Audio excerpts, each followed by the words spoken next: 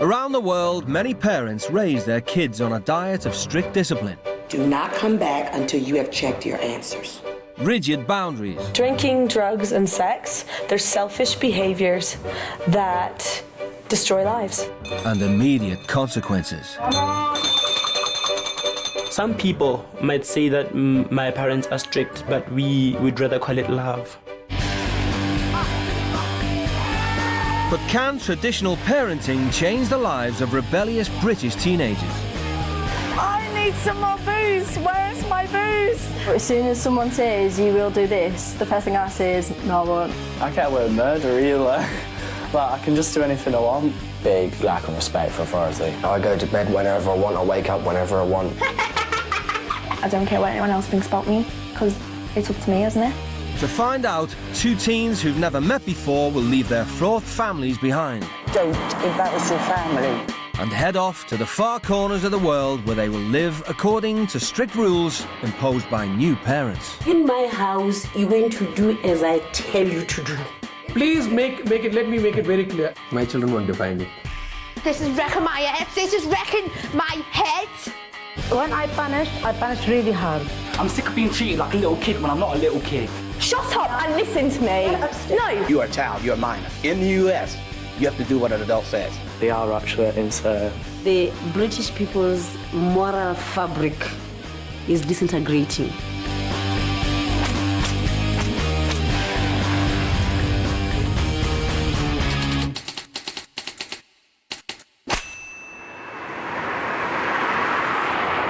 Did you woke up with what mood? No, I haven't woken up in the mood at all. No, I have not. You are the one that's turned around and said you're bloody tired. Why are you tired? Because you stayed out the night before last. You went out last night bloody drinking. That is why you're tired. Mum, it's fine out. For 17-year-old Bex Keane, life is a party. My mum thinks I'm a druggie. My dad thinks I'm a waster, thinks I'm going to get pregnant. What do you mean abuse my body? The drugs and the drink, Bex. You don't even know? No, of course we don't even know. We've tried absolutely everything with Bex. All different kinds of grounding, punishing, you name it, we've done it. I just don't like him. What? Are you home tonight? I don't know. Bex and boys, she's a dog on eat. Round my head, is it so nice? Love you. I have loads of boy mates. I shag most of them. I like to have a bit of a drink. Where's the other bottle? Pick her up, put her in a convent, and she'd be buggered, wouldn't she? To her parents' dismay, her partying lost Bex her place at college and her job at McDonald's. I can't be bothered to get up and go to work. Or go to college. She's completely and utterly lost. She is an alien. 16-year-old Chesden Dundee is in love with his hair. Yeah, Chesden spends a lot of time doing his hair. Every little hair has got to be in the right place. I might look like a twat, but at least I'm happy, you know what I mean? Chesden came out to his mum when he was 13. It don't bother me in being gay at all, but it's behaving like a tart. Chesden enjoys shocking people with his exploits. We all came back here and we got really drunk and ended up having sex with each other, and we filmed it on my camera on my karaoke machine. Chesden's mum, Sylvia, is seriously ill with heart disease, but that doesn't stop him from treating her like a personal servant. Put it on spin. 3 years ago I had a heart attack. I couldn't get stressed, so I let things go. Instead of getting stressed and shouting, I started to let things slide a bit, and I think that's why now he thinks he can do as he pleases and you don't have to help out or do anything. I wouldn't say I boss my mum around, but I do like getting my own way. I sometimes wash up if my mum pays me, and then I sometimes get paid for washing up and don't do it. You don't do anything. Very lazy. Chesden has no contact with his dad, who left before he was born. I don't really think I need a dad, because I mean, I've got my mum, and that's all I need really. It's like, you don't miss what you've never had. Careful you don't ruin that shirt. Both families have decided to send their troubled teens away to spend 8 days in the American South with parents who demand obedience. Yay. I will be Love you. Bye, Bex. With a bit of luck, she'll come back our old Bex. Maybe, yeah. And we'll get on with our lives. I'd like Chesden to learn something from this experience, and I'm hoping that he's going to learn that show me more respect. Hey, You're right. Yeah, you? oh God. I'm Ches. I'm Bex. The British teens will be flying 4,200 miles to Atlanta, Georgia. Many of the city's population are devout Christians, like the Kimbros, the family with whom the British teens will be staying for the next 10 days. There are two sons, DJ 15 and Ajad 12. Wanda is a school administrator and David is a Baptist preacher.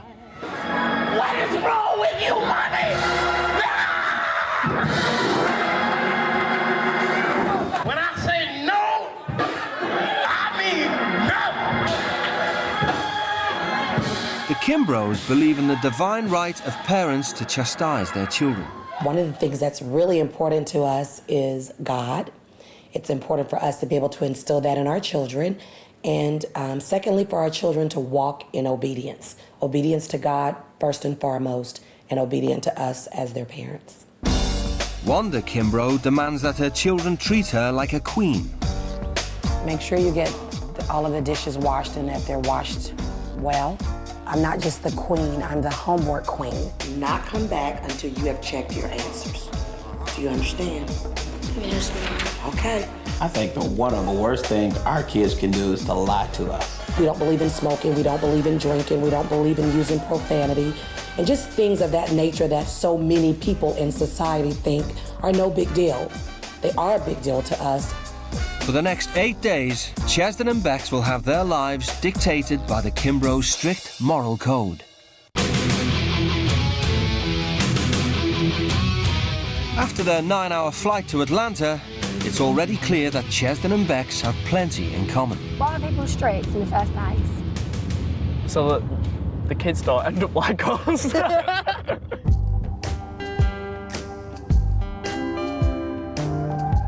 bet everybody knows everyone's business around there. Yeah. It's like Desperate Housewives. And oh God, they're going to be so warped, aren't they? They're going to be typical Yanks.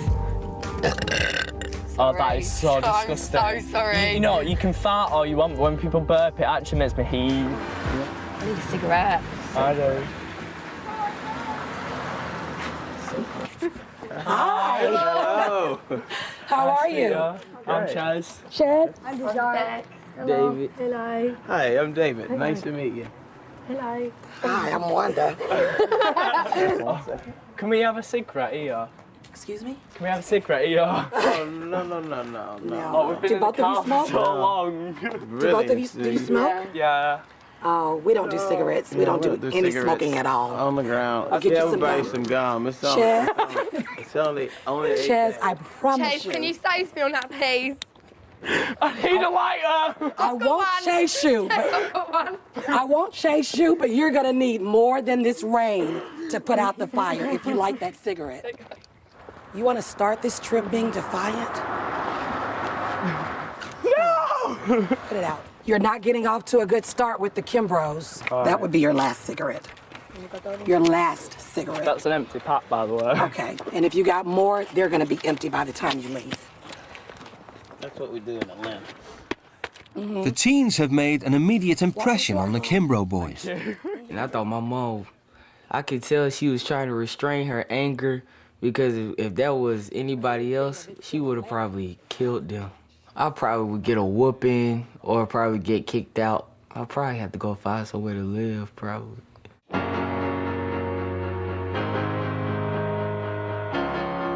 This is the room of angels. So when you walked in the door, there was an angel assigned to you. And when you walked across the threshold, you became a part of our family. Wanda is apparently not aware that she has ever met an openly gay person. I'm a pretty boy. A pretty boy? A pretty boy. What's a pretty boy? A boy that's pretty. A boy that's pretty. A pretty boy. Yeah. Well, in America, pretty boy may mean something slightly different than it does in the UK. What does pretty boy mean in America? Pretty boy in America means that, Here we go.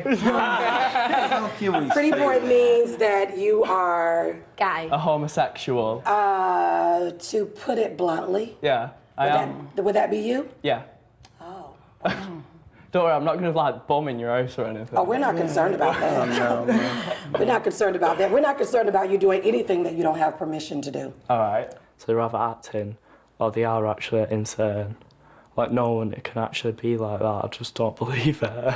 Well, they're just not all there. Let's just say that they're just like not the full ticket at all. Let me get the two of you to have a seat over here for me and What, on this table? yeah, at that table, the formal table for the formal. The Kimbros call a meeting. Every civilized society, there are rules for which we are to conduct ourselves. So that's what this meeting is all about. So Wanda and David want to make their expectations as clear as possible. We're going to give you the home rules contract for the Kimbrough family. You don't have to Yes, commit ma'am. anything Yes, to sir. memory. There is a consequence for every action, so we want you to think before you act. So education is extremely important in the Kimbrough home. You are expected to maintain no less than a B+ average in every class. Profanity is used by people with limited vocabularies and people with the inability to intelligently express their displeasure. The Kimbrough family is highly intelligent and only uses language that illustrates our intelligence. Would you please move the clipboard because I want to be able to see your facial expressions. Thanks. When you are being reprimanded or corrected, you are required to respond. Yes, ma'am. No, ma'am. Yes, sir. No, sir. There is no smoking. There is no drinking. All of that is strictly prohibited. Christianity is very important to the Kimbrough family. We encourage every family member to foster a personal relationship with God. This family attends church 2 times per week. Your attendance is not optional. I just can't believe that people actually live like this. It's just it's so different from our life. We need you to sign the copies that are before you. For their 8-day stay, Chesden and Bex's behaviour will be subject to the Kimbrough's 1,000-word contract.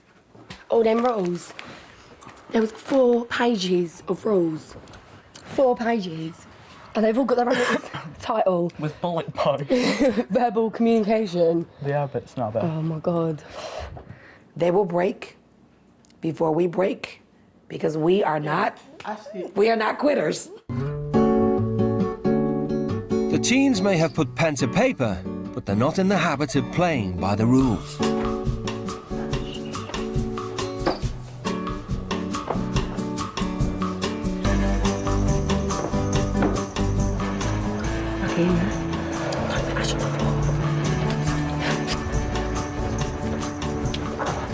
If your mates can see us now, they're actually really shocked. Like, they think we're really naughty and stuff.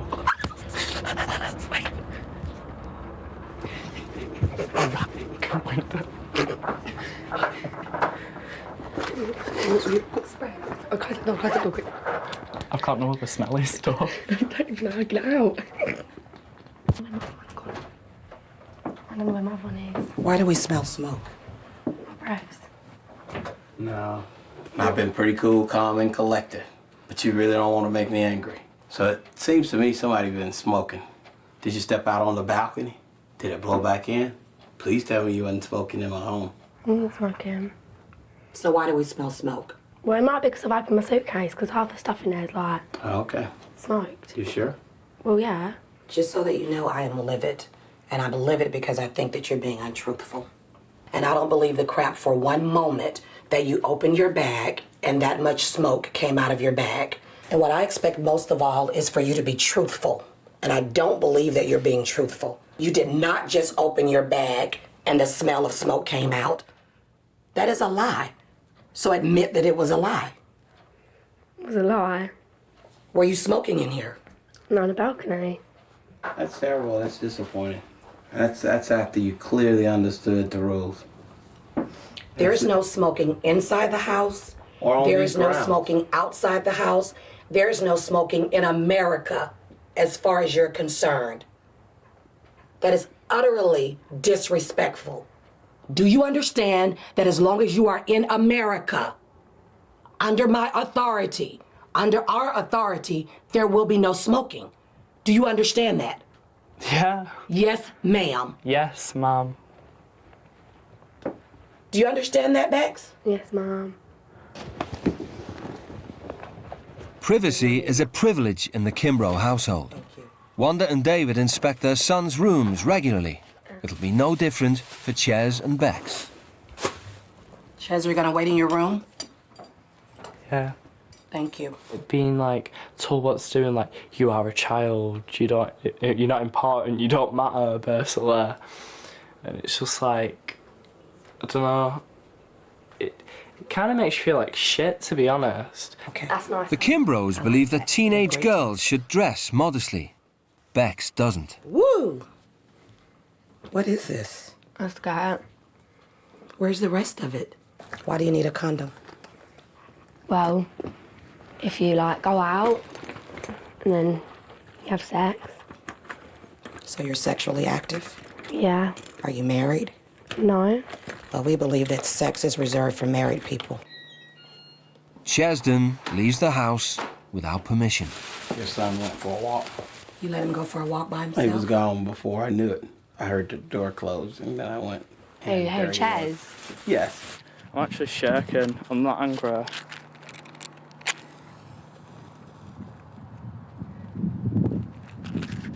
I'm still glad I came, because it's experience and I'll learn from it.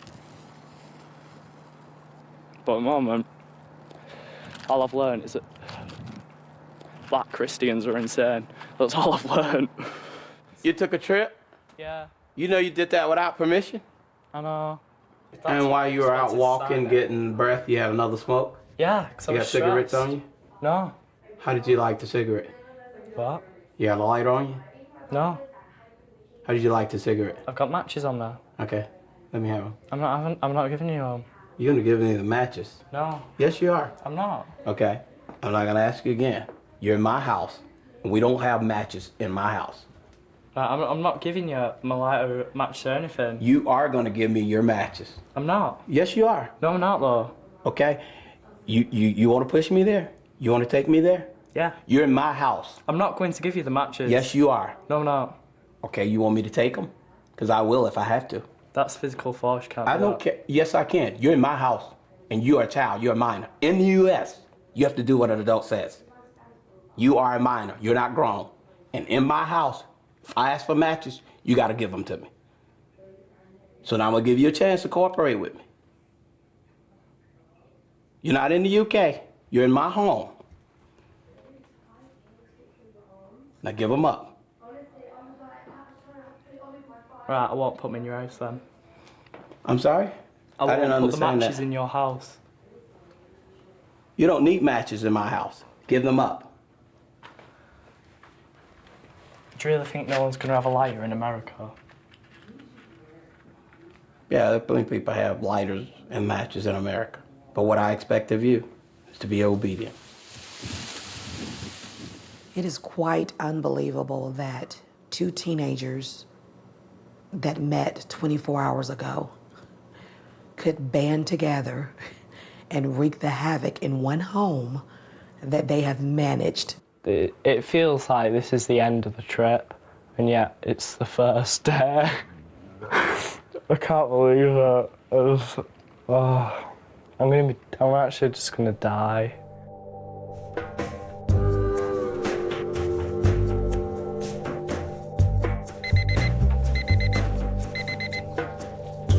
Day 2, and it's another first for Ches and Bex.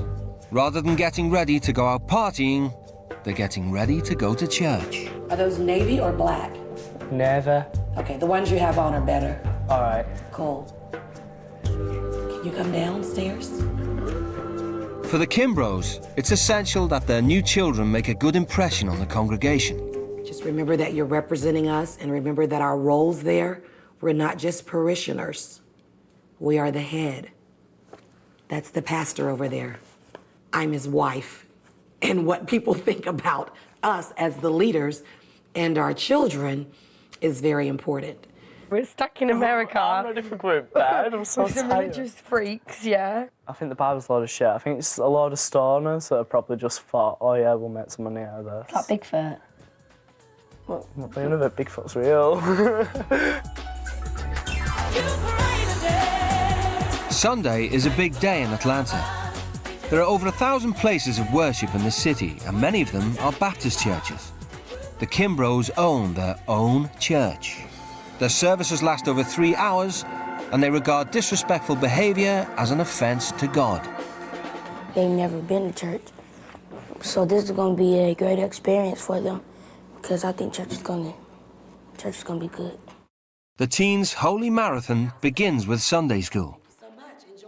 I'll see you guys in about 20 minutes, okay?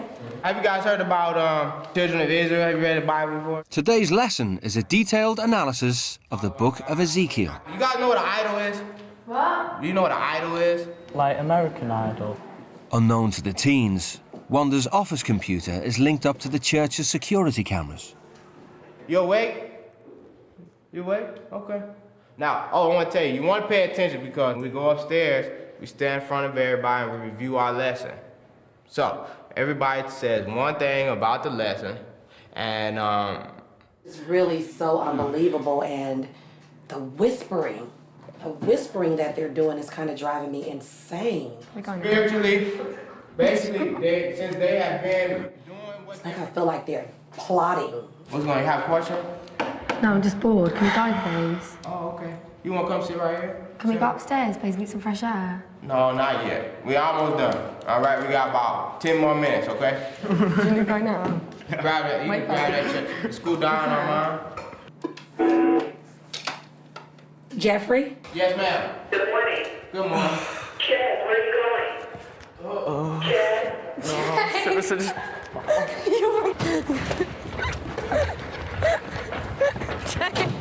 Run. Up the hill. In the trees. All this God shit. We're prisoners. Can't believe I'm stood in the fucking forest in the rain, trying to have a fag with a Bible on my head. It's ridiculous. I have no appreciation for spending my Sunday morning of worship. I have absolutely no appreciation for spending my Sunday morning chasing two disorderly, disruptive teenagers in the rain. Absolutely no appreciation for that. None. By running out of church, the teens have offended everything the Kimbroughs hold dear. No, oh my God, right.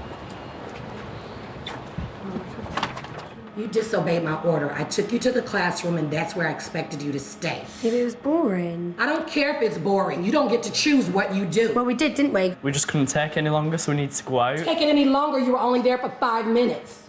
Is there a mirror? My hair's a mess. You don't get a mirror. You chose to go stand out in the rain, so whatever fool you look like, that's what you're gonna look like to the people that meet you for the first time. I don't look like a fool, I just don't look as good. Okay, well, you don't look as good. You're right.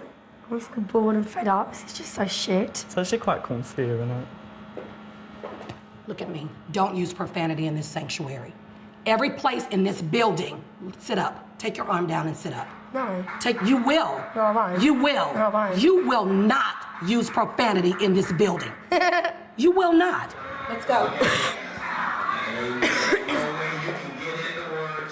Guilt is always an indication that God is working on the inside of you. Guilt comes as a result for you to look at your ways and evaluate whether you are doing the right thing or not. Tell your neighbor it doesn't matter what it feels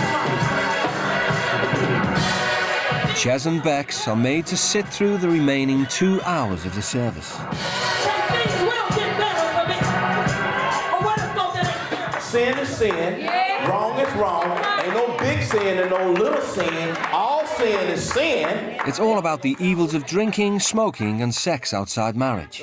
For Chesden, it's a foreign language. Like, I can't change being gay, can't change who I am. Plus, I think the temptation of sex and drinking is just too much, really. They're very sheltered. like, and they don't understand. I literally doubt half of the people in there have ever been laid.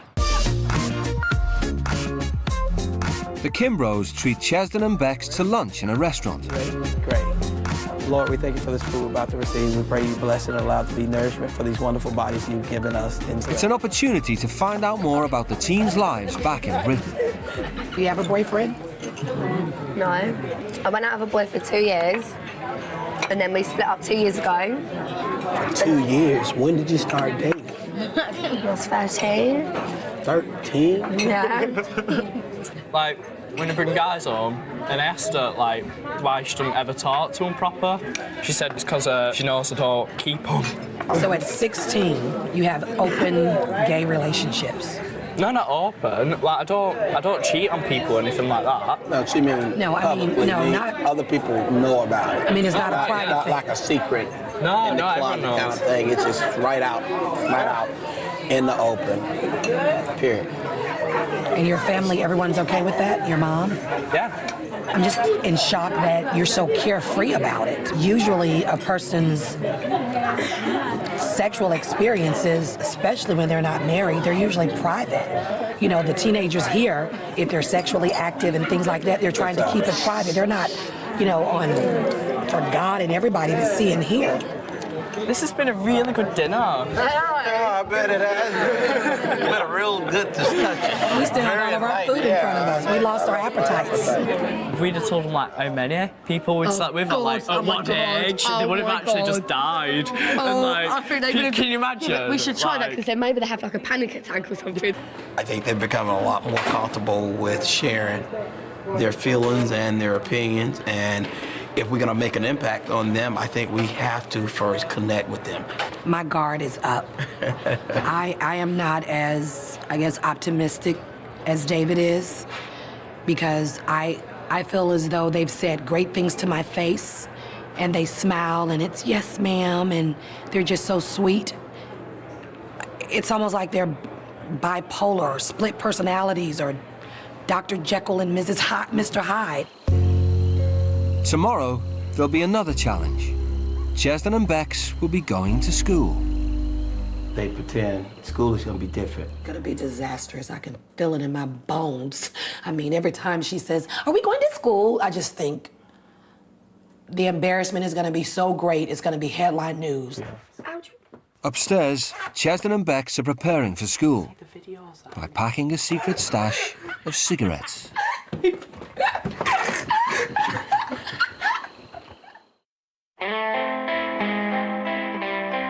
The Kimbroughs have insisted that the British teens follow their new school's uniform regulations. Tuck it away in.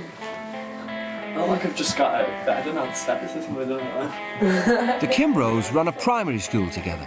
David is the head, Wanda is the administrator. Education is very important to my husband, very important to me. We really feel, though, as though that if a person doesn't have a great education, then their quality of life is compromised. The British teens aren't the most promising of pupils. Before Bex dropped out of college, she was on the point of being thrown out. And Chesden has had several formal warnings from his teachers. Hi, guys. Good morning. I'm Sister Patrice. Hi, I'm David Kimbrough. Okay. Wanda Kimbrough. All right, Mommy and Daddy. Mommy and Daddy. Bex Kimbrough. Bex. Kimbrough. I'm Chaz. Chaz Okay, Kimbrough. Chaz. Guys, your collars have to be buttoned appropriately. Not a fashion show, so. I just really need you to express to their teachers what our expectations are. Okay. We have zero tolerance for our children misbehaving in class. Ready? Let's go. Tell them bye. Bye. Have a good one. Have a blessed day. Thank you. It costs over £6,000 a year to study at the Southwest Atlanta Christian Academy. They have a 100% success rate at getting their pupils into university, and they pride themselves on their hands-on approach to science. You all are going to be joining a biology lab today. This is The first lesson is on animal anatomy, and the British teens are in for a bit of a shock. Oh my God. The pupils work in pairs to dissect unborn pigs. So the piggy went to the market. Bex objects. Just don't like it. It's like, that's a baby pig, yeah? Obviously. And you're saying it's already dead, but that's just like, if one of you lot had, like, obviously only the girls, had a miscarriage, oh, the baby's already dead, let's just open it up and, like, see what we can find. I just don't agree with it. Bex has had enough. All right. But her escape route is blocked by lead teacher, Sister Patrice. Chaz? You can't go in the boys' bathroom. Anthony. You know exactly why did you walk out of class? Because it was too much for me. Why? They dissected a pig, and I felt ill, and I needed some fresh air. Did you ask your instructor for fresh air? Right, we don't walk out of class. Well, I was going to be sick, so I'd rather be sick outside than be sick in the classroom at the end of the day. Can you let go of my arm, please? Let go of my arm. Young lady, let me make something absolutely clear to you. You are in our environment. Yeah. That means you must submit to the rules. What, so you rather me be sick in the classroom? No, ask the teacher to be excused. Whatever. If you need to be excused, ask your instructor. Chaz, I go. One real friend with my mouth. She feels a little nauseous, but she didn't ask your permission. She needs to ask permission before she walks out of the class. Okay. We're fair. Do you understand me? Yes. Yes, ma'am. Yes, ma'am. And don't switch your neck at me. You're messing with the wrong one. What are you going to do? What would I do? What would you do? Well, I'd knock you out, but obviously I can't. No, you absolutely cannot. Obviously. Stop drinking while I'm talking to you. No. Let's go. Oh, my arm. Let's go. Don't touch me. You better get out of here. Don't pinch me. Let's go. Oh, stop Do you absolutely think that I'm going to allow you to disrupt my class? Wait in your classes and keep pinching me. Oh, I will pinch you. No, you get don't pinch me. Who the hell do you think you are? I am Sister Patrice, and you are not stepping this entire environment and ruining it. What gives you the right to pinch me? I can't be dealing with dissecting pigs at the end of the day. Well, that's absolutely fine, but how do you expect to be a doctor without learning how to dissect? I don't want to be a bloody doctor. Oh, really? Yes. Who said that? Me, I don't want to be a doctor. You don't know what you're going to be yet. Well, no, I don't want to be a doctor. How do you know? Because I think I'd know if I want to be a doctor. I'm 17. Okay. If you're going to succeed, you're going to have to push through what's uncomfortable. I said all you had to do was speak with your instructor. He's very fair. You understand me? Yeah. I just have strong feelings about, like, the pig and everything. And I know I could have asked the teacher to go out and get some fresh air, but I felt so, like, you know, when you just get so much, like, it gets so, like, where you've been, where this is, like, a new experience as well, yeah? Mm-hmm. Like, coming here from England, and then, thank you, and then, like, you come here, and then, you like, there's a pig on the table, and it's just, I just wanted to get some fresh air.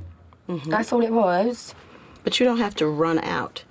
That's what little children do. You're 17. I don't expect you to act like a little child. So understand, you cannot throw a temper tantrum like a 2-year-old, lay out on the floor, and expect to be respected. It's not like that, sweetheart. Let's learn how to be a big girl, because at 17, you want to be considered a big girl, but you don't want to act like one. I'm not a big girl. Yes, you are. Yes, you are. Back in Britain, none of Bex's teachers were able to persuade her to remain in college.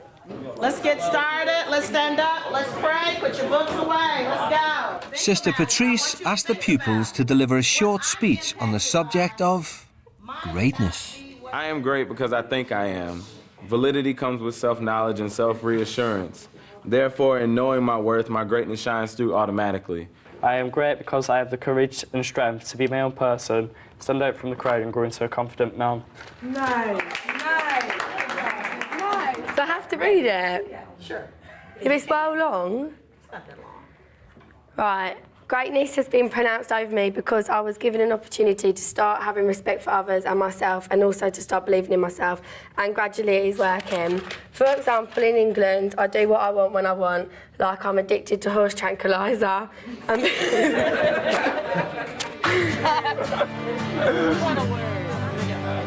Bex used to be a model student. Her behaviour changed 4 years ago after a family tragedy. My brother died like 2.5 weeks before my 13th birthday, and he was severely disabled, but we did get on. Like, I loved him to pieces. Bex was always very close to Jay's. Bex was there when Jay's died. And then after Jay's died, she just turned into the teenager from hell. Bex's relationship with her mum has never recovered. I think my mum hates me and she envies me because she does always say she wished it was me that died instead of Jamie. Bex has been away from her parents for 4 days. Time enough for her mum and dad to put their regrets in writing. We want to both apologise once again from the bottom of our hearts for what we both said regarding you dying instead of Jamie. It was a horrible thing to say and we are disgusted and embarrassed and totally ashamed by the outburst. You have been abusing your body with sex, drugs and alcohol, your own choice of which we see as a kick in the teeth. Jamie, on the other hand, didn't get a choice. He was born with cerebral palsy. You have no disability, so why abuse your body? I'm sorry, but I think that's my shittiest letter ever. I'm pissed off because she just wound me up. I'm sorry, but... Oh... She's a dickhead, I'm sorry. She could have been like, hello, darling, hope you're having a good time. We miss you loads, can't wait to have you back. And made me feel nice, and I want to go home. But instead, I might as well just stay here. The British teens had been staying in one of the most comfortable areas of Atlanta. But Wanda and David's childhoods were anything but comfortable. And like Bex, Wanda suffered bereavement at an early age. One of the things that drives me is growing up without parents. My father was brutally murdered when I was 3. My mom died 18 months later, so I went to live with a grandmother who was already a senior citizen. So she provided for me and did a great job, but just that void was always there, to have that mom to take me here or that dad to take me there. I thank the God for a limit. I thank him that I can't eat all I want when I want. David's father fell gravely ill when he was young, and the stress of caring for him and bringing up 10 children contributed to his mother's early death. As a result, David's now passionate about being a good dad. When it comes to parenting, I don't think there is a failure, except the failure to do all you should have done. And so with these British teenagers, we're going to do everything we can, and we're going to treat them just like they're our kids. It's just a few days. That's all we need is a few days. Chesden has never known his father. He's close to his mother, but she's in poor health. It's like she had an heart attack, which wasn't my fault. I don't want to sit at home looking after my sick mum. The Kimbros called Chesden's mother to find out just how much he does to look after her. Are you saying that the only job Chesden does at home is washing up the dishes, and you pay him to do that, but he doesn't do anything else? No. Here I teach my sons that if there is a lady in the home, she is to be treated like a queen, and we serve her. The Kimbros decide to teach Chesden a lesson about chores. Well, we're gonna let you do some chores under your dad's authority. It's not my dad. How many times? No, it's like you're trying to annoy me. You're trying to wind me up, and you're being smarmy about saying it as well. Hey, do me a favor. Stop Again, saying. No, that is winding me up. Don't take me off. That is winding me up. You're not gonna sit at the table. You're not my dad. You're not gonna sit at my table and talk to her like that. You are not my dad. I don't care if I'm your dad. I'm not trying to be your dad. I'm being an adult that's supervising you. I don't want you to be referred to Hey, as I my don't dad. care what you want at this point. You don't respect me, I don't respect you. You get nothing. I don't have to talk to you in a soft, loving tone. I don't care what you want right now. And you ought to figure that out. So you can go up to your room. Not you, Chaz. I'm going to calm off, one sec. You're going where? I'm going to calm off. Chaz. Just fuck off. This just shows you his level of immaturity. Yeah. Because this is not what a family unit is about. You don't just walk out and throw that person to the dog because now they've pissed you off. Right. He talks all day about what's wrong with us, but never really talks about what's wrong with him. He's never had anybody, I don't think, to get in his face like you've done. And he is gonna have a very hard time regrouping. What do you think about that exchange? It's crazy. What was crazy about it? I mean, all they had to do was sit here and listen. Instead, they kept on talking back and stuff, and then just storm out like that. Yeah. pale and shaking. I'd not see you shaking. When you're in someone's face, though, that's seen as threatening behaviour, and it's like, I'm not a violent person, but I was scared. I mean, there's no way I could win against him. I mean, he's a really tall, big black guy, but it's like, I was scared that I was going to do something stupid and lash out, and it just ruined the whole experience. Like, so. It's well over an hour before Chesden is calm enough to return to the Kimbroughs. Hello? You walked out that door. You didn't ask for permission. You showed your immaturity, that I'm a child, and I can throw a temper tantrum, and when I get angry, I can just walk off. That's what children do. But you cross that threshold, it requires respect for my rule. You're in my home. And so if you want to stay here tonight and sleep tonight, you owe me, you owe Mrs. Kimbrough an apology, both of you. You don't have to agree with me, and I'm not asking you to, but you gotta respect me. And but one head in this house, and that's me. You can't abide by that, then we're done. Mr. David Kimbrough is the authority of this house. He has the final word.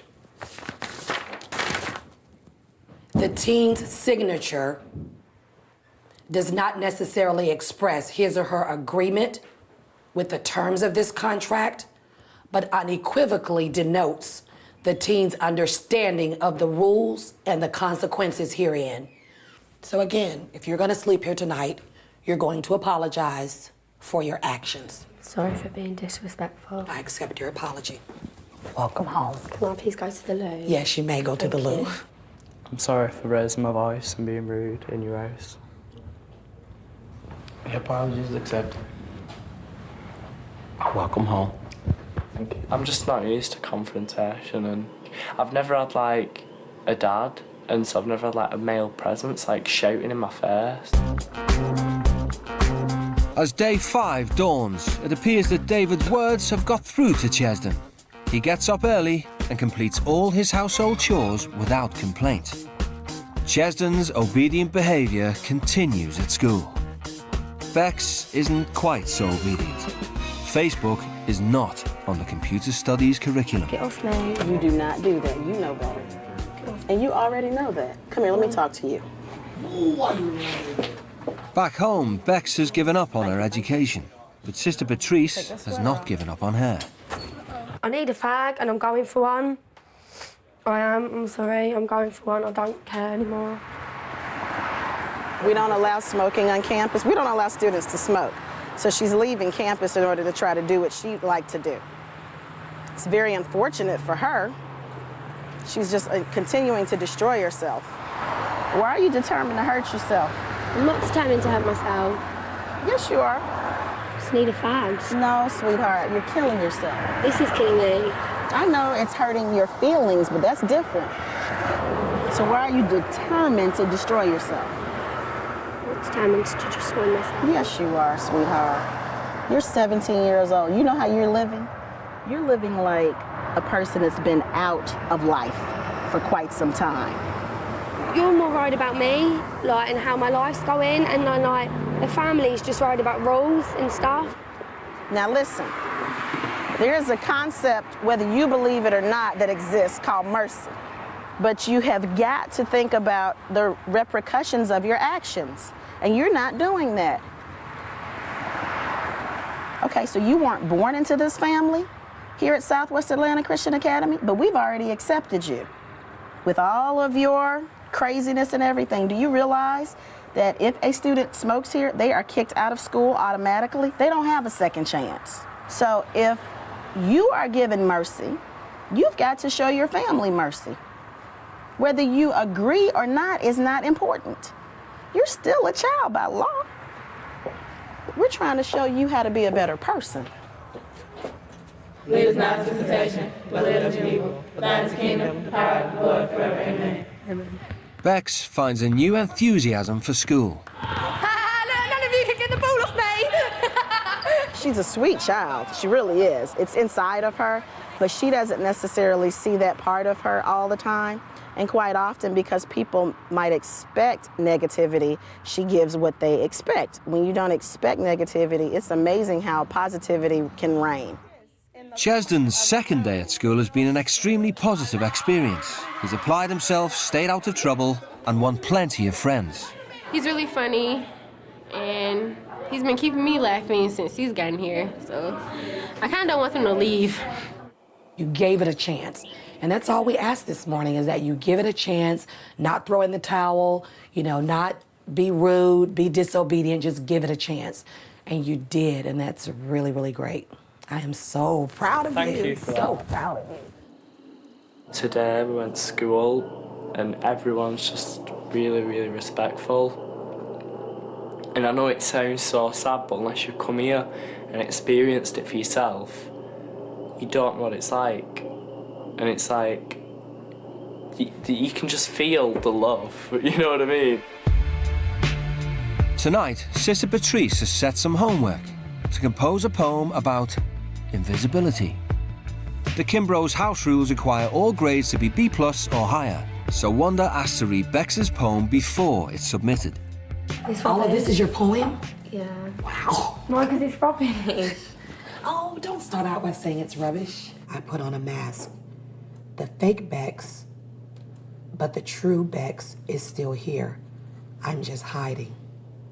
Devil Bex came about 4 years ago, and she hasn't gone away. I'm scared that the true Bex is not only gone invisible, but is going to disappear forever.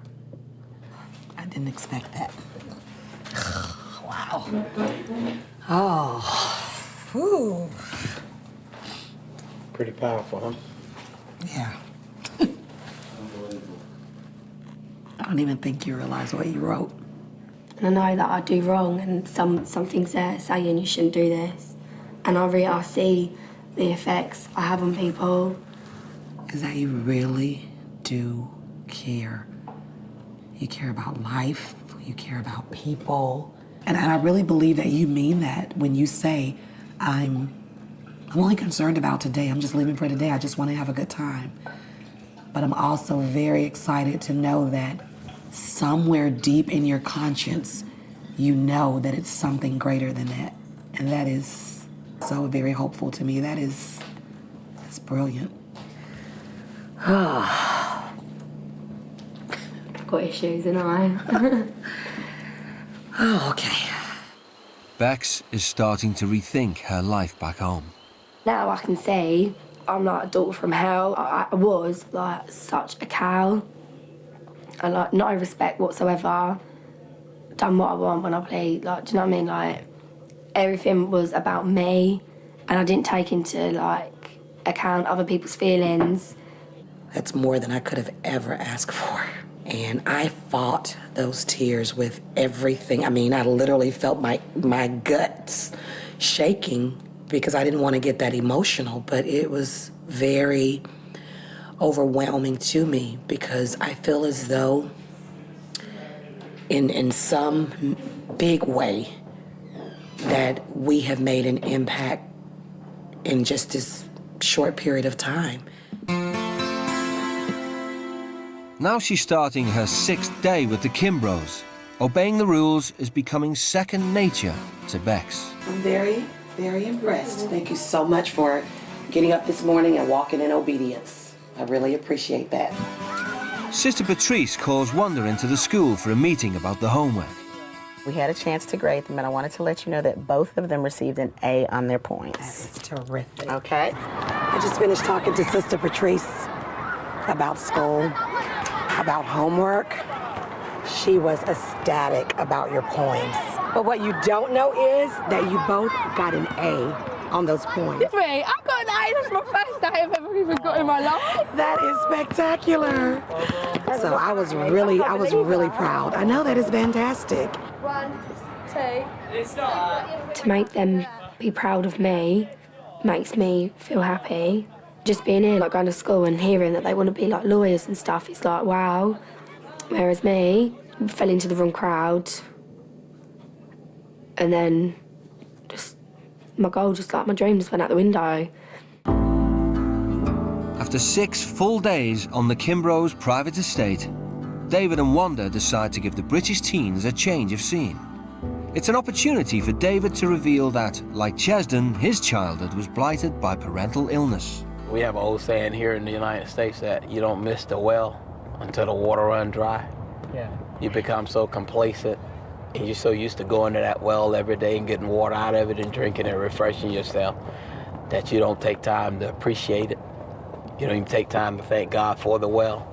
And I think a lot of times we do our parents that way. We overlook the sacrifices and all the things they're doing for us. No, I think we just need to find the right balance, because it's like my mum does so much for me, and it's like I don't do hardly anything, you know. Now I think about it, it's like it's nothing compared to what she does for me. Yeah. If you don't go back home and change and become the Chesden that she has raised and been trying to strategically place on the right road, you will look back on your life when she's gone and say, I wish I had done more for Mom. And that feeling will torment you beyond anything you can imagine. When you get home, man, you should treat your mom like the queen she is.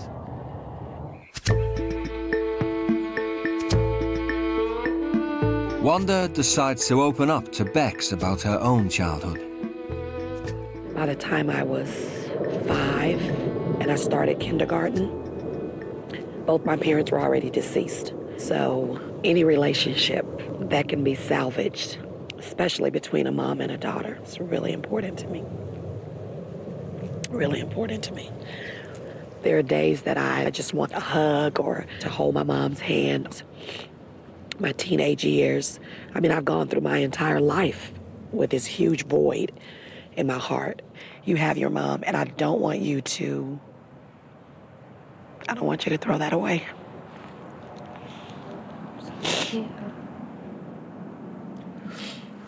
You've had probably the worst life I've known. Like, anybody I know, like the worst one, and yet you still smile every day. And you're just such an inspiration to me. I made a choice. I made a choice that I wasn't going to allow all of the things that I felt were so unfair to me in life make me be a terrible person. And I feel like if anybody has excuses, I have legitimate excuses, but I've chosen to throw them all on the ground, jump up and down on them and say, you know what? No excuse is good enough. None. So you don't have any excuses. Do you have a desire to give up drugs? I'm not touching drugs. You're not going to touch them anymore? No. Wow.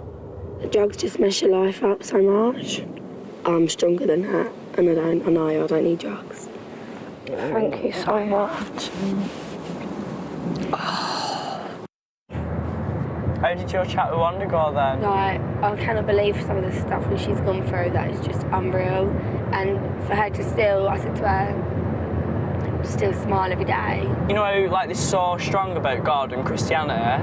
Yeah. But I think that, you know, I know they're excessive with it, but I think it's a good thing, because if she didn't have God, could you imagine what she'd be like? I honestly do look up to her in so many ways. She's just so lovely. Yeah. And yet she hasn't had a mum, and she said she just wanted one to, like, hold her hand. So I've got my mum, and I don't appreciate her at all, and now I will. Bex and Chez's time at the Kimbroughs is almost at an end, but it's not quite over yet. The Kimbroughs have invited the entire church congregation to a surprise party in honour of Chez and Bex. I'm going to go home, and I think things are just going to be a lot better with my mum. I think I've learnt to be a lot more respectful. Jesus, he seems all right. I might look him up when I get back in England. Do you reckon he's in Yellow Pages? It has been an amazing honor to parent Chesden. I was very skeptical about having an openly gay 16-year-old in my home. But I understand now that that was mainly because of my ignorance and because of my fears. Be blessed. Thank you, Father. Bex, I really hope that in sharing my personal life struggles with her, that in her quiet moments, that she really thinks about some of the things that I've told her. Gonna sort my life out and like make an effort with my mum, because I realised that mums are really important and I shouldn't disrespect her. I'm gonna have respect for myself, so I'm not gonna like do the drugs anymore. She don't need them, so I've had fun without them. And then just get my life on track and start again. Love you. I love you. Love you, Dad. All right, love you too.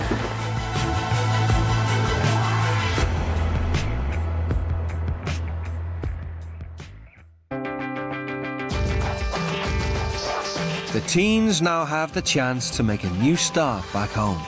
It has changed me. I should be doing a lot more compared to what you do for me. I'm going to start doing more stuff around the house for you, start looking after you. Oh.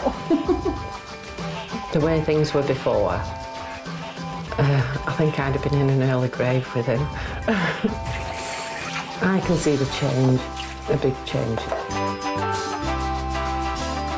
Fingers crossed.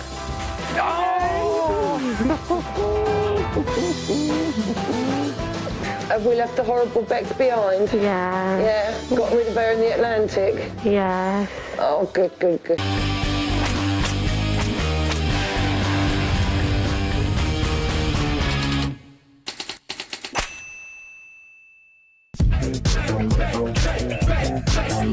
"16-year-old Peter Wrigley likes nothing more than to party." That is all vodka, boy.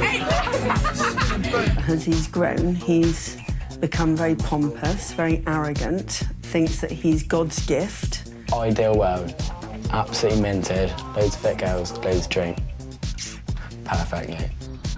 Peter, get up now and pick up this stuff and hang up your suit. Peter was kicked out of his expensive private school for being disruptive and lazy. When he came out of boarding school last summer and came home to do his A-levels at a local school, it was quite apparent that he was the laziest child I've ever come across. This morning I've received a letter from Peter's school that's expressing their concern that he's not currently on course to achieve his target grades. At the beginning of year 10, I was feeling like 10 A stars. And like during the 2 years, it went down to like straight U's pretty much, because I just did no work and I was like, I can't be bothered. Peter.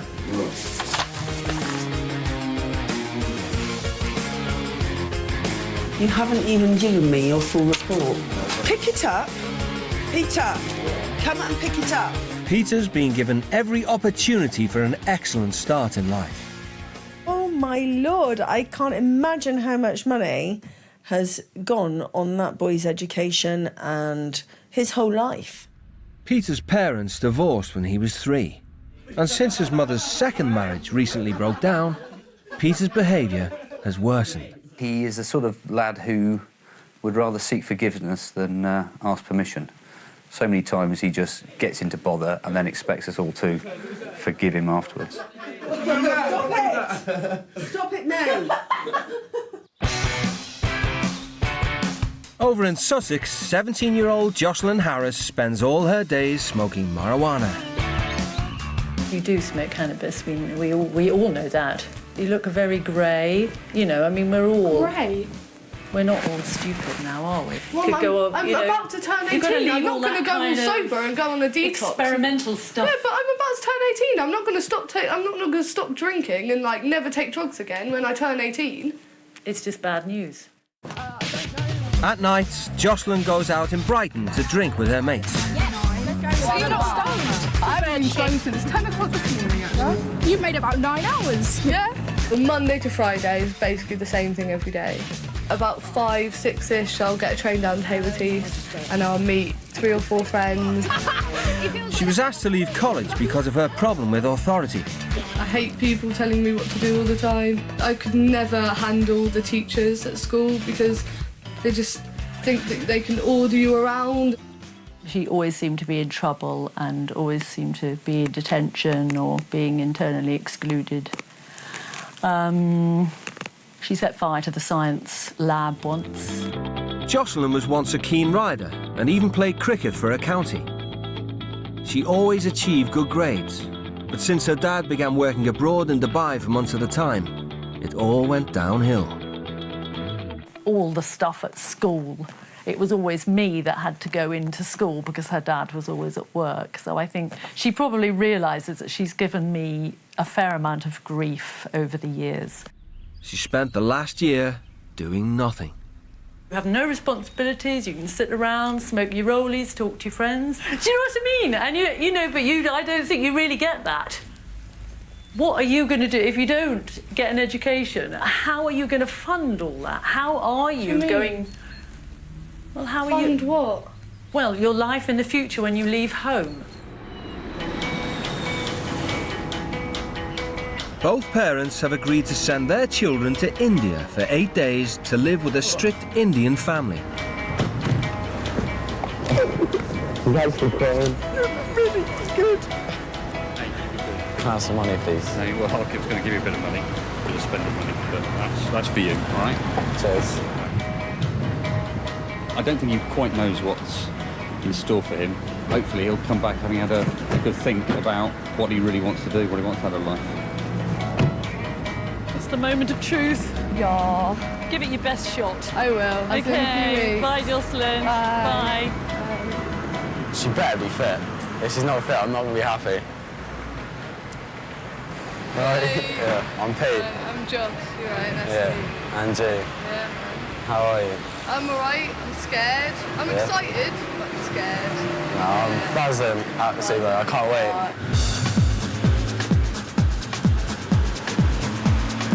The teens are being sent to Pune, a city in the west of India, 4 hours drive from Mumbai. They'll be staying with the Uni Krishnas, a modern Indian family in search of excellence. Dad Uni is the CEO of a multinational company employing 5,000 people.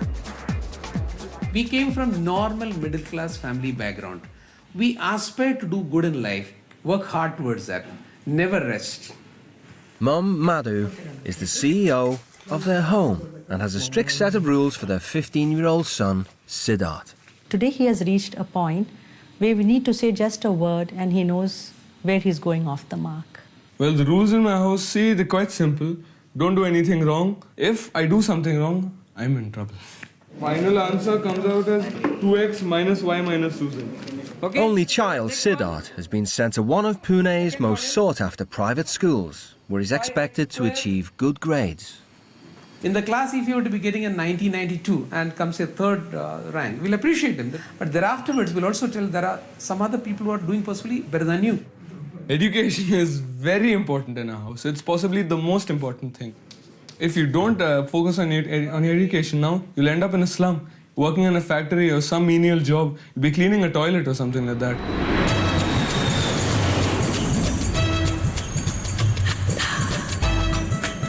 After a 10-hour flight, the teens touched down in the Indian city of Pune, with a population of over 5 million people. It's known as the Oxford of the East, as it's home to more than 100 academic institutions. But the teens' eyes are fixed on the poverty. So the buildings as well are absolutely shocking. Living in that would be well bad. To the teens' relief, the Uni Krishnas live in a modern 3-bedroom apartment in an upmarket gated community. Hi. Hi. Welcome. Peter, welcome. Uni. Uni.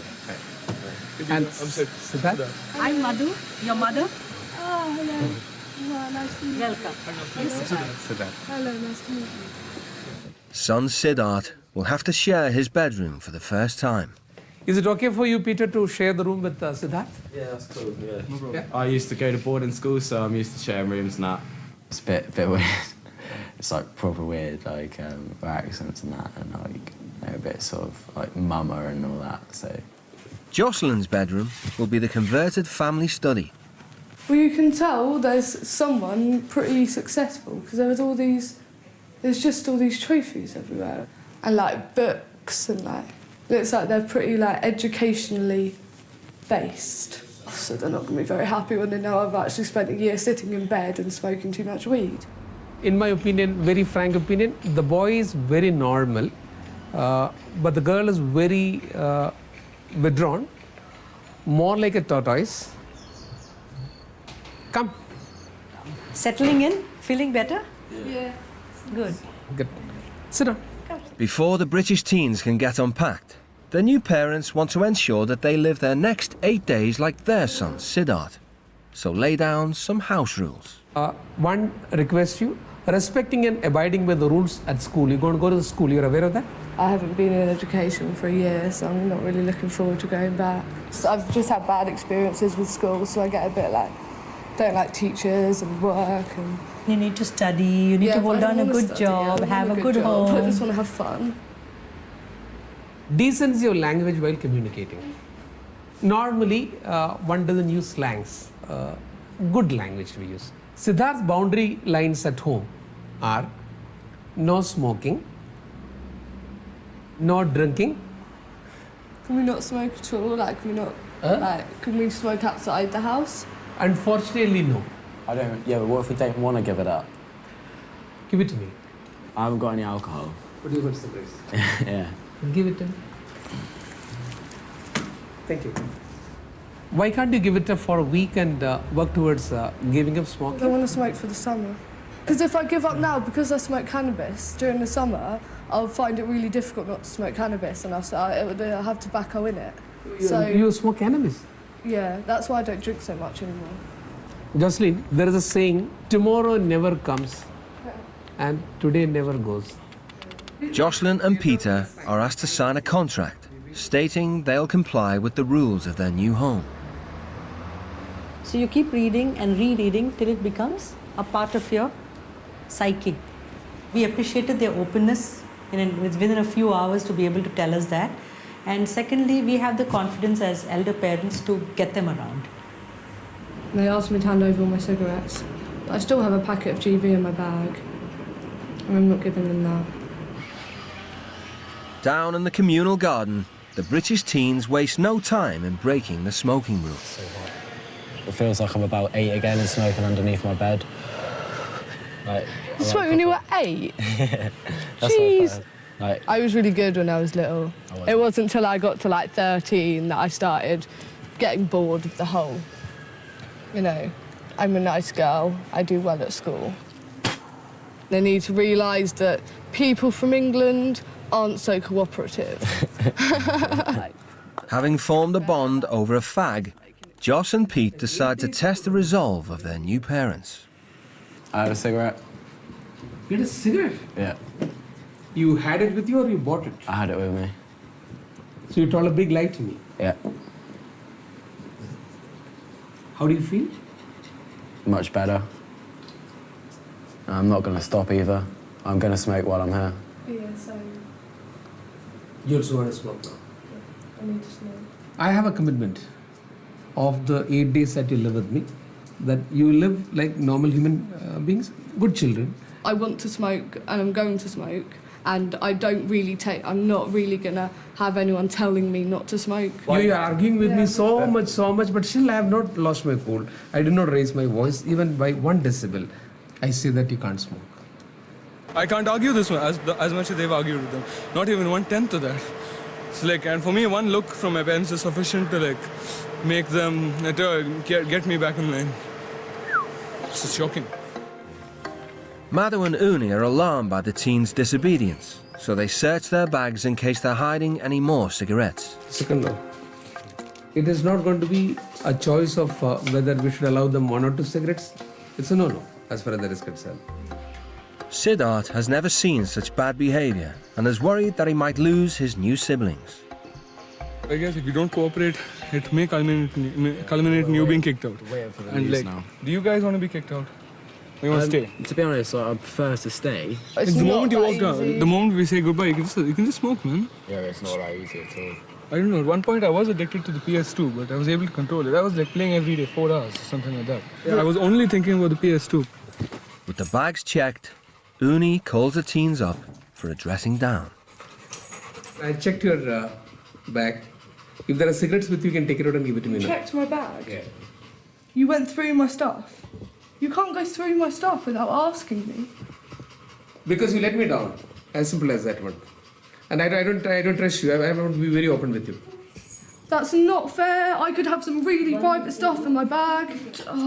Be open and frank. So be honest. Okay, If we've you're been good to very us, straight and honest with you.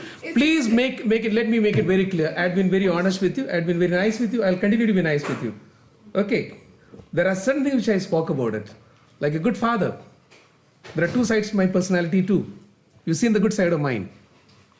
I want you to live with me like good kids. But still, that's my stuff. That's like my belongings that you've just gone and ruffled through. Like, oh, jeez. I want you to be using proper words at home. It's not my home.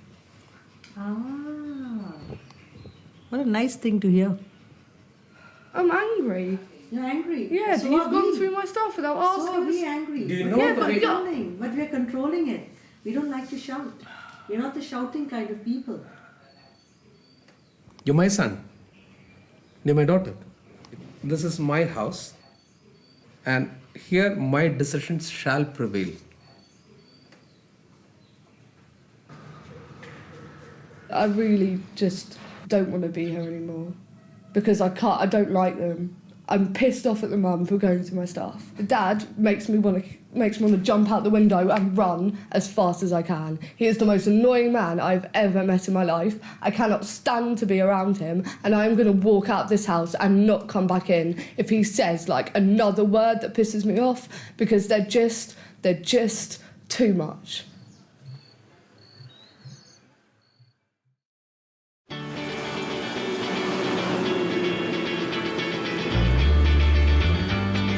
Yes, good morning. Peter, good morning. Siddharth, good morning. Rise and shine. Uni has a big day planned for Peter and Jocelyn. He wants them to join his charity and help out in the poorest area of town. So Peter, Siddharth and Joss, you got to go to a place where there is a community of underprivileged people. And these are people who do not have any opportunities in life also. I want you to go with the charity group and work along with them in the community cleaning work they do over there. Okay, be good boys and good girl. Okay, see you. Bye. So fundamentally, they're not used to doing this. Yeah, they're going with a conjecture and a perception that it is going to be dirty work. Oh, icky feeling. I'm sure if they were to turn around during the day and start feeling that, look, I'd like to contribute and I'd like to work and I'd like to be selfless in my thinking, then the actions will come automatically. Almost half of Pune's population live in a poverty-stricken area, surviving on less than £1 a day. Its inhabitants receive no social security, so the only help they get is from charities like Uni's. I'm not gonna do any of this work. I don't do charity shit. When you see these guys like with nothing, you'll feel it's like sort of, you may feel ashamed of yourself for not doing anything. I'm not getting paid and it's got no benefit to me whatsoever. Makes you a better person, I guess. Bollocks to that. Do you like really genuinely not give a shit about these people? No, it's the way it goes. It's Yeah. what happens. There's no. But like, I don't know. I just I've feel come like to like terms with the fact that there's poverty all around the world. Yeah. There's nothing you can do to stop it, and there never will be. The teens are brought to meet the charity workers and their leader, Evangeline, who'll be setting their tasks. The people over here are really, really poor. They don't even have a proper water supply. There is just like 1 or 2 taps from where there is water which comes, and that too not throughout the entire day. Just say your name and what standard you are in. I'm Siddharth in the 9th standard. Finished my 9th standard now. my name's Joss. My name's Peter, and I don't know what I'm doing here. Very much. Despite his reservations, Peter joins the boys' group and Joss the girls. Hello. Nice to meet you. My name's Jess. My name is Rani. Rani? Yeah. What do we do exactly with the So hygiene? it is a hygiene kit. So Yeah. we will be going in the community and we will be taking some children who are too dirty. So we will be cutting their nails and combing their hairs and tying the rubber band. It's going to be hard, like really hard for me. Like in England, I don't work, I don't go to school and I don't work or anything. So it's going to be a bit of a shock to kind of have to do like So it manual will be too labour. difficult for you. The girls head off into the community to start work. Put 2 ponytails. We have to make this like this. Oh, ponytails.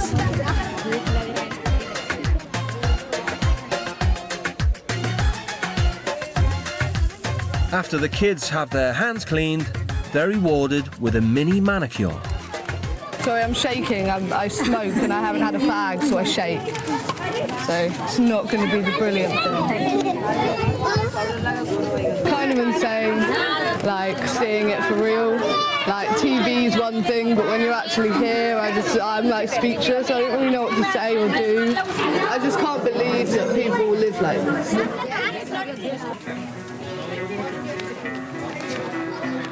Peter's group is heading to another part of the neighbourhood, where they're expected to remove the rubbish from the streets. It's a crucial job, as the risk of fire is constant. I'm not used to this sort of shit, so it's pretty like gash, really. Just pick up a bit. Hey, you have to pick up.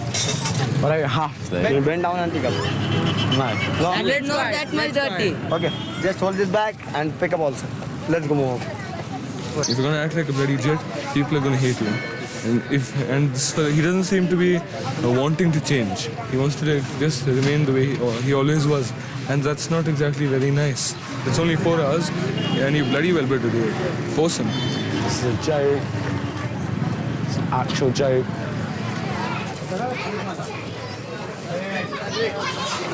Oh, you're joking. I'm sorry about that, mate. Don't worry about it. Despite Siddharth's encouragement, Peter's had enough of doing charity work. I will hold. You have to bend down. I'll see you later. Yeah. Okay, fine. Good handle of the bag only. No, I'm game. Hold the bag. I'm game, mate. Hold the bag. No, I can't bother. One sec. No, I can't bother. I'm not doing it. One sec. Just hold the bag at least. No, really, I'm game. I can't. I'm done. Why? No, seriously, I'm done. Because you're irritated? No, get out of my way, seriously. Wait. Get out of my way. Whoa. You acted like a bloody fool. He's just gone and walked off, man. He's supposed to be doing the social work, yeah? And I'm doing it. What's gonna happen to the family honor and stuff, man? Not right. If he can't clean up without or do social community service, he's gonna become a failure in life. This is pointless. Not picking up shit in like some slum for nothing. That's just, oh God. I'm dreading what we've got planned for the rest of the week if we start off the first day doing this shit. Back at home, Uni's charity leader has informed him of Peter's conduct. Peter, I have not enjoyed the way you behaved at the place where you went. It's an insult to me.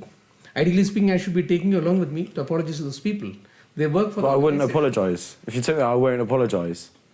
You went and apologise? I won't apologise. I wouldn't have. That shows your character. That's the way I am. I just wouldn't do that. You have to be changing to live in this world.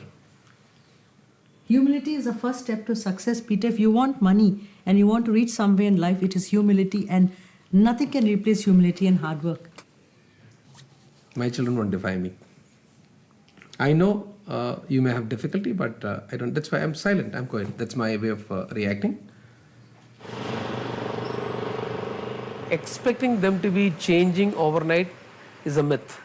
If we are able to make them realize and understand, and to make them understand, we may have to calibrate our behavior, that from softness to harshness, and then later stringency is the way we'll be behaving.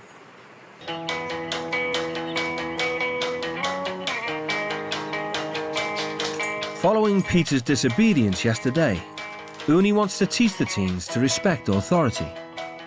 He's arranged for them to go to his factory to work, where they'll be given the minimum wage. Since I'm the head of this company, my expectation is your behavior should be impeccable. Don't let me down. You'll be paid 200 rupees each when you complete the work. This 200 is equivalent to 3 pounds. 3 pounds. This is a normal daily salary given to apprentices over here in India. These children at this point of time are not fully aware of the fact that one day their parents will stop giving them money. You have to climb every step in life to reach the pinnacle. Nobody can lift you and put you from a helicopter to a high position. You got to climb it step by step. And you start at the bottom of the rung.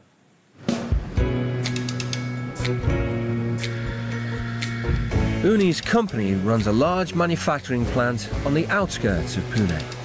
For today, the boys will be working in the factory where heating machines are assembled. Sort of looking forward to it, sort of not. It's like pretty hot, but it's like interesting, something new, so, you know, we'll see what happens. See how it goes. Peter, listen, you are sending this material for making a car.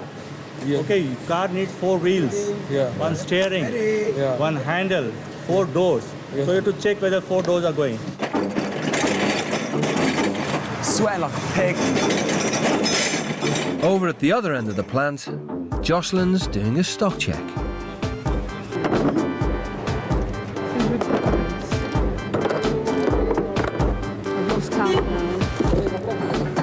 Although they've only earned £3 each, Peter appreciates that it's better than nothing. Surprised about how hard they work for like little money, but and again, like it's really like good to have a job out here compared to compared to people in the slums. Like this is like amazing. So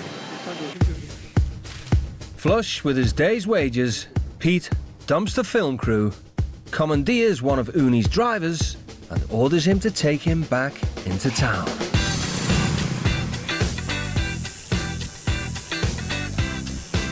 the whole point of me coming out was to come out here and have a bit of fun, which I'm doing.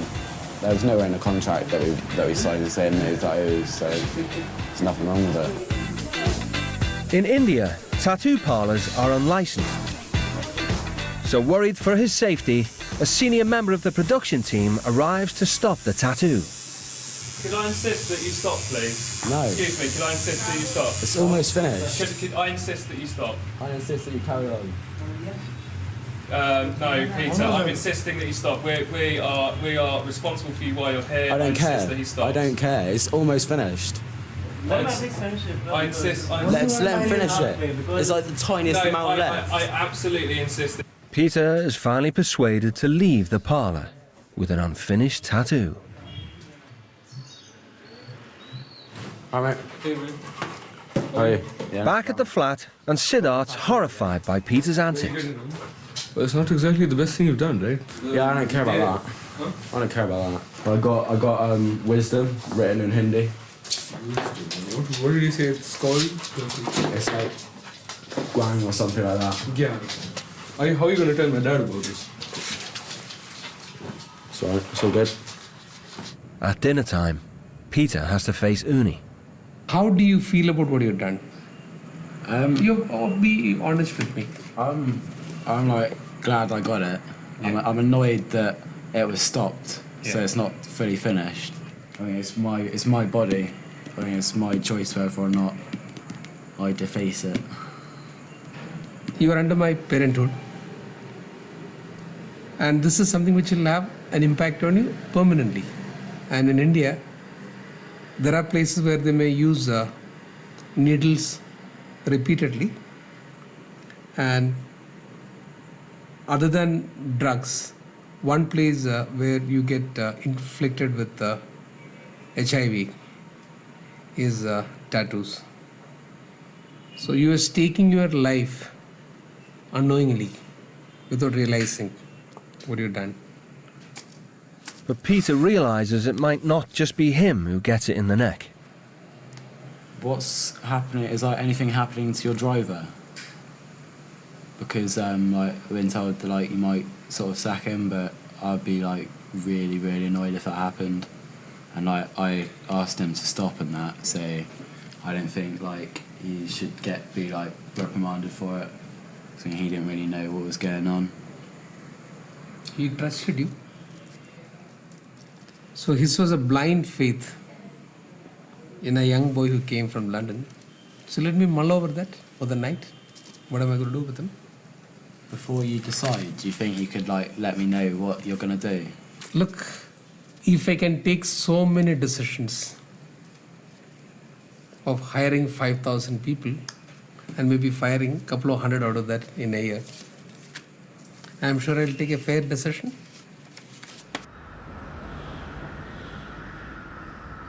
I'm containing my feelings at this point of time. I'd want him to be undergoing the tension for the night. That what would happen to the driver. That's a punishment for him. He's obviously not very happy. It's quite annoying as well, not knowing what's going to happen. Like, I asked him like, if he could let me know what happens before he like, makes a decision. And he was just like, I'll make a fair decision. I'm in charge of all these people. I was like, all right, so I don't think I'll find out what happens until it happens.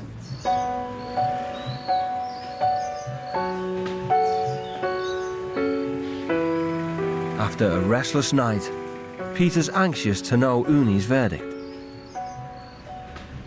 What have you decided about what you're going to do with your driver? Well, I'm giving him the benefit of doubt because he's worked with me for more number of years. And he has shown his integrity and honesty for years together. Giving credence for that, I'm deciding to keep him. Right. Good. But please recognize for a fact that this is the way in life you can put others also into trouble. Imagine that if I did not think properly and in the fit of anger, if I were to sack him, he's got a father, mother not working, a wife still studying, and a small child. And the entire family survives from the income generated by this particular person. I thought that I would get away with it really easily. Okay. But then when I got caught in that and I got told that the driver could get sacked, I felt like really bad and that. It was a big mistake. It's day 4 and the most important so far for the Uni Krishnas. Education is what they hold most dear, and today Peter and Joss will be attending Siddharth's school. I have a few worries about taking my new brother and sister to school because like they may do something stupid, like talk back to a teacher, abuse them. They don't seem to have any boundaries or limits. I don't know what they could do anything. At Siddharth's school, the pupils are expected to wear uniform. Failure to comply will lead to expulsion. It is so cute. It's disgusting. I won't even touch it. I don't think that girls and boys should be forced to wear separate things. We should have a choice, and I don't agree with it. Even for 3 days? Just for 3 days? No. Not going to wear a dress. Not at all. It's disgusting. That's the way the uniform is worn in the school. I'm not going to wear it. They will not allow you to enter. I can Well, I assure won't you. enter then. I don't want to go anyways. Education is the only option available for coming up in life in India. So parents and children accord a lot of importance of attending school. And my request to you is that make maximum use of it. Children, you're going to have a wonderful experience. Enjoy it. Believe me. Enjoy it.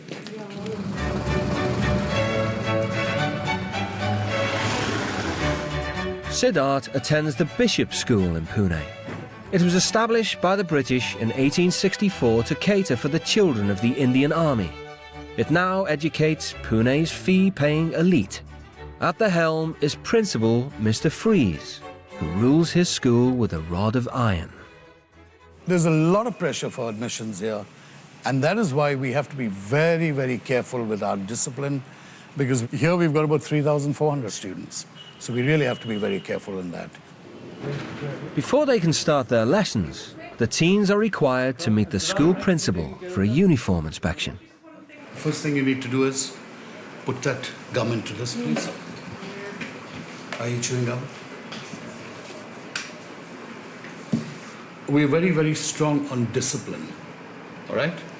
And one of the things we don't do is dress the way you are dressed. The belt buckle should be in the center. Come on, we're going to teach you English how to dress. Be proud of that tie, my friend. That's the Bishop School tie. And that comes from a tradition of 145 years. School, attention. We should now sing the national anthem. Punjab, Sindh, Gujarat, Maratha, Dravida, Utkala, Banga, Tava Shubha, Shishu Mage, Dhare Tava Jaya Gatha. We have a lot of school rules. We expect discipline, and we definitely expect you to be in proper uniform. So I'd like to see Jocelyn after assembly, please. Despite the principal's earlier instruction, Jocelyn refuses to change into the correct uniform. Why aren't you wearing it? I don't think that you should. I feel like I have a choice. I feel I should be forced into wearing a dress. What you think does not matter in my school. I'm sorry. Here you're expected. I'm not going to wear a dress. Then I'm afraid I'll have to send you home. Okay, that's fine. I'm not going to wear a dress. You can go home then. I'm sorry. You will stand expelled from the school if you do not follow our rules. I'm not going to. I beg your pardon? I'm not going to. I've told you. You go home. Go home. Send her home, please. That's okay. Let her go home. Siddharth, go to the office. Phone your father. Ask him to come and take her home, please. She's refusing to get into uniform. She can go home now. Yes, I will not tolerate it. So I'll go to the office and come back. Go to the office and make a call. There's a problem. Josh is not wearing a uniform, and Mr. Flea is also, she's not listening to him. Not listening to Sir, so he said, I think Sir told that you or Papa could come and take her back home. School. I hate school. I will never like school. I will never do work if I was here, and I'm not going to wear a dress. So I may as well just go home before I come and make a of myself. The girl, I'm afraid, has been a bit of a rebel. She's been very stubborn, and we don't want our girls to turn around and behave like this in future, because that'll be catastrophic for them. And our parents will really, really then be very, very upset if that happens. Stop talking. Next one. Next one, question number 6 now. Peter's first lesson is algebra. 3x minus 4 minus 5m square. Peter's put in Siddharth's class, who are all a year younger than him. A cube minus 3b plus 5c is trinomial. Excellent. Very good. But being the new boy doesn't stop his teacher from putting him to the test. 16 comes 5. What is there upside? I'm just working it out. Okay, you're calculating. Better do it. He will tell us. The answer is 7x minus 9y minus 9z. Good. Ready, all of you? I was well embarrassed. Didn't know what was going on. I was like, do that. Pretty much most of them are pretty clever. And I all try really hard on that. For the Unikrishnas, Josh missing out on a day at school is a huge embarrassment. But you just give it a small little thought, just for our sake, just for your sake. I don't like school. Anyway, you have about almost 24 hours to make up your mind. Okay? Yeah. So just give it a thought. Peter's next class is a moral lesson. The topic I have decided on is obedience and hard work. So you will see obedience comes whether it is in school or at home, it will come because there are certain rules and regulations given to us. What are the different rules and regulations that we have to follow? Yes? Not to argue with your parents. I mean, excellent. Now let me hear. The new child, Peter, come. You can share. The teacher invites Peter to talk to his classmates about the moral standards he's grown up with in Britain. Well, anyone got any questions then? Yeah, you have a question? Nobody has Till now, what difference did you experience in your UK and your school life? In school life, here's like quite strict, whereas England, like, I got kicked out of my old school because like I didn't follow the little rules that there were. Eventually, they kicked me out. What's the worst thing you've ever done to your parents? The worst thing I've ever done to my parents, there's quite a few, but probably the worst thing was I went out to a party one night and I got like really drunk, And when I got home, I got in one of my mum's cars. So I drove it and I crashed it. So I got arrested and had to spend the night in a police cell because I was like drunk and that. You're not thinking from your parents' side of view, like, you know, what they might be thinking about you. I don't care about what my parents think about me. Maybe you should. They care about you. You should actually. My parents will always be there no matter what I do. So you're taking them for granted. Yeah, yeah. Oh my God, you don't know, you know how bad that is? I was getting rinsed in there though. When they were like, asking questions about me, the girls were getting mental. I was just like, someone else ask me a question, please. I was just like, oh my God. Compared to our culture, it's extremely shocking to what he did. It's not acceptable over here. He chooses to not use his brains, and if he probably just changed his attitude towards life as in I don't care and all that, then he'd probably be a good student. He'd be one of the best students here. Back at the apartment, Jocelyn receives a letter from her mother. We hope that you are having time to think while you're away and to reflect on the choices you have made in your life over the last few years. Since you started secondary school, you seem to have adopted a persona that rejects authority. Lately, you seem to have withdrawn from family life, and even though you live here in the same house, I feel that I've lost you. Your brother and sister...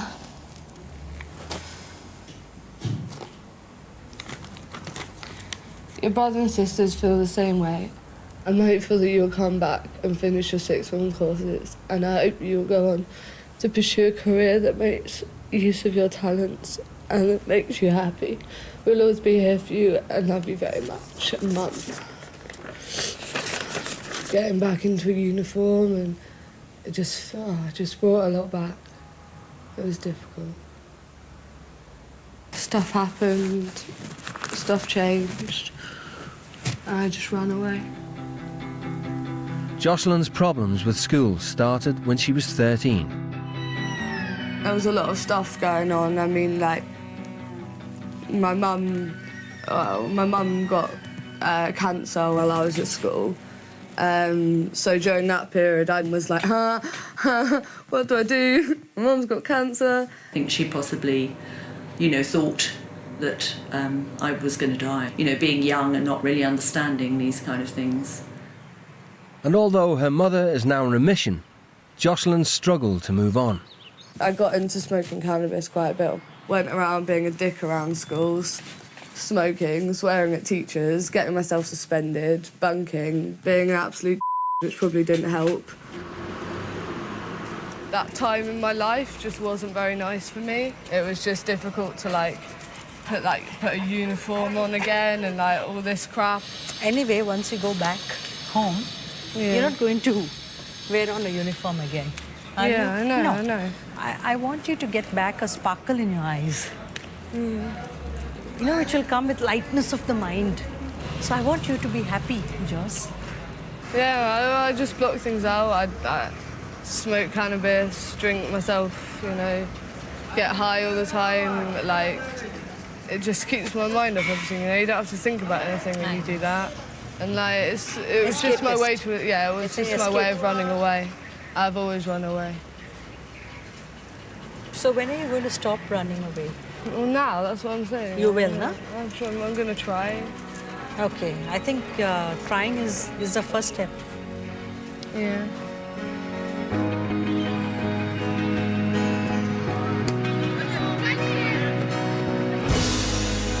After school, Uni invites Peter to his company, Thermax, for a chat about his future. Hi. How are you? I'm fine, thanks. Yourself? Sit down. He's keen that Peter appreciates the value of a good education and suspects that the way to get to his heart is money. How do you feel in this office? I could get used to it. I could get very used to it.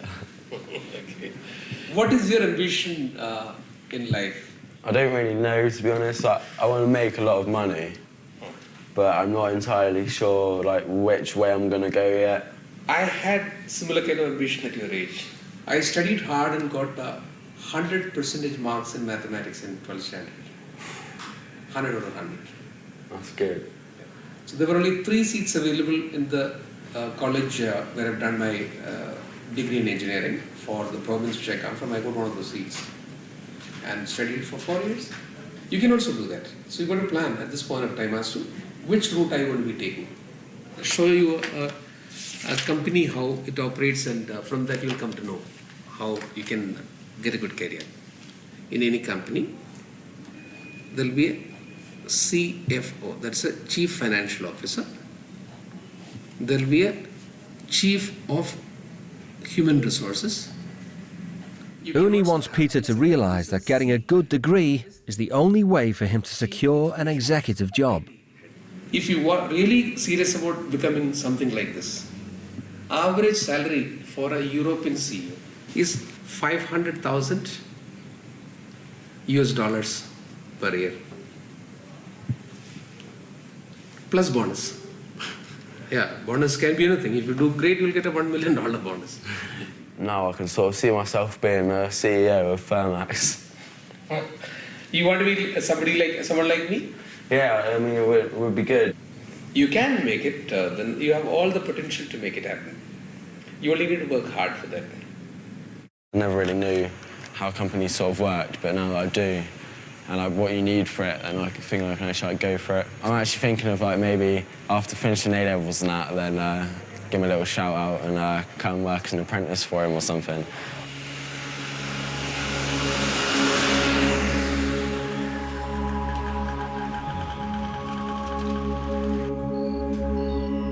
Back at the flat, Joss is continuing to confront her demons. Not looking forward to school, but I'm gonna go. There's no point me sitting, there's no point me coming here and sitting at home, so. Later that evening, Peter opens up to Uni about his troubled school days. I've been moving schools like my whole life because like, obviously with my stepdad in the army, he was moving every 2 years, so I moved schools quite a lot. Yeah. I was at like a school that I really loved, and then they moved me to another school, and the new school was like a prison. You went through shifting school from one place to the other. That's not your fault. You're very playful, you're very energetic, you have a lot of naughty habits. Every human being has got goods and bad, and you look at your good and try to improve that. I'm gonna like work a lot harder for my exams now because I know that I'm gonna need it, because there's actually something to do in life now. Whereas before I didn't really know what I was going to do after school, so like being here, like that's helped so much. All the best. We're there. Pete, do you think India changed you in any way? Like I could feel it.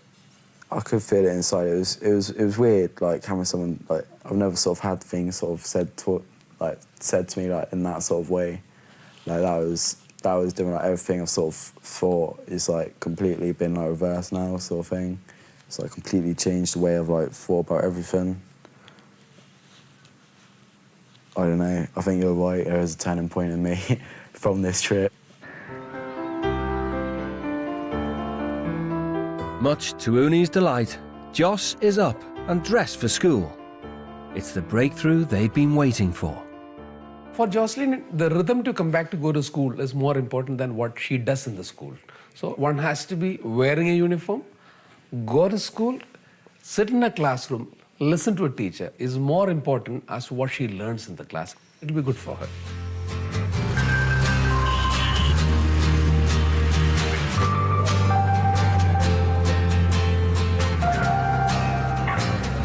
Jocelyn hasn't been in a classroom for 2 years.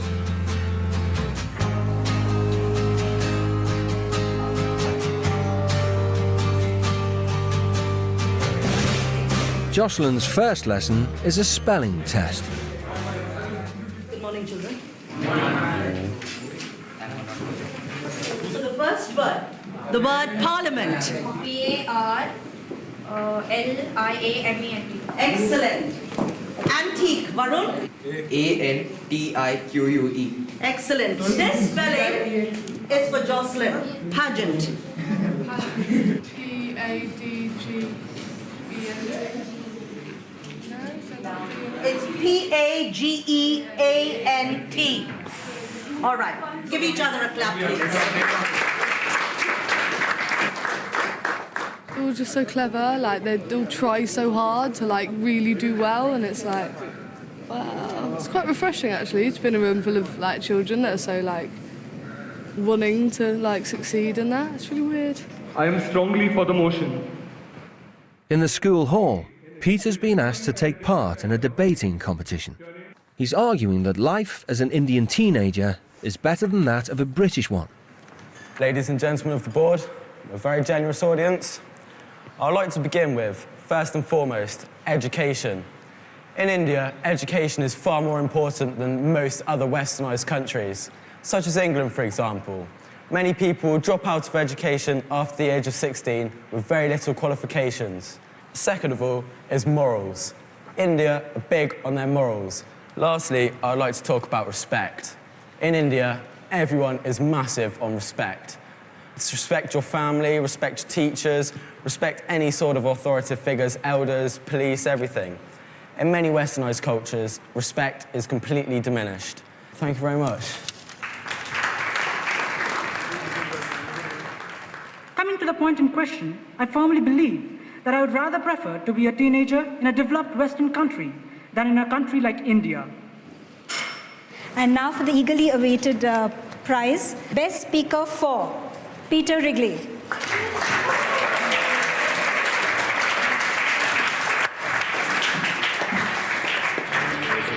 Thank you. Cheers. The standards are pretty high out here, yeah. I'm surprised that I did so well, but you know. It's the last period of the day, and not only is Jocelyn still at school, she's even joined the Bishop's cricket team.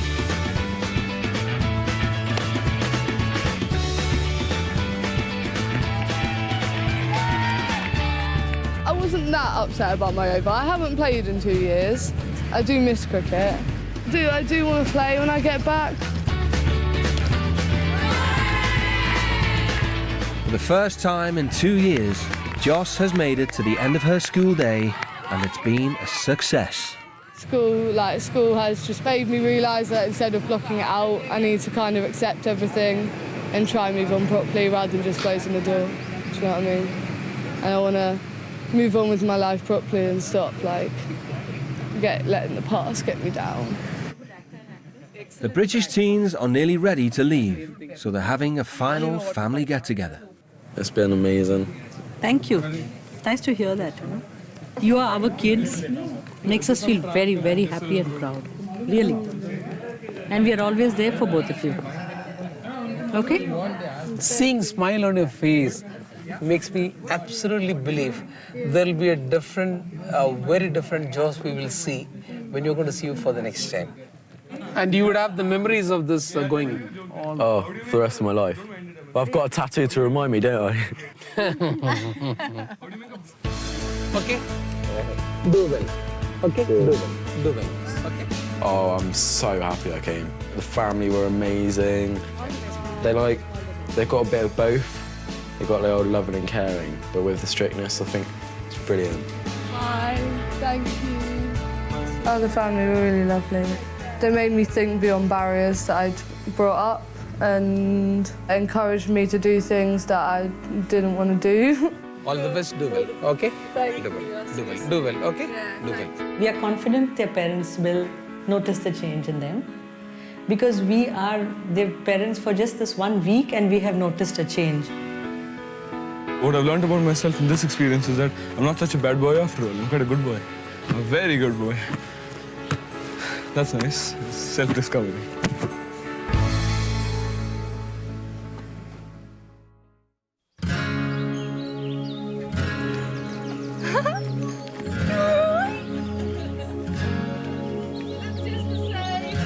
Hi. Yeah, we're fine. I want to know everything, Jocelyn. Oh, you've got a lot to hear. What are the main things that you've learnt some self-control, dealing with things instead of running away and helping you out more. I didn't know what was going to surface, but it's good, you know, if things have surfaced, then... Yeah, it gave me a chance to think a lot. I tend to not think. I mean, I know we've had issues in our family, and I suppose maybe you've felt, you know, that you don't want to add to them. Since you've got cancer now, I don't want to do anything to bring that back. I don't want to worry you. It's quite nice to see her communicating. It's very interesting that she said that, you know, about me being ill, which is quite touching, really. I've been so intent on carrying on that I didn't realise she was worried about that. So, yeah.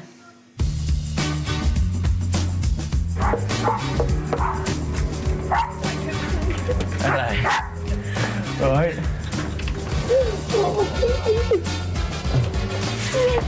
How are you? So, are you a changed person now? Are you changed? In some respects. In what respects? I know what I'm going to do after school. What you going to do? Going to uni, get a degree, and I'm going into big business. So after A-levels, I'm going back out to India for some work experience. Lovely. Couple trophies and certificates. Wow! I mean, it's fantastic news to hear Peter say that he is going to work hard to get the qualifications that he needs.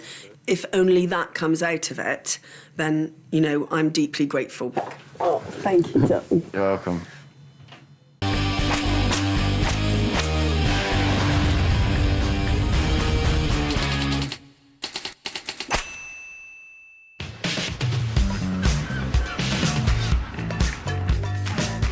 I need to urinate. 17-year-old Hannah Moorhead likes nothing more than a good booze-up. I like to drink quite a lot. If I'm on a night out, I'll either drink 3 litres of cider, half a bottle of vodka or just over that, 2 bottles of wine. I need some more booze! Where's my booze? Her destructive behaviour is making family life unbearable. She'll be the first one to kick off and make a problem when there doesn't need to be one. Go to bed! Do I listen to him? No. Why would I? There's no punishment afterwards, so what's the point? She gets very annoyed very easily. She's got a very short fuse. Shut up! Hannah's decline began after tragedy struck her family. My mum died 4 years ago. She spent half her time down the pub. I barely ever saw her. She got a liver infection and she died through that. It's awful for any child to lose a parent at any age. She'd already suffered the heartbreak of divorce and then she suffered the heartbreak of bereavement. Ever since she died, I've become more of an outgoing, sociable person because I want to get my mind off it. I think I became more liberal around that sort of time because all 3 of them needed to be dealt with sensitively. I would like her to take more control of her own destiny, really, and to see the potential that she has inside her.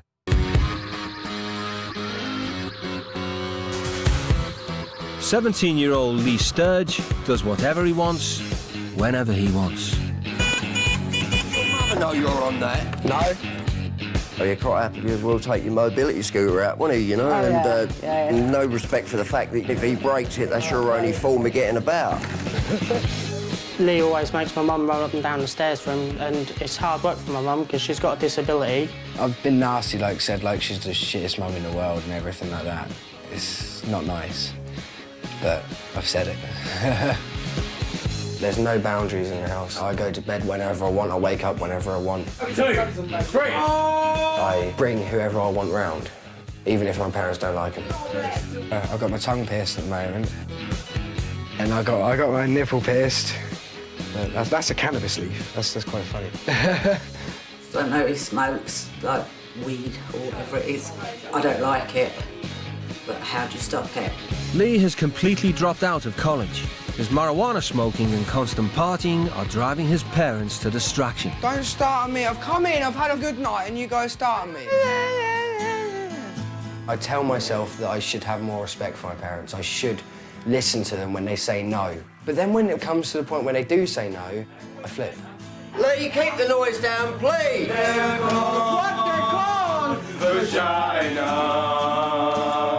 He is selfish. He is, because he does know what he's doing. And in other words, he's saying, I don't really care about you. To try and get their lives back on track, both families have agreed to send their wayward children to live with new parents on the other side of the world. See you later. All right, darling. See ya. Bye. Safe journey home. I'd like him to be, more focused and more positive. See you later, Pat. She needs to gain confidence and self-respect and realise what she can achieve. How you doing? Good jersey. I'm good, I'm good. For the next 10 days, the two teenagers' new home will be here. The village of Mapani in the Republic of Botswana. They'll be staying with the Selelos, a close-knit family who believe that a child's behaviour always reflects on the parents. The behavior that we see at home is the very same behavior that we would like our children to practice outside home. Dad Michael is in the army, while Mum Marianyana is a nurse.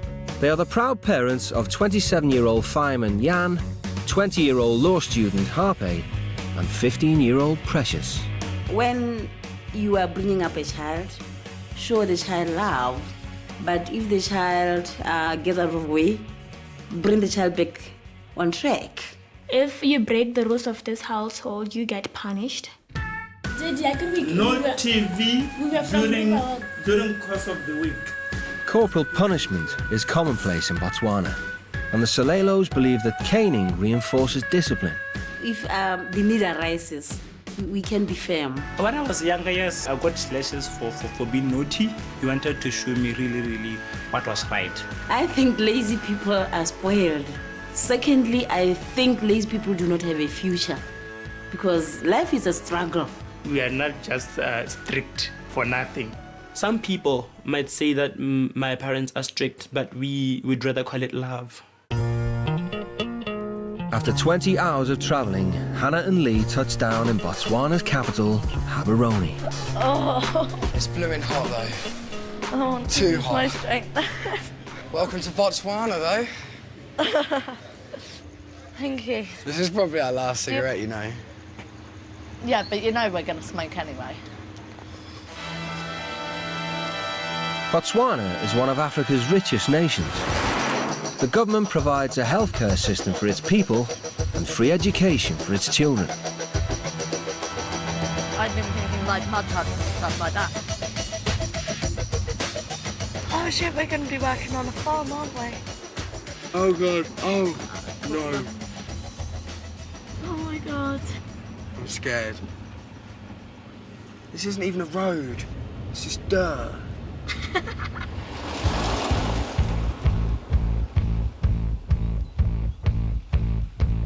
They might have really underestimated the discipline that is observed in this household. We have some house rules and we'll discuss them in detail after all of us have settled. Oh my God.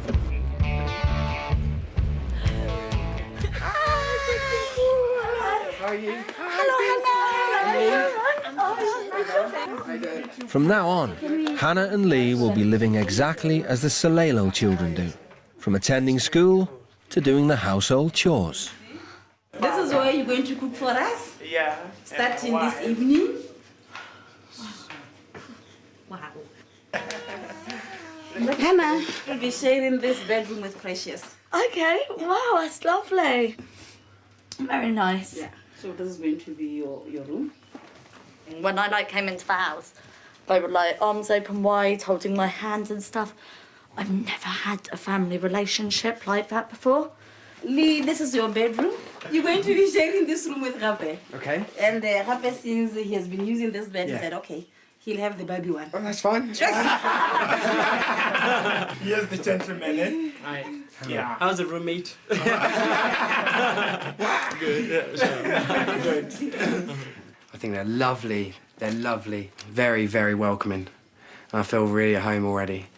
But we'll find out how I feel after the rules. And when they find out I smoke. Hannah and Lee, come to the dining room. In Botswanan society, children must defer to their elders at all times.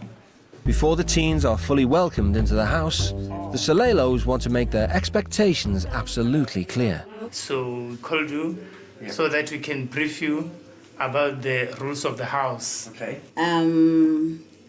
Drinking and smoking, not allowed. No, the use of drugs. Totally prohibited. We both smoke. You both smoke? Yeah. You won't be smoking. During the course of the week, we all wake up at 5 a.m. But by 6 o'clock, we leave. You leave at 6. Oh my No, God. and then no piercing is allowed. If you are aware, yeah, stuff like that. It's away though, you can't see it. I saw it. It will heal up. It will close up. Yeah. Yeah, that's what we want. Because you have to be normal. Are you aware that it's not always possible to do what one wants to do? Yeah. This is one of the situations. Mm-hmm. Yeah. So I would like to humbly request you to hand over everything that is not allowed in the house so that you don't get tempted. Okay. Yeah. Well, I don't have anything on me anymore. Okay. Oh, and I didn't bring anything with me. You know what? I'll trust you until you destroy that trust. Okay. And once you destroy the trust, believe me, it will never be the same. Okay. We are done. Okay. You can go to your rooms, freshen up, so that you can start helping with the dinner.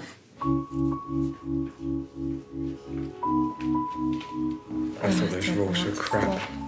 When they said like that we're not allowed cigarettes and stuff, and that if we lied to them kind of thing, and they like said they trusted us, and basically we've just lied, and if they find out, they will find out, because that's obvious. And the piercings, my piercings, I'm not taking them out. Oh my God, I you can't can't? take my tongue out, because I can't my tongue out, but no, if I take that out, I'm going to have Well, they to... won't know about your nipple piercing. I don't know about that. Well, don't show them. I'm not going to. If they don't observe these rules or if they don't obey the rules, and obviously there are consequences, and those consequences will not be nice. Lee has been agonising over what to do about his numerous piercings. Fair enough. I take out my tongue bar because that's on show. But this bloody hurts when you have it done. And... well, in England, women find it attractive as well, so... He decides that what the Solelos don't know won't hurt them. He gives up his tongue stud, but in defiance of the rules, his nipple ring is staying put.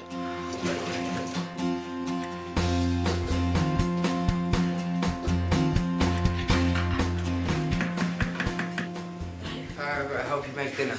Oh, yeah. You can give a hand. Okay. In Botswana, mealtimes follow strict traditional rituals. Family elders are always served first, and children must show their respect before eating. When my parents come, you're going to wash their hands. Okay. So you're going to be having this. That's how you actually do this? We actually do that.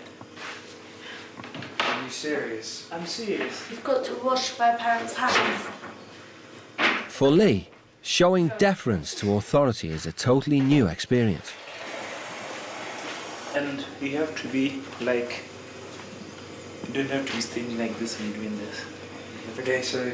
like bend your knee. Like this. Taking the mickey. That's just slavery. Hello, Adumela. Thank you so much. Thank you so much, Lee. How are you, Lee? I'm okay, how are you? I'm fine. Good. I've been sleeping. You've been sleeping? Yeah. Thank you, Lee. The Solelo family eat dinner together every day. It's an opportunity to discuss family matters and enjoy traditional foods, like mapani worms. It's highly nutritious. Yeah, highly nutritious. Yeah, it tastes really good. Chew, chew, chew, chew. You don't like it? How often do you eat together as a family at home? Eat around the table? Yeah. Once a year, Christmas, probably. Once a year? Yeah. The rest of the time we just sit in front of the TV. Okay. Do you think that conversation and togetherness is important? I do, but I've never really had it with my family. I've always had it with my friends. So it's really weird that you're all sitting around as a family without arguing and getting along really well. You want to have it in your family? No. You don't want to have it? No, not really. My family are horrible. It's the end of the first day, and both Hannah and Lee are starting to realise just what they've let themselves in for. It's just more stressful than I would have imagined. Like, just because they're so nice, that I can't get angry with them. I've never ever had boundaries or any rules to break, and now I've got rules. I can't accept them.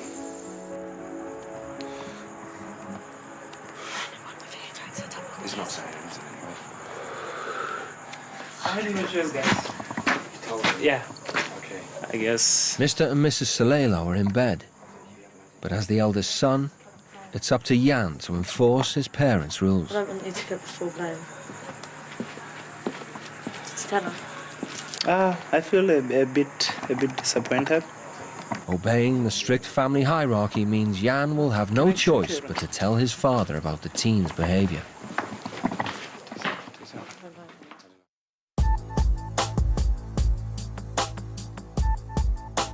The Salelos are halfway through their morning routine,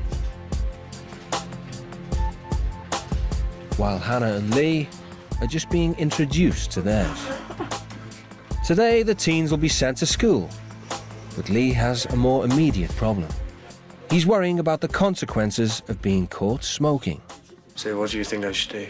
Should I go own up and tell them? Yeah, go and apologize in advance. Tell them I'm sorry I lied first. Yeah. And I'm sorry I break one of the rules of the house. Okay. Harpe is Lee's elder. In the Salelo family, that means Lee must respect his opinion. And please, between the two of us now, don't do it again. Yeah, okay. Because personally, if I see you do it again, I'd have to stop, even if I have to break it up in front of you. Serious. Okay. Mum and Dad. Hi. Could I possibly have a talk with you at all? I know I broke a rule last night, but it just all got to me, travelling halfway around the world. It's the first time I've been out, it's the first time I've left my parents as well. And I just wanted to say that I'm sorry for everything I've done, and I'll hand them over. And yeah. Thank you very much. And it's good that you made the initiative to come out and say, I'm sorry. Yeah. So you are forgiven. For this time around, we're not going to impose any sanctions. You came out clean to say that last night, Mom and Dad, I smoked. And that on its own, to me, means a lot. It shows that he's feeling guilty. Lee's feeling guilty. It shows that he has the potential to change. Pleased with Lee's confession, Mrs. Salelo wants to find out if Hannah has anything she'd like to own up to. Between yesterday evening and now, haven't you broken any of the rules? Yes, I have. Which one in particular? Smoking. Have you been aware that we know? No. Okay. So you thought we are not aware? That's why you did not come out and tell us that I have broken one of the rules? Yeah. Yeah. That doesn't change anything anyway. I'm going to search your bag. You're going to search my bag? Yes. That is a total invasion of privacy. I'm sorry, that's can you say it's total invasion of privacy? Privacy? Yeah, which shows little respect for me because you don't have trust in me, which gives me little respect for you because I feel like you're treating me like I'm 10 or something. You have already shown little respect for us. But I've already told you. Let me remind you something. This is my house. I know. And in my house, you're going to do as I tell you to do. Thank you.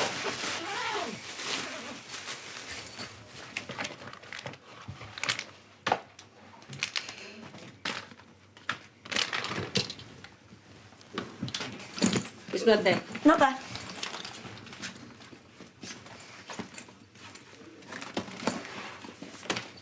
Okay. Pack your clothes and thereafter we have to have another talk. Thank you.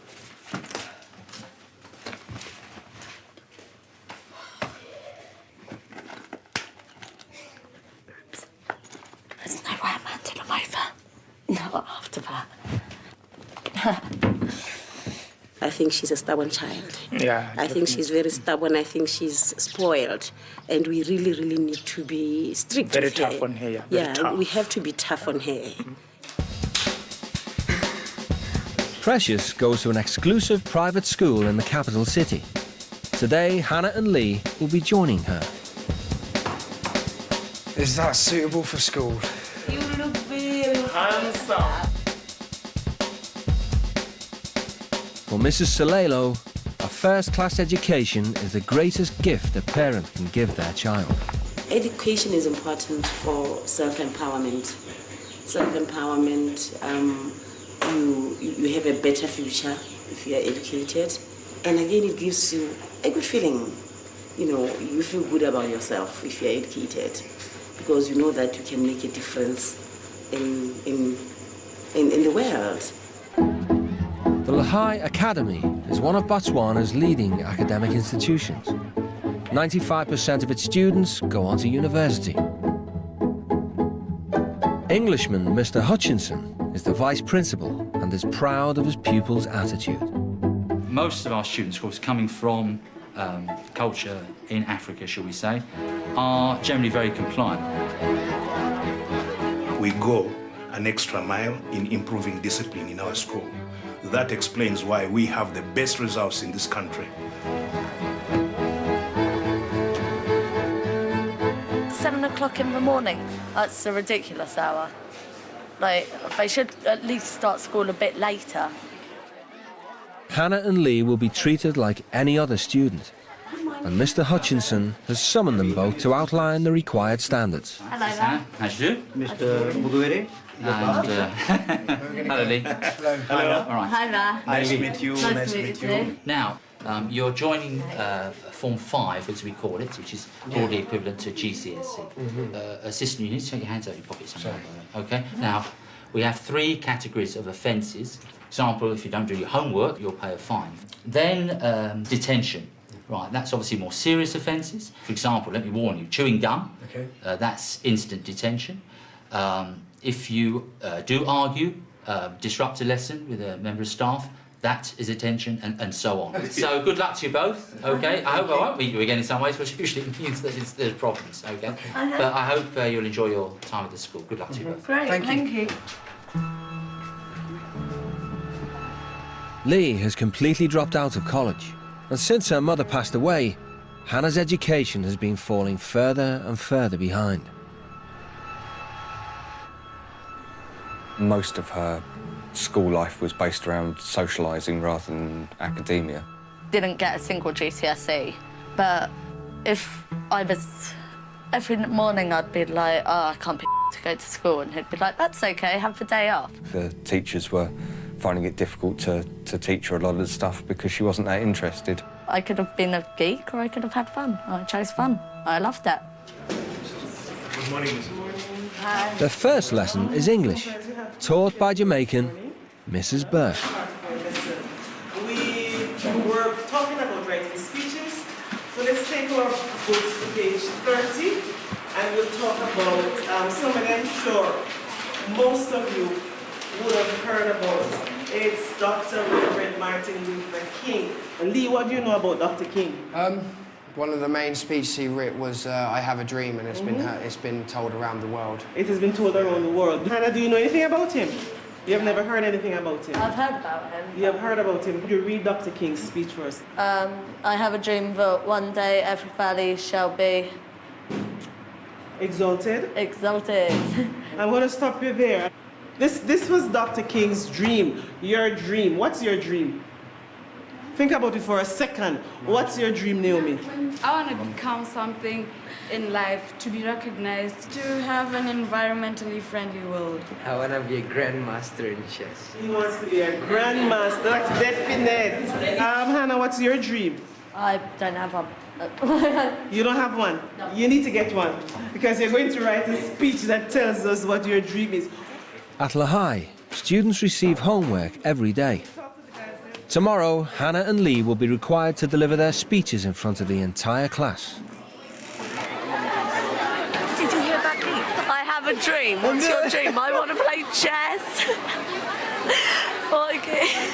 Like, that is going to get... Hannah might be scornful of her new classmates' ambitions, but there's no disguising that the homework topic has touched a nerve. I don't have a dream, and some people don't. I don't like to look forward because it's stressful. I like living for today. I like to have fun. I want to not stress myself out. So looking forward and thinking, oh my God, in 5 years' time, this is going to happen, and then worrying about it. Why would I want to do that? While Hannah withdraws, Lee is relishing the attention. No, I'm the good one at school, but when I get home, I get loads of trouble at home because I don't take out my piercings. Your piercings? My nipple piercings. My tongue, but they've managed to get right, I had to take the ball off.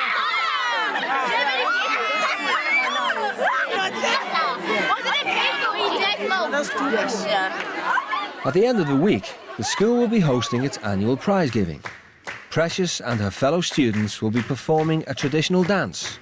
Hannah and Lee are expected to join in. God almighty.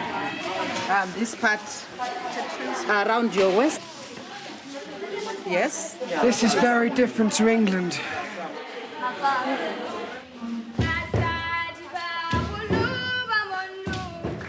do you do it?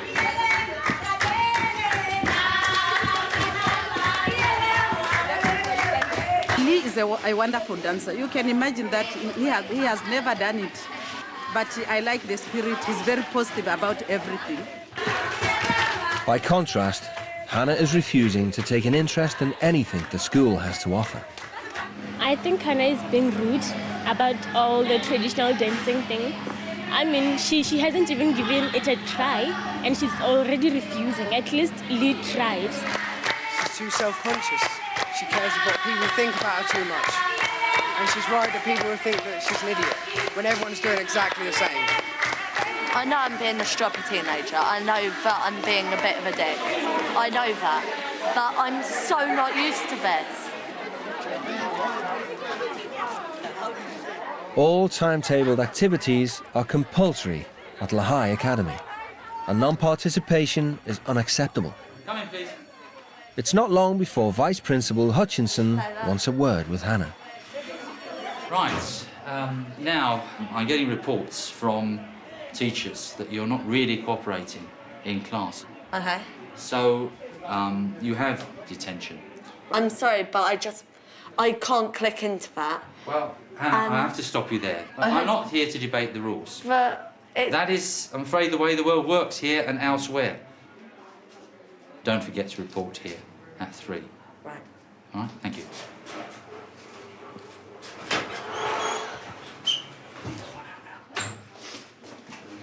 Hannah's behaviour is quite the exception to what I am familiar with in the school. Hannah's a difficult case, but we wouldn't give up on her. She mustn't give up on herself. I have done nothing wrong at all. Been on my best behaviour. It's the end of the first school day. Lee leaves Hannah to start her detention. He's eager to get home and share his achievements. I've learned quite a lot today, actually. Surprisingly, I even joined in with the dancing. You guys dance. Can you demonstrate? Then yes. And then your legs like this. And then it was.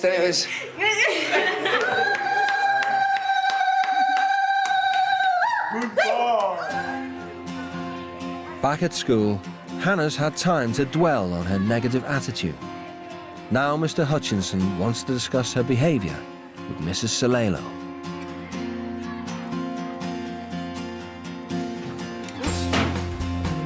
Oh, Mrs. Salero. Thank you very much for coming. You're an intelligent person. You have the potential to do well, but you have to open your heart, I would say, to do that. You shouldn't just be seen to be an odd one out. You are not doing yourself any justice. You are not doing us any justice. I'm sorry to you. I really am. And I know that you're not used to this kind of thing, and I know that it's, like, horrible to have to sit here in front of a vice principal and talk about somebody that you're looking after being misbehaving, and I'm sorry about that. I'm also sorry to you that I've made you feel as though I haven't been trying.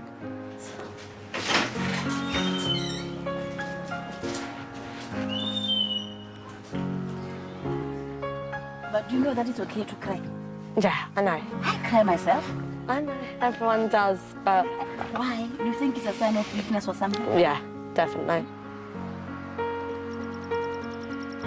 Back at home, Mrs. Salelo wants to understand why Hannah has such a destructive attitude towards her education. It's just not me. I don't know, I just don't like being taught, and I don't like... It stresses me out. Don't you think if you had education, you stand a better chance of getting a job? Not only a job, but a well-paying job. I don't know, the whole idea just scares me completely. I know you don't have to think about the future anyway. Yeah. But the future is going to come, whether you want to admit it or not. Yeah. Yeah. I would like you to do the homework for yourself, not for the school. Alright, I'll try my best. Please. Okay. Alright, dear.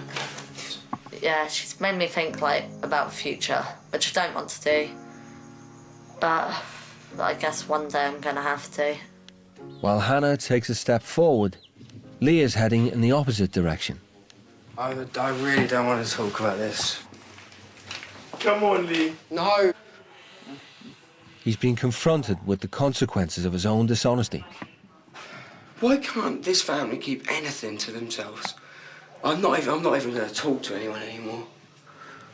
Harpe heard Lee still wearing his nipple ring. And as Botswanan custom demands, he's told his parents about this deception. Can I sit with you guys? No. She must. What's that, man? You want to tell me what's up? You. There's not one ounce of bit of respect you have for me. At all. If your brother came to you and told you something, would you go and jump straight into your parents' room and go, blah, blah, blah, blah, blah? Would you tell them? Then where's the respect? I said to my mother, she asked me true. No, I won't lie to you. I've tried so hard. I've stopped smoking. I haven't been in trouble. I've worked at school. I worked hard. I've been respectful. I've made them dinner. I washed their freaking hands. I took out my beards. I took out my tongue. I took out that. Okay, He's abided by every single rule. I have stopped. One thing he does wrong, and instantly it goes straight to your parents. In the Salelo household, family rows are resolved not by shouting, but by talking. Harpe has decided to help Lee plead his case in a formal family conference. It may be wrong, and please correct us if we are, but we are just saying, can he at least just let this thing be for the sake of peace, and also in appreciation for all, to show him appreciation for all he has tried. I can hear what you are saying, my sons. Yeah. But Lee has to remove this thing. He was not born like this. It's a breach of trust. Please, we want to stress that point, Mom, that he is in a completely different setting. You are now appearing as if you are the legal representative of Lee. Lee can talk for himself. But the way you walked out is disrespectful. I would like you to apologize to us for that behavior.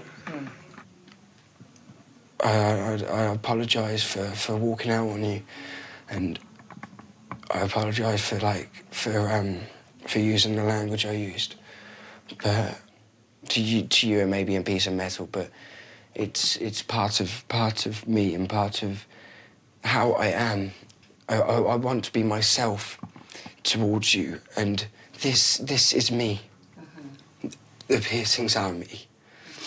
I can see that you are in such a state, and I don't really want to spoil the relationship, but what I would like to stress is that we don't want to see that under any circumstances.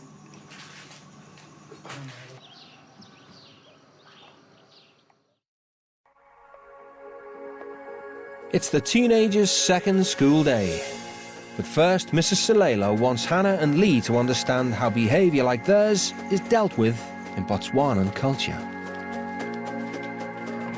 She's escorting Hannah and Lee to her town's tribal court, or kotla, where family disputes are judged according to traditional tribal values. This is where cases of disobedience are brought. Offenses like disobeying parents, doing drugs, kind of activities. They are brought to the tribal court. The chiefs or a particular chief adjudicate on the case and decides the best course of action. And that might also include lashing or caning of the offender. Children as young as 8 can be caned by village elders as punishment for bad behaviour at home. A fact that Lee has trouble accepting. I think it's disrespectful for the children. I think... Disrespectful? That's our tradition. Yeah, I understand it's your tradition, but in my culture... We don't regard it as a disrespect to a child. Do you believe that children have rights? There's no such thing as rights when it comes to a child. You are joking me. You did not just say that. No. That is offensive. No kid, no matter what, should be hit. They should be told not to do it, and if they refuse to listen, and then you still shouldn't hit them. You should explain to them why they shouldn't. For the first time, they might talk to you. For the second time, they might talk to you. But the third time, they need to impose harsh punishment. And that would include, obviously, lashing. And it works here. It works. I've swore at my parents. I have thrown things at my parents. I've even told my parents that I hate them and I wish they were dead. They gave you too much rights, if I may use that word. And where are you right now? I'm certain that had you been spanked, have you been lashed when you were young, you would be different.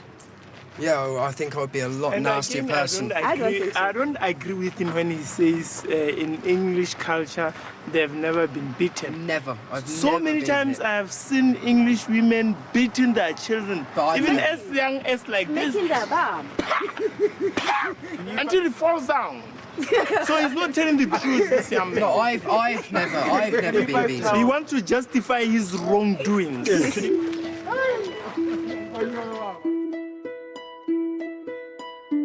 Once at school, Hannah must complete the remainder of yesterday's detention. She's been instructed to spend an hour filling bin bags with litter. As ever, she's determined to do the bare minimum. Are there any other dustbins? Oh, there's a place where there's lots of rubbish. Wicked, thank you. Yeah, there's lots of rubbish over there. Oh, no, I don't want to touch it. Just take a black bag and say it's yours. Thank you. You are thinking in the right box here. Get one in here. Nice one. There you go. You are a star, Dick. You are great. Thank you. Hannah thinks she's met a fellow skiver. But in this school, everyone aspires to a bright future. I have no idea what I want to do when I'm older. I have not looked forward in the slightest. So you're going to stay with your parents your whole life? No, I'm pretty much living with my mates already, off like council tax and shit like that. Yeah, they've got a flat in town, so we all chip in. You have no ambitions, nothing? Not really. I don't really look forward that far. I just look for now. You want to be a hobo, just traveling the whole time? No!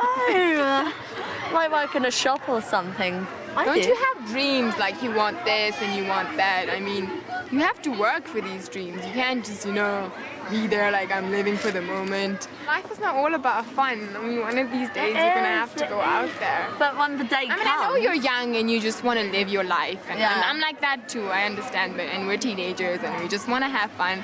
But, I mean, you have to think about your future. Halfway through their Botswanan experience, both teens are starting to realise a fundamental difference between Britain and Africa. It's just basically, you've got to be a rebel to be cool. But here, you've got to be smart to be cool. It's really bizarre. Yeah. It's really weird. To be cool, you have to be smart. And actually, it's pretty good. We're going to start our presentation. I have a dream. Any volunteers? It's time to present their English homework. And Lee is determined to impress Mrs. Burke. I have a dream, one that many people want, many people try for. some succeed and some fail. But the winners never quit and the quitters never win. If you just put your heart and soul into what you want, never take no for an answer, don't give up on things you love.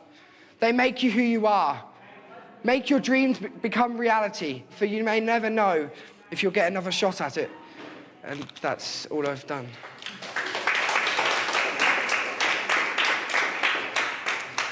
I have a dream that someday men and women will put their differences aside and live in peace. I have a dream that the young minds in this room will drive the emancipation of our homeland into a league of its own. Last up is Hannah. Despite her preparation, her confidence deserts her. To be completely honest with you, I don't have a dream. This isn't my dream. I just wrote down a load of rubbish because I got given homework, but I don't actually have a dream, just so you know. So this isn't well written or anything. Let's make your presentation, Hannah, thanks. I have a dream where women are not judged by the way they look. I believe that all women of any age or any culture, style, individuality, all have a self-conscious person inside of them.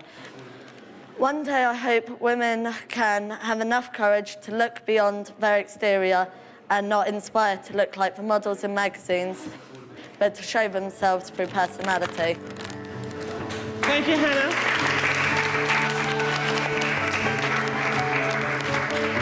Hannah's speech was nice. It was honest. I actually didn't think she was gonna do it, but I'm actually happy that she actually took the effort to do it. Hannah, the sentiments were good. It's unfortunate that you felt that this isn't your dream, because I'm sure that many women around the world could understand some of the things you spoke about women. Okay, all right.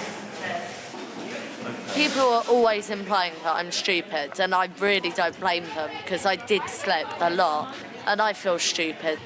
I don't know, I used to be so smart. I just got such lack of confidence in myself. The British teenagers and their African parents are becoming more comfortable in each other's company. Mrs. Solelo wants to take advantage of the positive atmosphere to dig a little deeper. Don't you think Hannah is taking some dopes? Marijuana. Things like that. She smokes she it. Behaves. She smokes it. She smokes tobacco. And marijuana, same as me. You do? Yeah. But last time when we met, first time you told us that we have quit all these things. For this week, I'm trying to quit. To quit? I'm trying to quit. Yeah, but you don't have to try, but you have to. There's no addiction. I've got no addiction to marijuana. You don't benefit anything from smoking. Instead, it cripples your mind. You can't think properly. I only have one true friend, and he smokes weed. It's going to be the peer pressure of him maybe sitting there smoking a joint, and I'm just like, no, I don't want it. But I could take it again. So, yeah, it's difficult because, as I said, I've only got one friend and I don't want to lose him. I really don't. Sometimes I feel you guys can change. I feel I'm changing. And I know to change from the habit or the things that you used to do is not a matter of a day. No, it's going to take time. It takes time.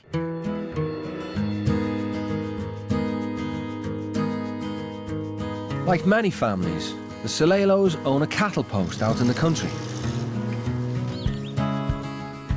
Today they want Lee and Hannah to get a taste of a more rural African life.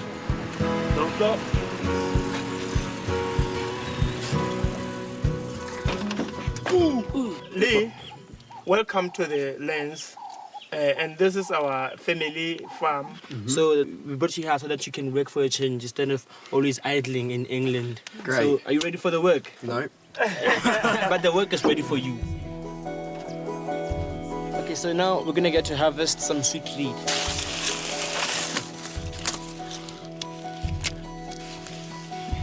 Got sandy shoes, and I'm hot, and I'm bothered. And now my trousers are falling down. Okay, Lee, today we're gonna have dinner. We're gonna have goat meat. So we're gonna go to the kraal right now to get the goat that we're gonna slaughter. I'm not killing it though. In Botswana, Learning to slaughter animals is a rite of passage for every boy. Come on, goat. Yeah. Where? Where, Beck? You're gonna kill it. I'm not going to kill it. I just physically can't do it. Yeah. Hold it like this. Hold it. Yeah, she's saying hold it like that. Look it. Look it. Look it. Look it. No, I can't. Look. Look. Look. Look it. Hey. This one is dead. Hold it. Fat. Underneath.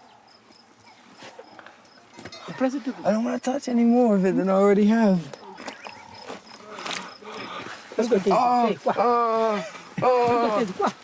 Where? What are we doing? What? That's okay.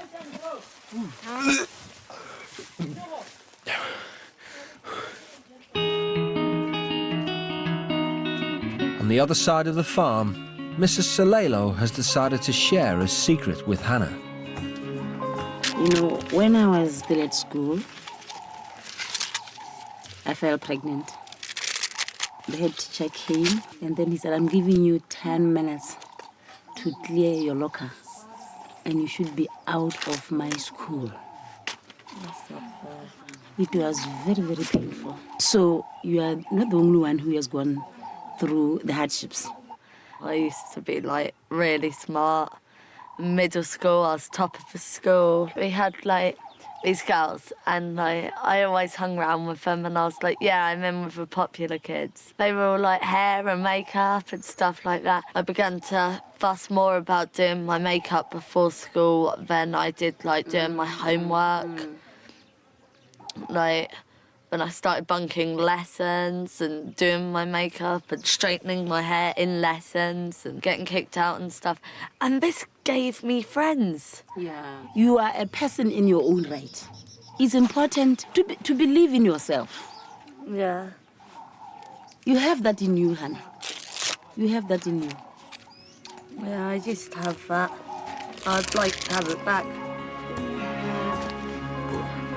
When it comes to Mrs. Salelo, she just opened up to me and I felt that I could do the same to her and I respect her a lot for it.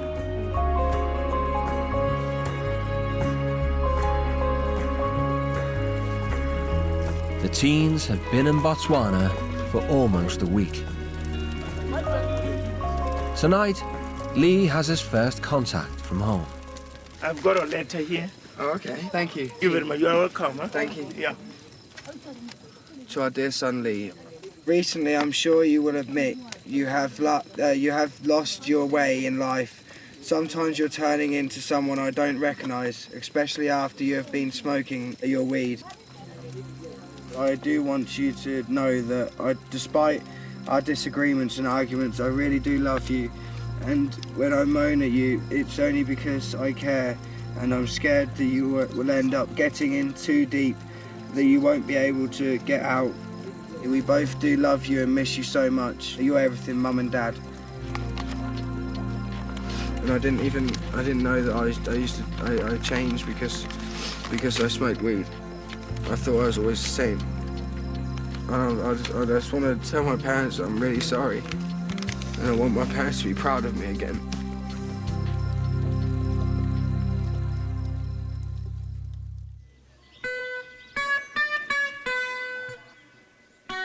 It's prize-giving day at school. Both teens have been asked to give a short speech about their experiences in Botswana. Knock, knock, Hannah. Hello. Can you come and help me with the ironing? Yep, sure. Thank you, my dear. But before they leave, Mrs. Salelo wants Hannah to engage with the issue she's been desperate to avoid: her mother's life and death. I guess you're very close to your mom. We weren't actually that close. We didn't really speak. Like, she left home, and I hardly got to see her. And when I did, she was drinking or something, and I just got so fed up with it. And like, fed up with the drinking or her? Both. I just wanted to see her and not drunk her. Mm-hmm. But then again, like, she took me to festivals, and she was so much fun when she had a drink in her and stuff. Talking about your mother's death, evoke some painful feelings. That's why you don't want to talk about it. Yeah, painful feelings. I don't like thinking about upsetting things that's happened in the past. It's upsetting. Life has to go on. And I would like to believe that even our loved ones who have died would want us to live a happy life. I think talking about things is a good idea. I've never really thought about that. But yeah, talking about things is a good idea. But I've always wanted to be this kind of person who's like, yeah, that's happened to me, but let's just go on with it and stuff. Yeah, maybe I'll start talking more.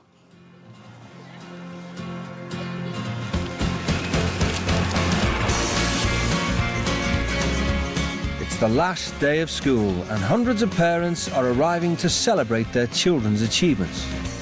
It's too small, isn't it? Put it around your arm. Okay, thank you. Mrs. Salela wants Hannah and Lee to make her proud.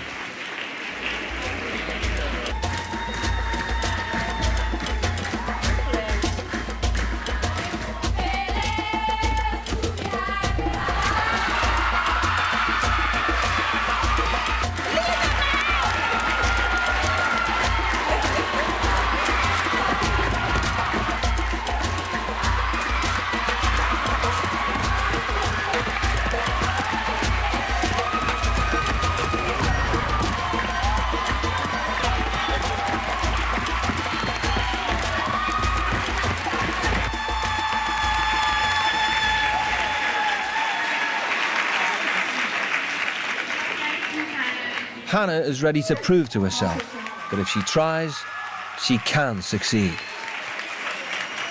Okay, well, this is really scary for me, so... yeah, I just wanted to thank everyone for having us on board. I've had a really great time here, and I appreciate everything. I've had so many new experiences, and it's mainly to do with the school. So I'm very grateful towards all of you. Thank you.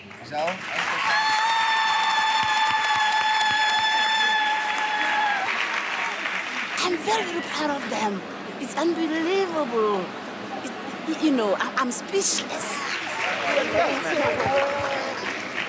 I am proud of myself just because I'd never, ever, ever stand up in front of that many people with a microphone. Oh, I'm proud of you too. The time has come for the teens to leave Botswana and return to their own families back home. We all agree and believe that you emerging out of this experience, better people.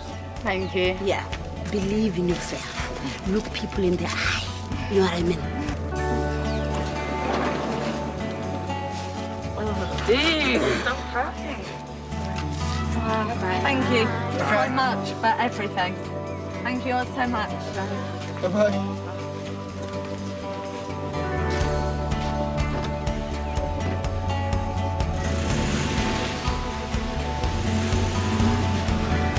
But one thing I've learnt the most from this experience is to give a crap. At the moment, the world's my oyster, and I can do anything I want with it if I just put my mind to it.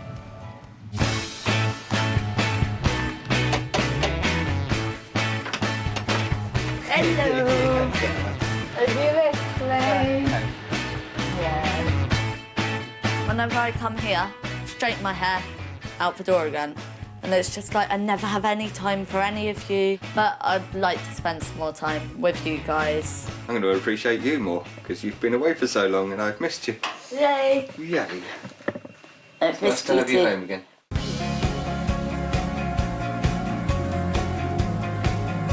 Tim.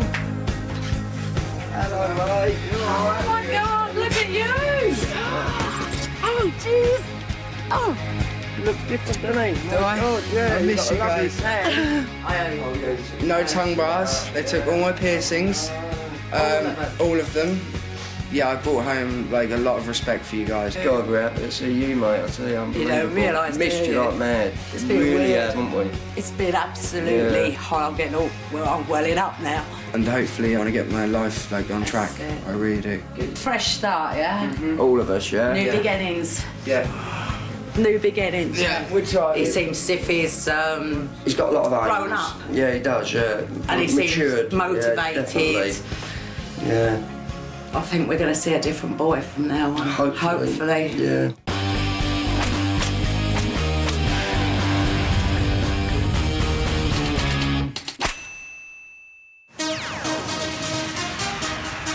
I'm just mixing me vodka and me Fanta orange. Teenage mum Hannah Thorpe always looks after number one. I just love getting drunk because you can make a show out of yourself and not really care about it.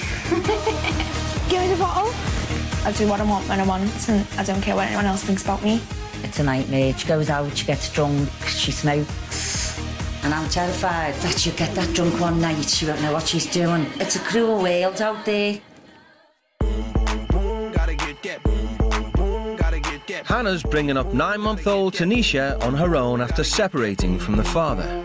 Being a single parent has not changed her self-indulgent behaviour. My attitude to life is live today like there's no tomorrow.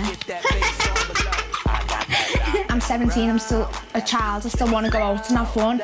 I don't think it's selfish that I leave the baby for 2 nights a week. Yeah, but that's what people do on Fridays. Yeah, I don't want you getting off your face like that, Annie. You were falling down the stairs and everything, you couldn't stand up straight. She's just wild, she's a wild child, basically. She just lives the way she wants to live. Hannah lives entirely on benefits, but won't take advice from anyone. My mum tries to tell me what to do, but I just don't listen to her. She wants her own way all the time. If you don't give her her own way, she flies off in a paddy. I'm not sure what it says to everyone. I'm at my wit's end with her. No, she's pissed me off. She can't live like that. She's got a baby. I just hope this experience will learn her something. 17-year-old James Gowing is obsessed with his image. That's my hair done. Do I look right? My image is very important because it makes me who I am. It makes me distinctive. It makes me stand out, and it makes me just me. James can't stand being at home. He spends his life hanging out with friends. Is that how much that was? What percentage is it? £2.40. 7.5. It's 7.5. Nah. I come here so often to escape from my mum because me and my mum have a difficult relationship. Like, we don't really get along with each other. I think James is wasting his time at the moment, just concentrating on friends and going out drinking. He smokes weed and that. I've been smoking it since I was about 12 years old. It's quite a big part of my life, really. I smoke weed every single day. It's always a good thing to have when you feel like shit, really. It's well hard. James's parents divorced when he was 7. He hardly ever sees his father. It's been all right not having my dad around. But I would like him in my life, but it's just difficult because he lives so far away. The only way James gets in contact with his dad is if he wants money off him or something, but otherwise, not really, no. Tired of their constant rows, James's mum is on the verge of kicking him out for good. He can come back in a bad mood and just kick off at the slightest little thing I say. In the past maybe year or so, things have been really hard. So I'm hoping after this trip we can make a fresh start. James needs to realise that he has got potential, but I need him to make these changes. Sorry. To try and get their family lives back on track, both parents have agreed to send their wayward teens to the other side of the world to live with new parents under strict rules. Gonna miss him loads, but I'm proud of him for doing this. Just a bit sad, just so she learns something while she's out there. You okay? You're scared? Oh yeah, I've had parts of so many. A little bit. The teens' 4,500-mile journey will end here, the town of Tooele in the state of Utah, deep in the American Midwest. Were you there when they crucified my Lord? Here they will be staying with the Pecks, a clean-living Mormon family who dedicate their lives to God. We follow his teachings, his principles out of the Bible, and that's how we run our home. Dad Spencer is a plumber, whilst Mum Nicolene homeschools their 4 children. 12-year-old Quinton, 11-year-old Paige, 7-year-old London, and Porter, who's 5. Discipline is really important in our home. In order for a person to be a success in life, they have to learn how to master themselves. For children's lives, it is very good to have morals and standards and rules in the home. Oh, say, can you see by the dawn's early... We consider ourselves very patriotic in our family. We instill that in our children, to love your country, to love your God, to be a person who's going to be able to change your country for good. Mr. and Mrs. Peck strictly control their children's access to youth culture. We're not allowed to watch or listen to anything that the prophet himself would not listen to. We hold these truths to be self-evident, that all men are created equal. Drinking, drugs, and sex, they're selfish behaviors that destroy lives. The Pecks have just one goal for their children. They've got to make a difference in this world, a difference for good. That's why we parent the way that we parent, because we are warriors for good. After 20 hours of traveling, James and Hannah touched down in the state capital, Salt Lake City. I've been smoking since I'm like 9 years old, so I'm obviously addicted. Without fags, I get really stressed out. Utah is one of America's most conservative states. You must be 18 to smoke and 21 to drink alcohol. Yours is, mine's the tongue grabbing. What can I count? I reckon that just stuck up, definitely. Yeah, definitely stuck. If you live in a neighbourhood like this, it's like Wisteria Lane. Are you ready for this? If I'm not by now, it's too late.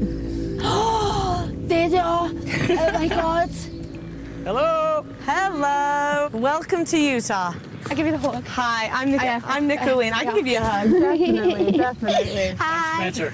Nice to have you here. I'm James. James, good to meet you. I'm Nicolene. Good to meet you. You all right? Did you travel good? Yeah. You're James? Yeah? I'm James. I noticed there's kind of like already a few things that we don't usually do in our house. So we don't smoke. Can I just take them from you? I don't mean to disrespect you, but I really need a cigarette. The thing is that then you'll have a smell on you after. I've got deodorant in my bag. I can't have no ciggies for 10 days. But I'll just hold on to these ones right now and your lighter and stuff. Oh, I can't, okay. I'm not going to give my lighter. Okay, well, for now, hold on to the lighter, but I'll take the cig. Okay. Can we not just have one blow? Really, no. Are you going to give these back to us now? Do you know what? We're going to go over all the stuff inside, okay? So, thank you. And I'm guessing you just got some soda or something. Okay, we generally actually don't drink Coke, but if you want to finish that off today. Okay, come on. Then you don't have to drink it right now. Go for it. Oh, okay. Okay, you can go for it. Can I actually smell what you're drinking to make sure it's not like alcohol or something? Oh, whoa, I can smell it from here. Okay, you know what, actually, it smells like it's alcohol. So, sorry that I made you do that, because actually, you're gonna have a harder day now because of that. So I'm gonna dump this in the gutter, okay? Go for it. And we'll feed the street, okay? That's just a waste now. We should have drank it in the car. You ready to go in? Yeah. Oh, God's sake, I would need a cigarette, man. I need a ciggy as well. For the next 10 days, Hannah and James will be living as children of the Peck family, from doing daily chores to being homeschooled. Hi, all right? Hi. Hey, everybody, this is James and Hannah. Hi. You wanna say hello? Nice to meet you. What's your name? I'm Quinn. Nice to meet you, Quinn. Nice What's your to name? meet you, Quinn. Nice to meet you, Paige. Hi, Paige. What's your name? London. Oh, hi, London. Like the city, but it's spelled a little different. Porter. Hi to meet you. I mean, nice to meet you. The Pecks live in a modest 4-bedroom house. They surround themselves with photos as a reminder of the importance of family. That is a picture of Spencer's brothers and sisters and their kids. I haven't even got a picture of my baby to show you, as I forgot it. Your babies? Do you have a baby? Yeah. Oh, really? So Yeah. you left them with your mom or something? Is it Yeah, a she's girl with or my boy? mum, a girl. Her name's Snisha. She's And gorgeous. how old is she? She's 9 months old. 9 months. Oh, what a She's fun amazing. age. I think it's a little bit shocking that she has a baby. I think it's sad. I hope she's a good mother. This is actually the bedroom, Hannah, where you will be staying. Hannah will be sharing a room with 11-year-old Paige. Oh my God. Oh my God, it looks more like a grandma clothes. James will be staying in 13-year-old Quinton's room. People I've just met seem really nice. I don't think they seem that strict, and I don't think they'll be that harsh. Mormons believe that parents have absolute authority over their children. Before they fully welcome the teens into their home, Spencer and Nicolene want to establish the rules of the house. So I made you each a little packet, and they have a lot of the rules of our home in them, and we're going to go over them with you, okay? Things that we will and will not do. Number one is language.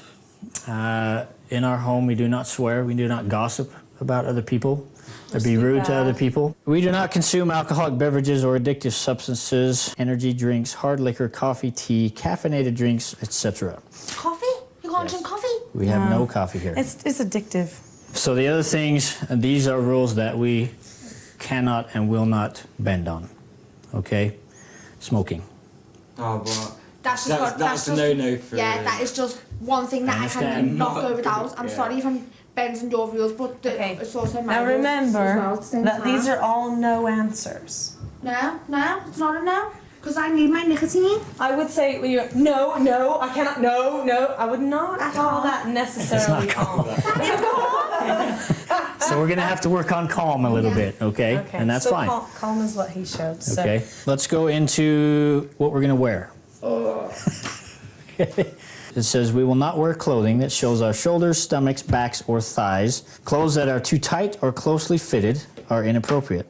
All underwear must be completely covered by outside clothing. Clothing considered to be sloppy, dirty, or contain any emblems or pictures which do not invite the Spirit of the Lord are inappropriate. We haven't really come to change how we look, we've come to change our attitude. I don't see why changing our clothes, our dress sense, has anything to do with our attitude or how... That is an amazing thing to bring up, Jeff. The way that you present yourself to the world shows the world what statement you're making. So if you're making a statement, It does not matter. It doesn't matter if I wear a dress to my ankles. I'm still going to talk the way I'm going to talk. It's still going to come out, and I'm still going to be me. Just because I'm wearing a stupid, ugly dress doesn't mean I'm going to change. I'm not changing any of my clothes. I'm not going for that rule. Stop talking. I'm wearing my clothes.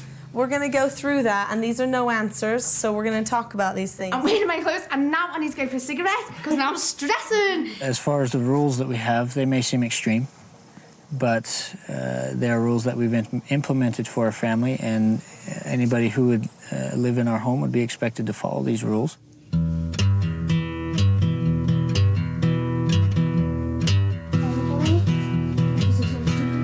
Being given firm boundaries has left James and Hannah in defiant moods.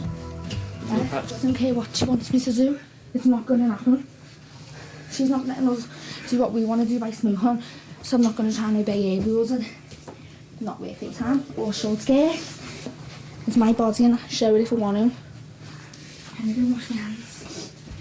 One of my main priorities in life is my appearance, because that's the way I've been brought up. I haven't been brought up as to dress and cover myself up. I've been brought up to, if you've got it, flaunt it. Boy, I know you want it.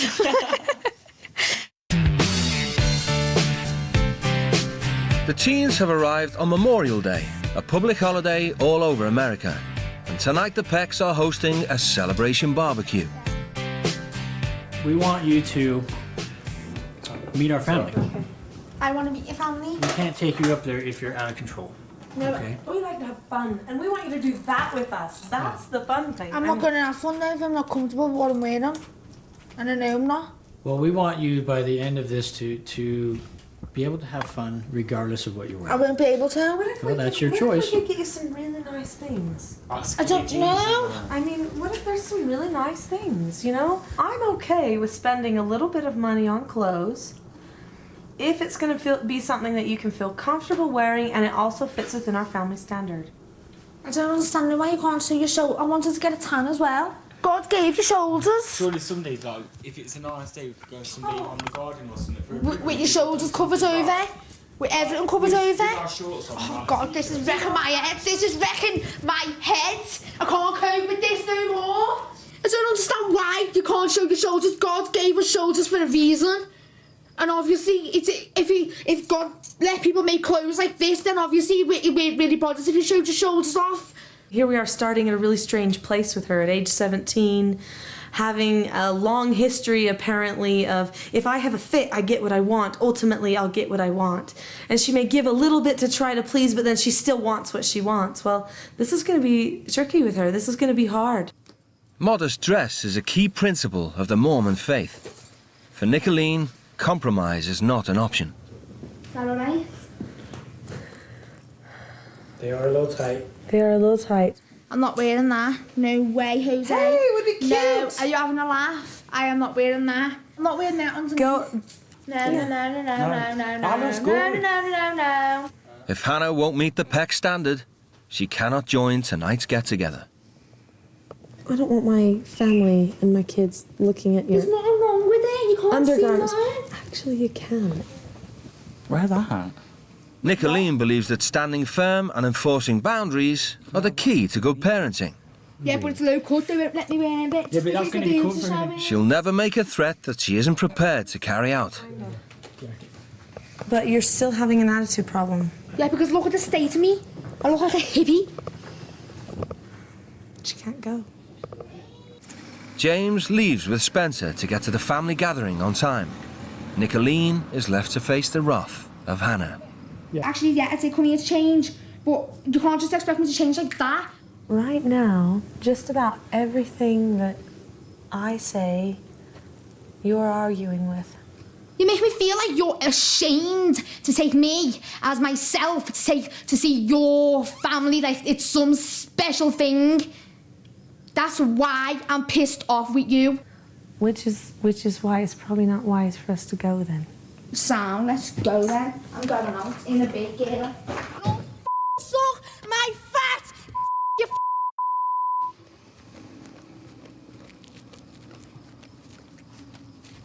She's very strong opinions, and that she pretty much only cares about her image. And I hope if she ever decides to let down her wall just a little bit, that we can show her something bigger to care about, something better. I mean, family, relationships, those things are all way more important than somebody's image. And I hope she gets that. She's made me cover all my body up. She just irritates me to pieces just because she's a fucking fat Bible basher. Doesn't mean I want to be one.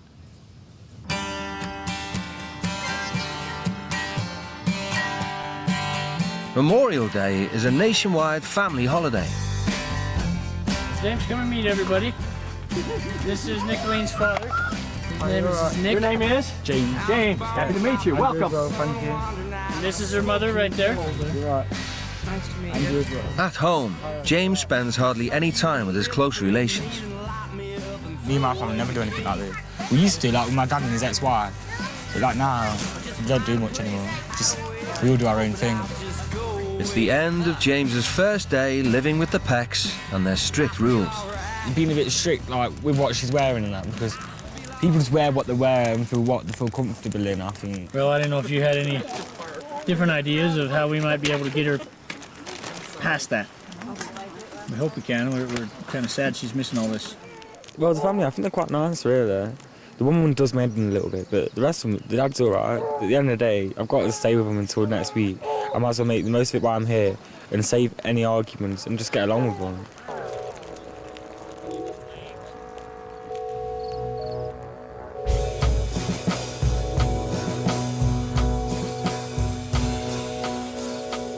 Today, the teens will be homeschooled by Nicolene. Hannah, wake up. James, it's like 7:25 right now. But first, the entire family are expected to pull their weight with household chores. All these lists are the chore lists. Chores are very important in our house because, number one, it keeps the house clean. And number two, It teaches us how we need to do things when we grow older. I don't think kids should do gardening. It's a boring job and kids shouldn't do boring things. I don't think it's fair for young kids at that age to have to do chores. Should be out having fun with a friend. It's annoying, it's just pointless. Not like it's not going to get mucky again by the end of the frigging day. Let me show you where it goes, so in case you need it again, which you might. Nicolene believes that home educating her children helps to protect them from the temptations of the playground. The reason that I homeschool is because I want them to do good in the world and to know what good means. I don't want them confused by somebody else's priorities in life. Hannah and James are required to join the daily study sessions. James has other ideas. Today I've decided to get some time. A real one. Where you going, man? In the garden. Boys. Hey, James, come here, please. No, man. Today is Quentin's 13th birthday. And since it's his 13th birthday, I thought that we would do something that revolved a little bit around the age 13, okay? Hannah was expelled from school age 13, when she was just 2 years older than Paige. When I was 13, I was just drinking like every night of the week and just going with loads of boys in because I was drunk, I was kissing them and that. Are you going to save yourself till marriage? You're not going to kiss no one? How are you supposed to find out what's important for you then if you don't kiss them? And find You don't need to. You need to explore them. No, you don't. You find out what their morals are and how they live their lifestyle. The Pecks have taught their children to stand up for what they believe in. That's bad. It's bad because you're showing special parts of your body that God doesn't want you to. James has been struggling with his education for some time. I didn't really do that good at school because I didn't concentrate enough in year 11. Year 11 is the year I lacked in and started smoking more weed. It made my grades fail because I used to get my exams buzzing. He passed enough GCSEs to get into college, but has little chance of graduating.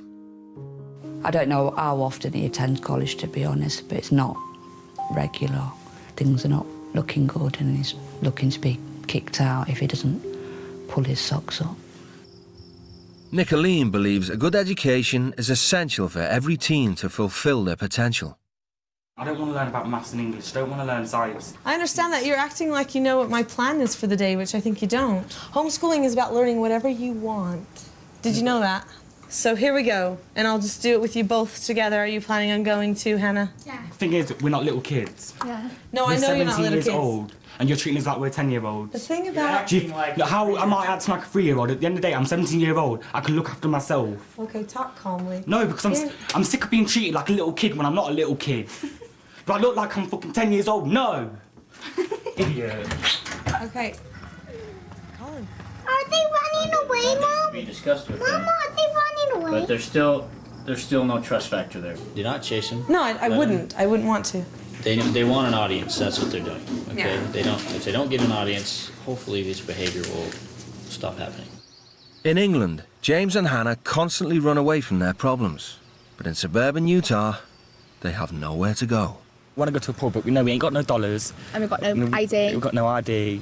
It's So, stupid though, because you can't drink in their home, and they won't let you drink because you're only 17 and we're not 21. In the Peck family, any argument is discussed openly and used as an opportunity to learn. Porter, how do you feel about Hannah and James running away? Bad. I think they're acting like babies. They're being very immature. Okay. How do you think they should handle the situation? They should disagree appropriately with you two, and they should take it more calmly.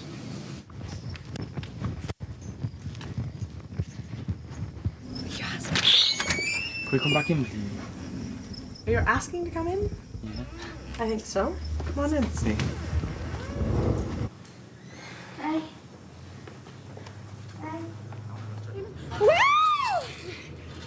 I think they've about gone nuts. They're trying to push all my mom's buttons, and they haven't realized yet that it's not gonna work. I tried this for years. I tried pushing my mom's buttons and it never worked. Could you go inside, please? Nicolene has had enough of James and Hannah's behaviour. My kids right now, I think are really disappointed in you guys. Why? 'Cause of how we dress? No, because of the way that you're treating them and their parents and their family. They've seen you be very disrespectful and yell at us. We've said for the past 2 days we're not changing. Now we're looking at sticking. I was sticking with it. The thing is, I mean, you could stay out of instructional control for the entire week, but it would be such a bore for everyone I'm already to bored watch. now. There's nothing to bloody do. I know. This I know, country- because that's because everything that we were going to do, we can't do. That's why. Because you're out of instructional control. At this point, we can't go back to clothes, okay? At this point, we can't. We're just stuck in a big fat fucking rut over our appearance. That's what it is. Exactly. And I want you to look attractive and I want to nice, look attractive. I'm in America. but still keeping the family standard. We'll take us shopping. Let's see what you can get us. So I'm right in assuming then, Hannah, that you would be willing to change your wardrobe for the week, that it covered yourself as long as you liked the look of the clothes. Awesome. Then I think we're at the place we need to be. That really shows that you've chosen to respect me, and that is a great place to be, because then we can start doing things that are not about clothes. Yeah. And that would be really great. The Pecks eat breakfast together every morning. It's an opportunity to discuss any problems or concerns as a family.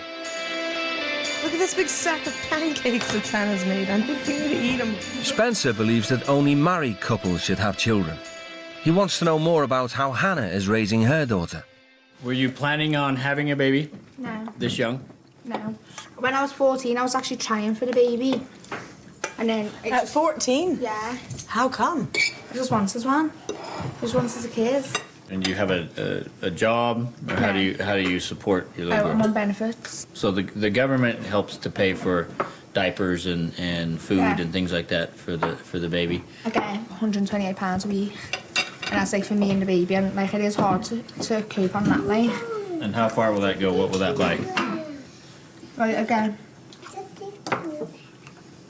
Me and the baby some new clothes, the baby's milk, the baby's nappies, the rest of it goes like on me, like on the Friday, like I'll go and spend it on alcohol or cannabis or something like that. So if you didn't spend it on those things, would you have more money to spend on your little girl? Mm. To buy her But she more? has everything she needs, so. Well, what if you were to save that other money that you're spending on drugs and stuff? How could that help you? It could help me, like, but I can't save money. Like I'd probably go and save like £300 and think, oh, I don't care, I'm going to go and spend it now. I can't save money for a long time. It just kind of shocked me that if this is what the teenagers who are having babies spending their money on, certainly that I'm ready to be mothers. And I think we've seen in Hannah a lot of behaviors that would portray that she's not ready to be a mother. She's a mom, but she's not a mother. The Pecks believe passionately that a strong work ethic is central to good character. Dad Spencer wants Hannah and James to discover the satisfaction that working can bring. He's volunteered them for a day of hard graft at a friend's ranch, where they'll have to get their hands dirty alongside owner Carol and local teens Erin and Cash. Aaron, you're going to work with James and help. You guys will help just throw a bale. Hannah, you'll work with me and we'll throw them up. And they need to be loaded on and stack it. Cash works at the ranch in exchange for using their stables. He mows 70 lawns a week to earn spending money. Good job. Well, I'm 15, and I've been working with my brothers and with my dad since I was 10. Doing this and that, and you know, I'm not saying every kid needs to start when they're really young, but I think every kid needs to learn, every teenager, especially a teenager, needs to learn you have to work to have fun. Oh my God! Even before she got pregnant, Hannah was happy to live on state benefits. Last time I went to work, I was 15, so that was 2.5 years ago nearly. If it gets too much for me, then I'm gonna let them know that I'm not prepared to do no more.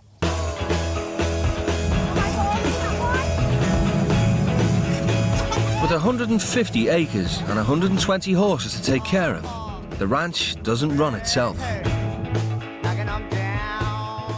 That was only 10 bales. Normally you get a truckload of 150, 250 bales. You gotta put them all on, and you gotta take them all off when you get here. It takes a while. So what have you done before? I've done the experience in a salon, like doing hair and nails and that, but then I ran away. Well, this is totally different than doing nails and hair. Yeah, it definitely is.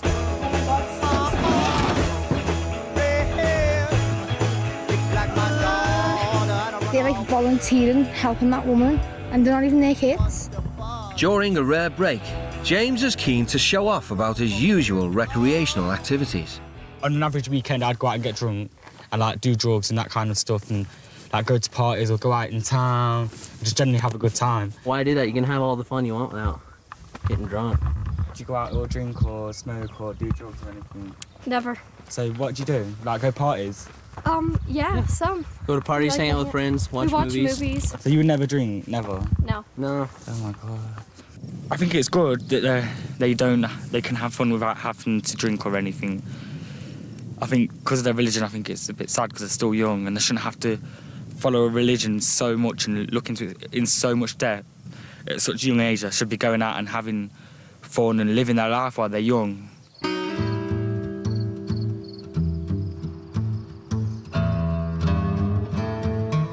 Nicolene has arranged for James to attend a local homeschool get-together. She wants him to experience positive peer pressure. So everyone's got a team. Today's activities are all about confidence building and teamwork. Nicolene's sister, Janelle, is in charge. Everyone get a hold of your rope and then I'll give you the first clue. Ready? Yeah! Music. Okay, here we go. What's this? Talk to your team. Guys, okay. What if... Fucking stressing me out! Can't be bothered with it. James's feelings of failure at school quickly resurface. I'm not doing it anymore, simple as I can let them down, I'm not doing it. You can laugh at me all you want. I'm not laughing at you. I'm just trying to figure out that what's really making you frustrated. I can't be asked anyway, I'm walking. Can't be bothered. I can let the team down, I don't care.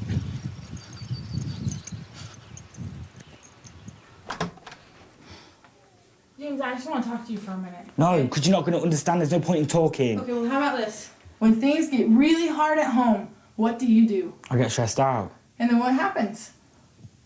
What do you do? I have a cigarette. Okay. Anything else?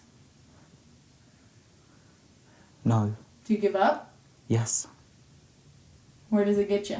I'm a failure. I give up on everything, so... You're not a failure. You don't know me, so how can you say that or not? I don't know why I feel like a failure them times, because I failed school, I failed at college where I've just been to. My mum's never had faith in me about anything. I always give up. I hate failing at things because it just makes me feel shit about myself. I'm disappointed in myself.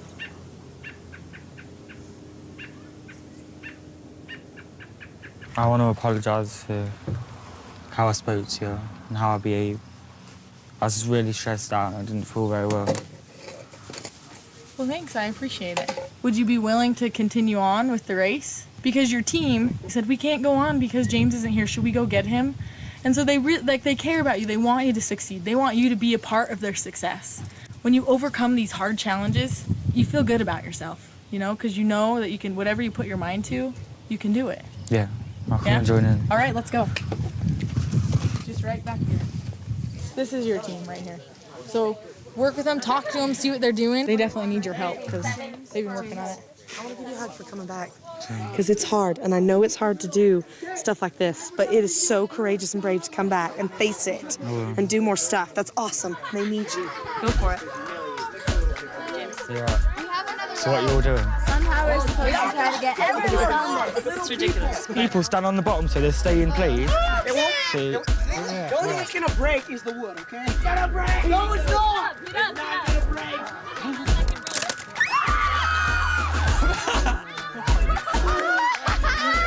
Janelle believes that success should always be rewarded. Everyone is given a bracelet to remind them of their achievement. What does this rope mean to you? To never give up and to keep on trying no matter how stressful it is, to just keep on going. Good. That's awesome. I'm glad you learned that. That was a good one, now. That's great. The Pecks have arranged for Hannah to meet with ranch hand Cash for a lunchtime date. They want her to understand a different teenage perspective. You go and meet the boy in town, usually you take your mate with you on the first time, and then you just get a bevy and like you just make some mead. And then like, if you're single and that, then you go back to this house and probably have sex. Probably one night stand. In Utah, the age of consent is 18. And like all Mormons, the Peck children will be expected to save sex for marriage. It says 16 is when you should date. Should be more learning about other people, what you like, what you don't like, you know, in a person. They say passionate kissing is the word. You shouldn't do that. You shouldn't lie on top of each other. And you should always date in groups. You're allowed to like touch each other and that before you're 16? You're not. I mean, before you get married? No, you're not supposed to do any of that. You can hold hands, sit by each other. That's it? Talk, you know, and then have You're allowed fun. to sleep in the same bed? No, definitely not. That's absolutely not allowed. Because, I mean, if you're sleeping in the same bed, you might as well be doing it too. I mean, in our church and in our culture, a relationship is more about emotional support and more about getting to know people and what you like and what you don't like. And to get to know what you like and what you don't like, you don't need to be sleeping with people. Take care, have fun. Bye. See you. The most important thing in a relationship for me is he needs to make me laugh, he needs to be nice to me, he needs to cuddle me and tell me he loves me and that. He needs to be nice looking and he needs to be good in bed.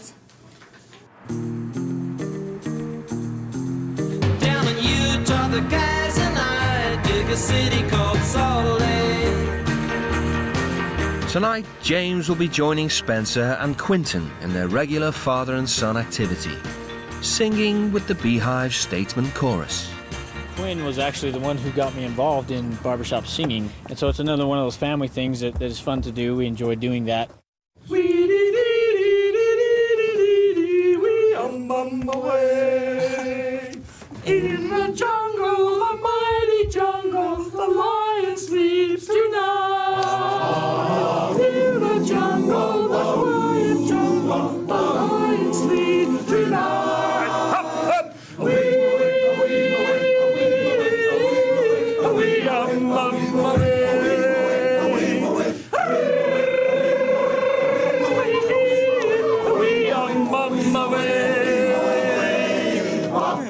I never, ever thought in my life I could have fun with a bunch of other fogies, yeah.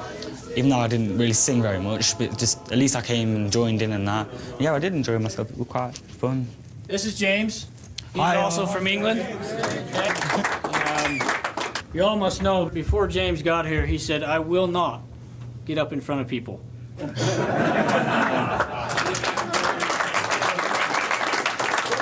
any of you have any questions you would like to ask James about England or about himself, what he does. James, what do you do for fun? Well, I go out and I just get off my head and just do what I want to do, basically. Done drugs and that in the past as well, and I drink, so I've kind of got like a little bit of an addiction towards it, so it's kind of something that I feel I like to do it. So maybe there's something in your life that you could choose, like singing or dancing, that gives you that same high without going to that addiction.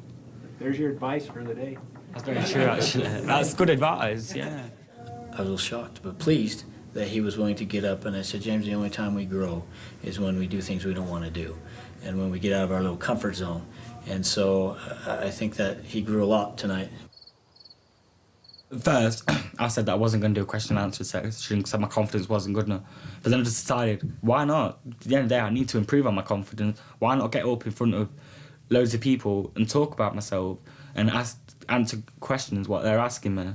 It made me feel better. I think that's why I'm so buzzing at the minute, because it made me feel much better, much more confident.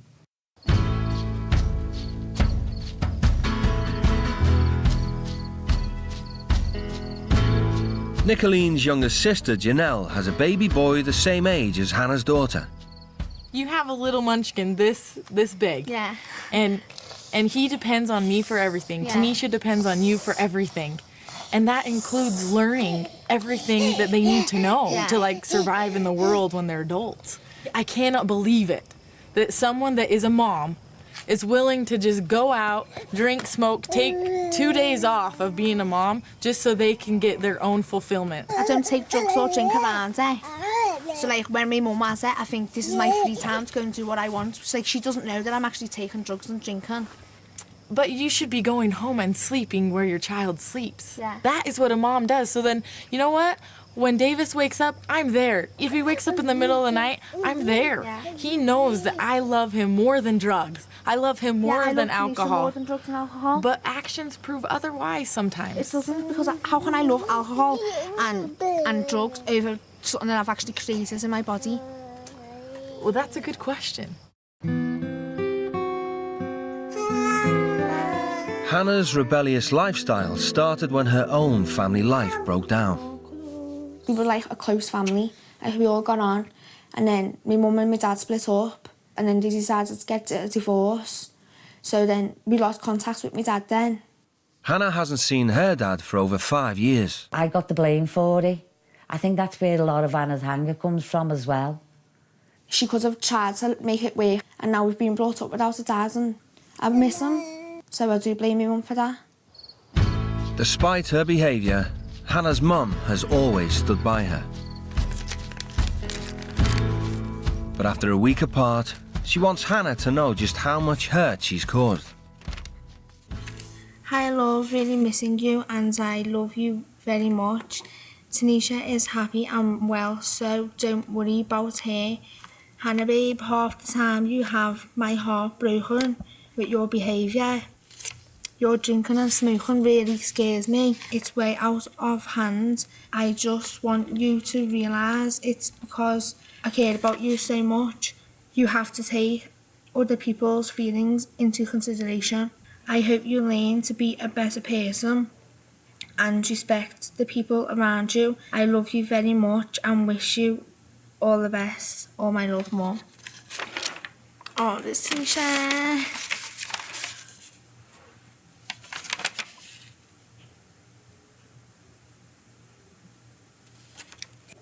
I can't wait to go home now. See my little girl.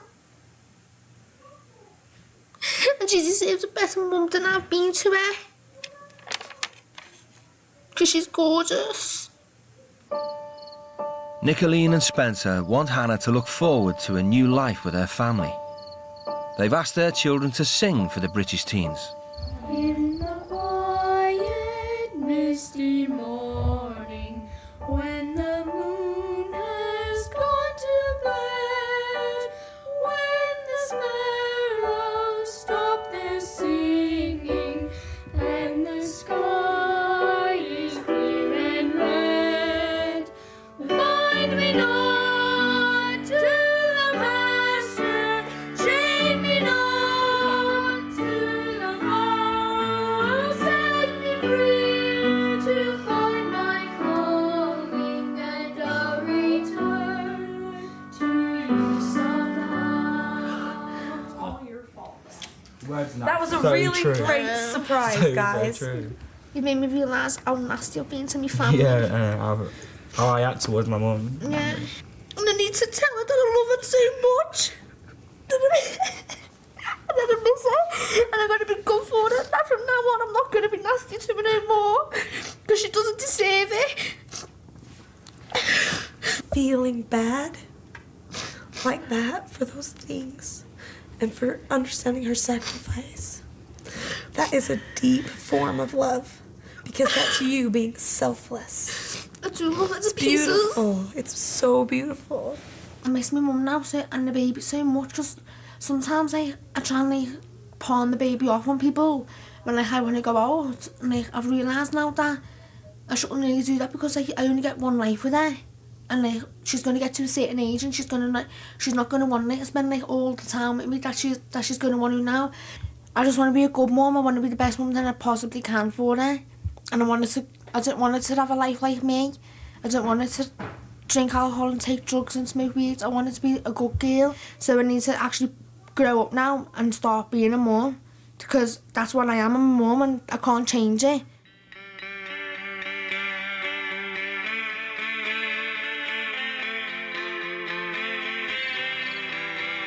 It's James and Hannah's last full day with the Pecks.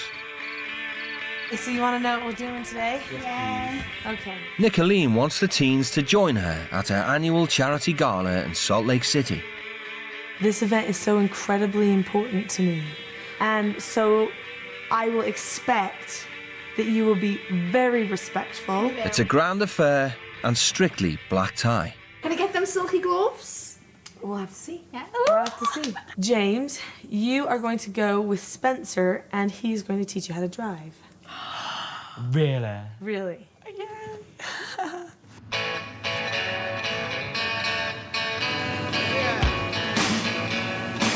In Utah, teenagers are legally allowed to drive from the age of 15.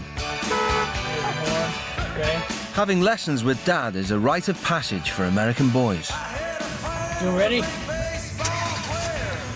Spencer wants to give James a chance to shine. Oh shit, sorry. Go slowly on the brake. Hit it real hard.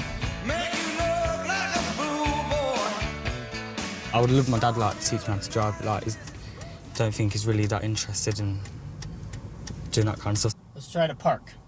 It's been kind of different living with a dad, like, because I'm not used to having my own dad around. So it's like kind of seeing how Spencer's with his kids. I wish my dad was out with us. Pick a spot and park in that spot. And just make sure you're in between the two lines.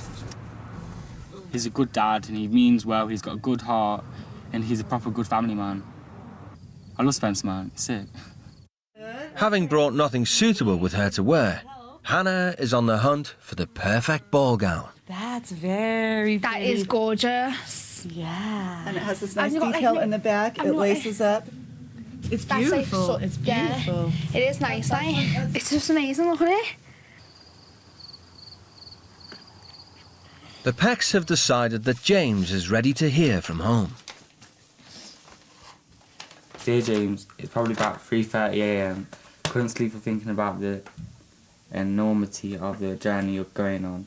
Obviously you knew that things needed to change. We couldn't carry on it the way it was. I think it's very brave of you to do this. Be strong, son, as I know you are. I'm looking forward to a new start when you quit getting the weights more.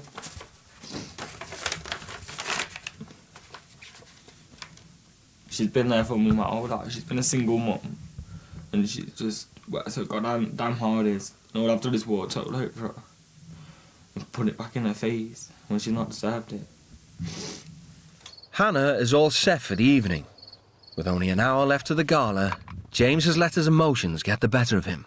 You know.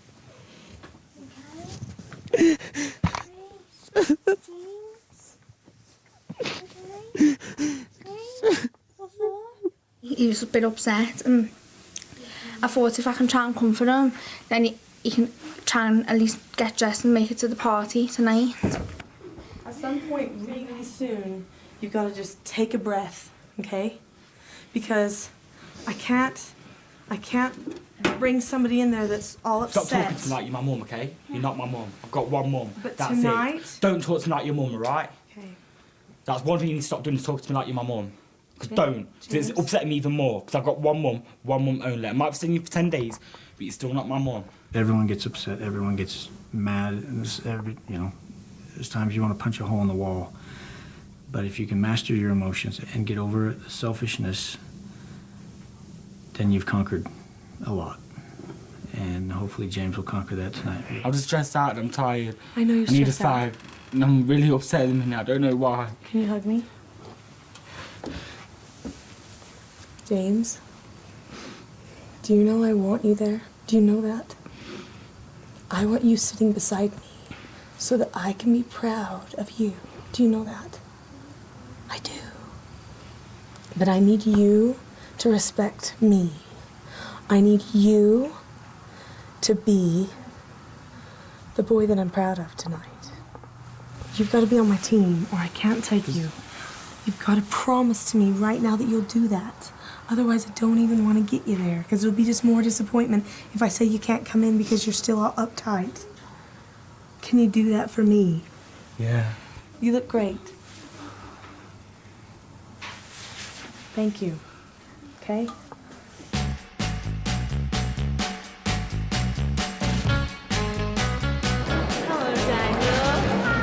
Tonight's charity ball is held at Utah's 90-year-old Capitol building and is attended by the cream of Salt Lake City society.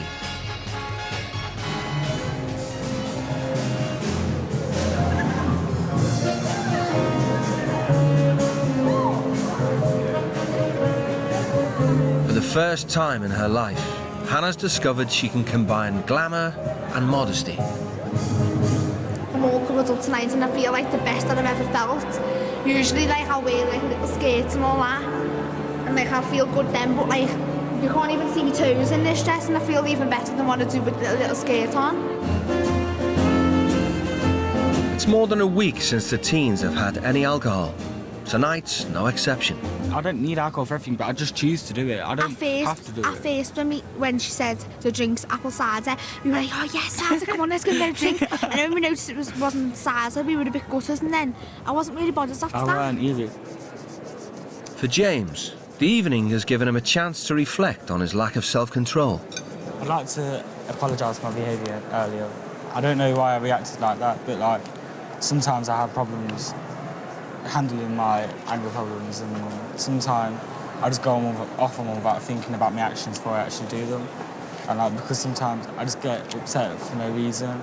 Apologizing when you've done something wrong is like so mature. Yeah. Because it takes a big person to admit that sometimes. Thank you for coming with me. No problem. Thank you for bringing us. That's what we should be. I was happy to have people come with me. That's like a one-in-a-lifetime opportunity, and I'm just glad that it was with you. James and Hannah still have good times and bad times, but they have absolutely changed. I think they have vision is the thing.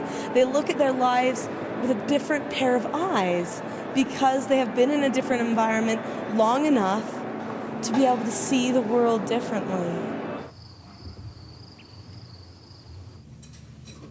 James and Hannah's time in Utah has come to an end. I'm just going to remember the family forever because like, they've helped me so much with things.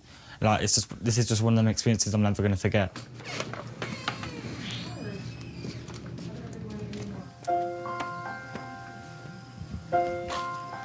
Amazing grace, how I don't want to say goodnight. Thank you for changing me to a better person. Like me. Thank you, Spencer. Thank you for the driving lesson and everything. Don't kill anybody, okay?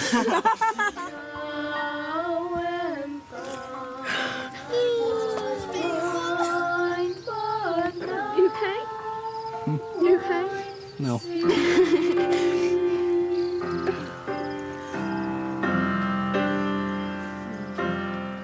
See you later. We love you. Drive safe.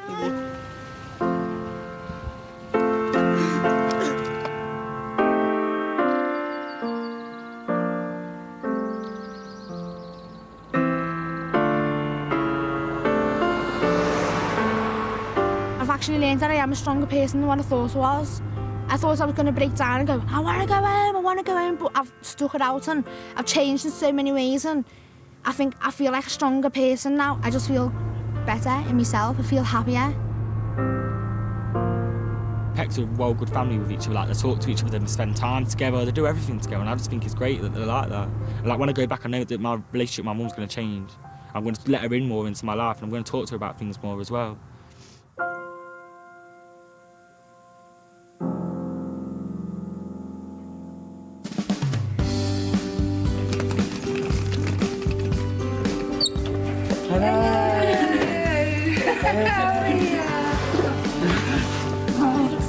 Good to see you. The most important thing that I've learned all week is family. That is. Yeah, that's what I say all along. The only family I need is you lot. This is going to be a fresh start for us.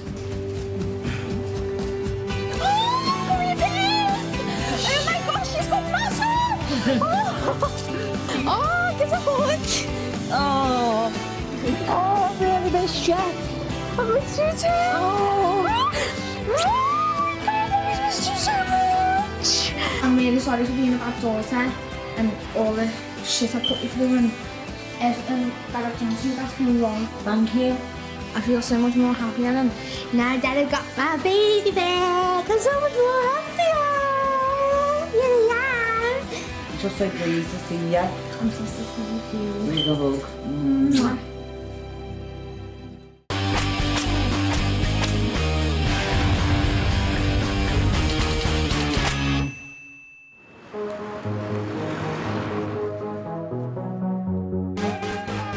17-year-old Debbie McQueen is partying her life away. I know I sound really bad, like underage drinking, older boyfriends, going out every weekend. She's completely dropped out of college and spends her days sleeping and obsessing over her appearance. I've got 7 mascaras that I use. Everything I've got to set in order that I've got to use them in as well. I'm a bit OCD with that actually. I just didn't see the problem with a few people sat upstairs having a drink.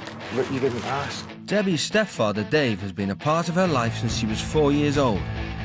When I was younger, I was like his little princess, to be honest. Like, I remember it was always him that I went to. But in recent years, the relationship has completely broken down. I am being considerate. They're not coming here, are they? Debbie, So there's not a problem. Please No, listen. they're not coming here, so there's not a problem. We're always at loggerheads. She just will not accept the responsibility of being an adult, or of even being a human being at the moment. Oh my God! See off, I swear.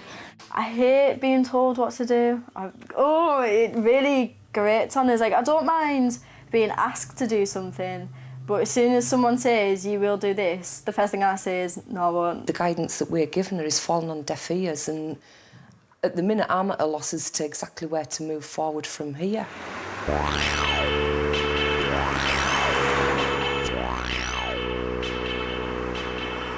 And what have you done all afternoon? What have you done? Because you won't have done schoolwork. You haven't done what I've asked you to do. I know what you've done. You've laid on the sofa, you've watched TV all afternoon. Over in Leeds, 17-year-old Daniel Drinkwater is driving his parents to distraction.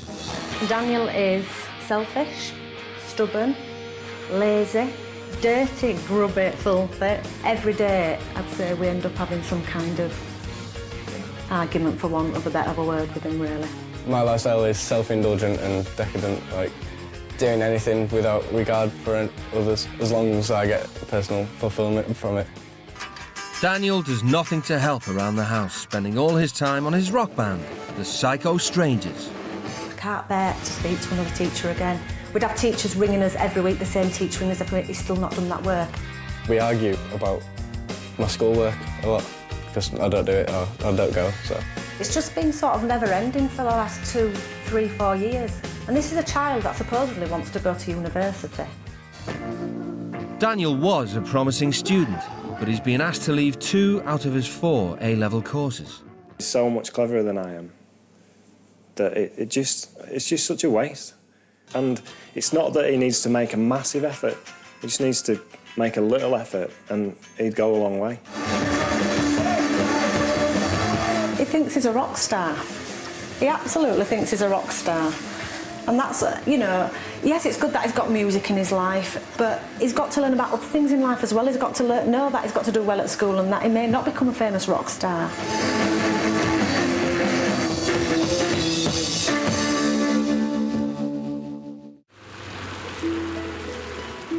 To try and get their lives back on track, both families have agreed to send their wayward children to live with new parents on the other side of the world. Oh, have a good time. Use this. I'll give you the sensible. Make me proud. Any change would be brilliant for Daniel. Any change in respect of his attitude. Be less selfish and be less narrow-minded and have a bit more understanding of other people's needs.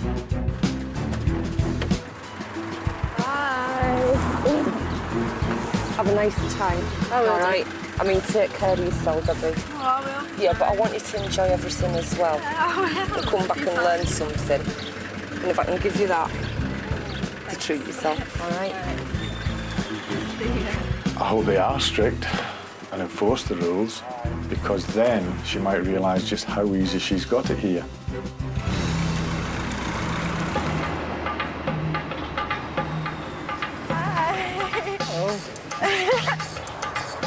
I'm Debbie. I'm Daniel. Cool. Are you nervous? I'm well nervous. I'm shitting myself now. For the next 10 days, the teens' new home will be Beirut, capital city of Lebanon. It's the most culturally diverse city in the Middle East. Here they'll be staying with the Hajjars, a Sunni Muslim family who believe that rigid boundaries are essential in raising rounded children. Come on! I think respect is everything in the world. When I punished really hard. Dad Abdul Salam was a policeman, while Mum Iman is a nurse. They're the proud parents of 17-year-old Mahmoud and 16-year-old Janan. You have to better your handwriting. Studying is very important. If they got low grades in school, they will be punished. Iman strictly controls all outside influences on her children's lives. I always go through their emails. And even, we have Facebook. I always make like surprising them. What you gonna do? What are you doing? Oh, nice. Who's this girl? Who's this boy? I was asked. They tell me the truth. They have got nothing to hide. Being rude to your parents is actually not good at all because they raised you.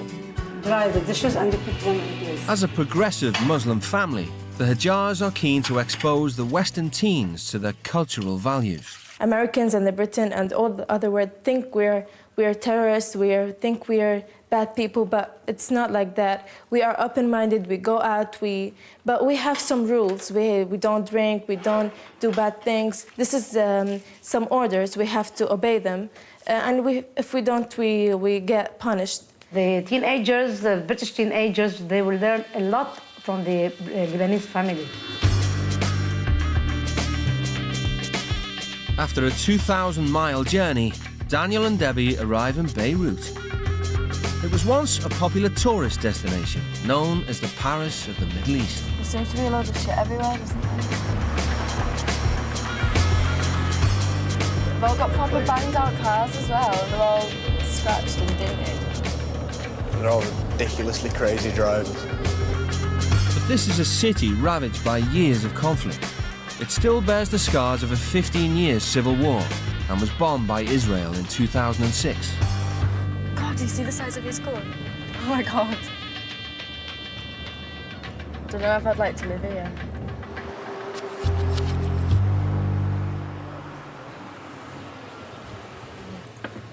Hello. Hi. Hi, how are you? Nice Debbie? to meet you. I'm Debbie, yeah. I'm Iman Hajjar. This is my Hiya. husband, Abdul Salam Hajjar. My son, Mahmoud. Hiya. I'm Jinan. Hiya. Hello, how are you, Daniel? I'm good. I'm Iman Hajjar. It seems that you smoke, Daniel. Yeah. Smoking is not allowed in our house. Oh, okay. Okay. Welcome to our house. From now on, Debbie and Daniel will live according to the same rules as the Hajjar children. This is our small, Small. humble house. Yes. Not at all. It's Yes, twice the it size is. of my house. He's my husband, doesn't speak too much English. Speaks only Arabic, but a little bit of English. He's just going to tell you that smoking is not allowed in our house. Okay. For our health, Yeah, but yeah. also for Mahmoud's health. Yeah, He definitely. was born with the health problems. Yeah. So smoking will bother him a lot. Inside the house, no smoking. Okay, that's brilliant, yeah. Okay, you don't smoke. No, I don't. Thank God. And here is your room. Oh, it's dead nice. Debbie will share a room with Janan. No, you've got a dead nice house. Thank you. It's bigger than mine, seriously. While Daniel will take Mahmoud's room. The family all seem really nice. Like, it seems like Iman controls the family, and the dad seems a bit more laid back. They seem quite kind and sweet. Maybe after they heard the rules, maybe they'll change. But the beginning was good. Before the teens are fully welcomed into the family, Aman wants to make their expectations absolutely clear. Whilst you are living with us, okay, we expect you to behave as though you are a member of our family, the Hajjar family. Yeah. This includes following all of our house regulations. There will be no drinking of alcohol, no smoking, within or outside of these walls. You must dress modestly and respectfully, and boys or men are never ever allowed to pee standing up. because we go and wash in the bathroom. So we have to make sure that there is no pee in the bathroom. I could be careful. You can't be sure. You must eat whatever is available at home without any complaints, especially during escalations or times of war. Nobody knows when Israel will come and bombard us. Any visit to friends are only allowed once mom has met and vetted the friend's mom to make sure the family are suitable. Do you not trust your children? I do trust them. I do trust them. They trust that what I'm doing, me and their father, is for their own benefits. Fair dues. I hope that you will enjoy staying at our house. He wanted to obey the rules and help us to obey the rules so that we'll all be happy. Like, some of them are just a pile of shit, to be honest. It says you must dress modestly and respectfully. Like, I'm wearing my little hot pants. I bought them just for you. I'm not gonna... I'm glad I get to sit down and pee, though. That's it. I can just relax. I don't get why. What did she say? I'm going to take a bucket and make a right deal of it. And I'm not just going to get married just to have sex. That's ridiculous. You're not gonna... I've seen the daughter looking at you. At the beginning, they're going to suffer with me. Yes, they will. Because from their reaction, it seems that they are not going to... They didn't like most of the rules. But this is my house. These are my rules. They have to obey it. The Hajjars disapprove of drinking alcohol as their Muslim faith bans all intoxicants. Debbie, though, has smuggled some vodka from home. I bought, like, alcohol as well.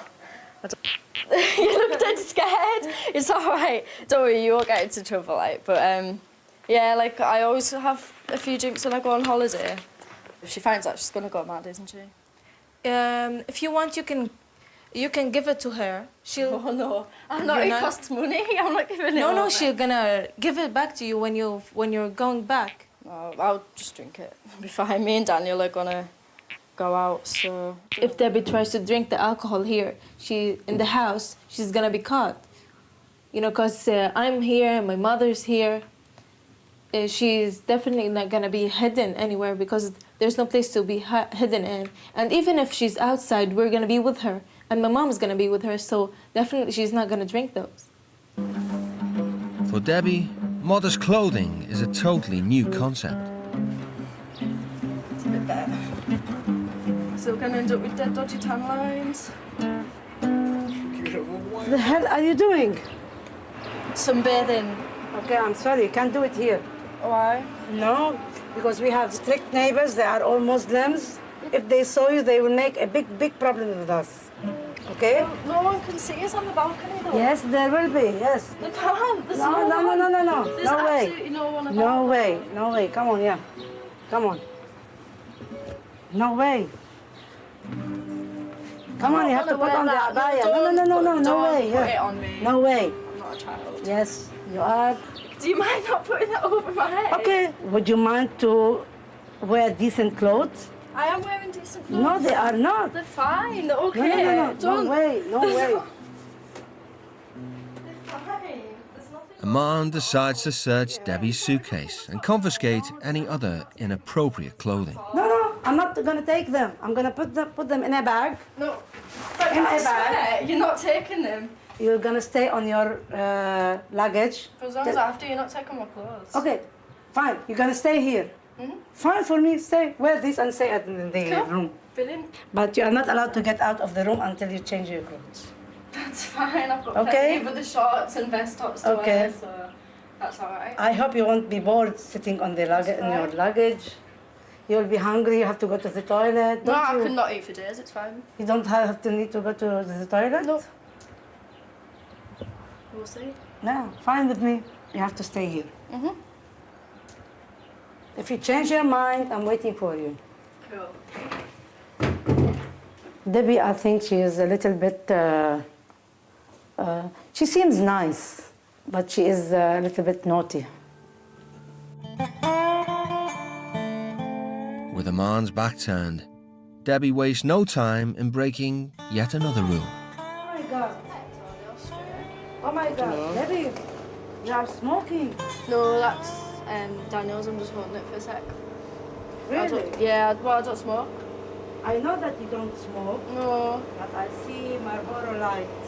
Oh, they were Why? mine, they're mine. Oh, they're his. I bought some And today. I can count 1, 2, 3. I'm sorry, I'm not allowed to smoke anymore. Can I smell your mouth? Oh, it seems that you are smoking. No, I took one. Yes, you are. You took one. But I thought you don't smoke. No, I don't. It's just been a stressful day. You smell now. You are smelling. Yeah. Really? So you want to smell like him? Oh, thanks, yeah.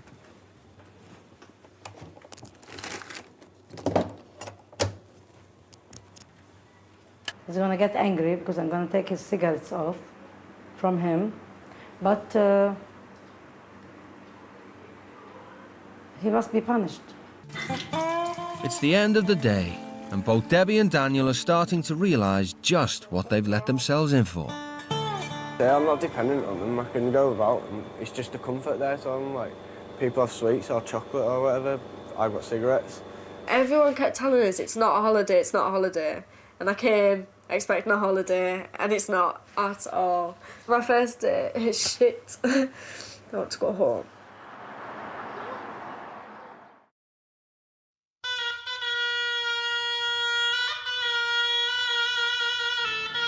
The Hajar family rise at dawn each day for morning prayer.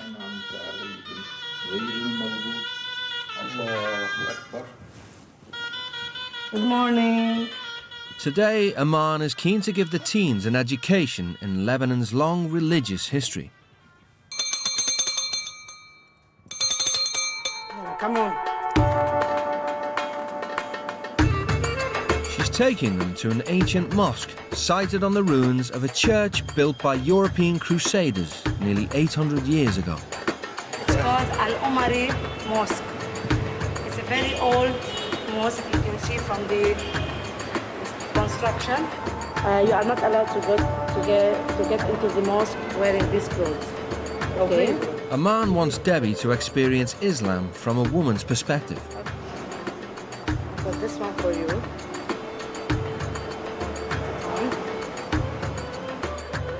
Okay?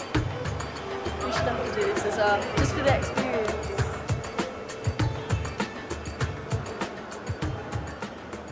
Oh, you look so beautiful. I don't, I feel really Yes, you uncomfortable. are. I swear you look so beautiful. Do you not feel dead trapped? I do, I've only just put it on, it's dead.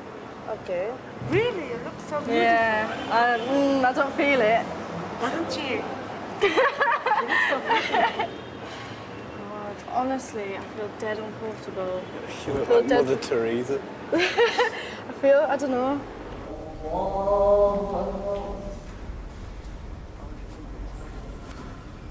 I really don't care. I just want to leave. I don't feel comfortable at all.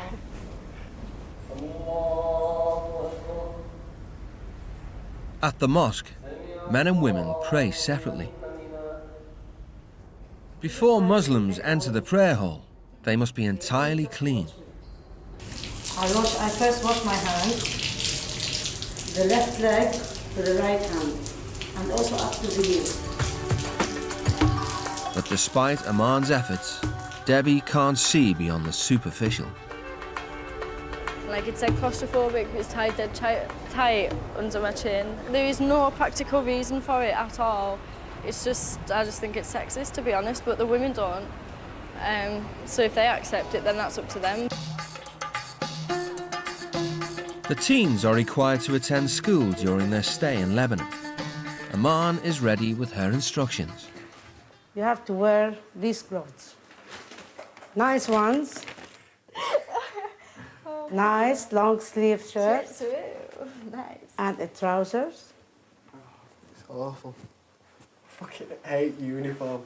Honestly, I actually feel like crying. I really do. I'm not wearing this.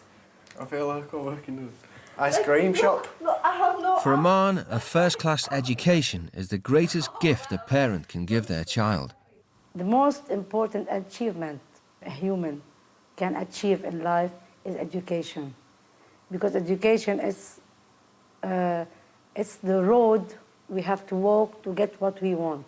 Without education, we have nothing. But for college dropout Debbie, school was always a social event. I was protesting in the eye with it. Aman's already told her the school dress code bans makeup.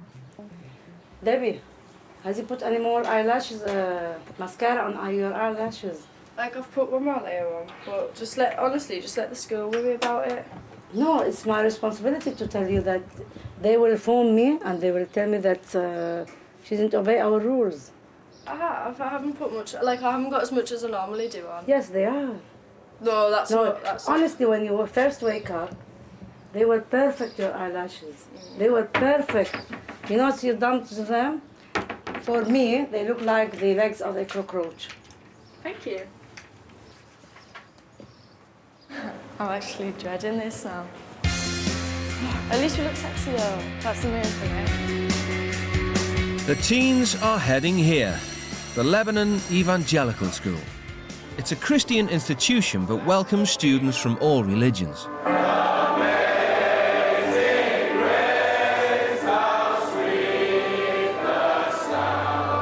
Englishman Dr. White is the headmaster. He has a progressive approach to education. I want to tell them what I believe, and then it's up to them to work out whether they think it's right or think it's wrong. And I want to have discussions. I want them to think. But the teens will have to answer to Aman if their behaviour doesn't meet her expectations. Like, I'm dressed in shit clothes, so the only thing that's making me me, is my makeup. Like, if I respect their culture in the uniform, they should respect mine in the makeup. Dr. White has called them to his office. Daniel. Yeah. And? Debbie. Debbie. Hi, nice to meet you. Nice to meet you. Have a seat. Hiya. Hi. Cheers. So the main rule is no chewing gum and no abusive language in the classroom, but I think that's the same. Debbie, one more button. One more button. Second button done up when we're not doing ties.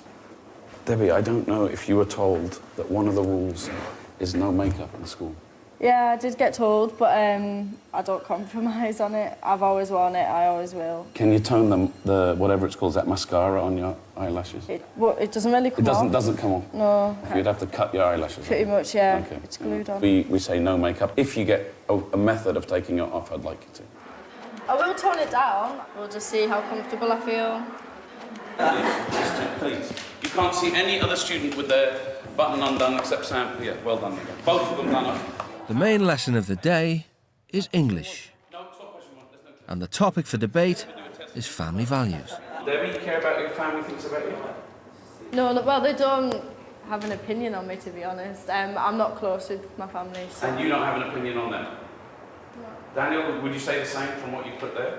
Well, they feed me, so that's the very important thing. It's That's not all like... you would use them for?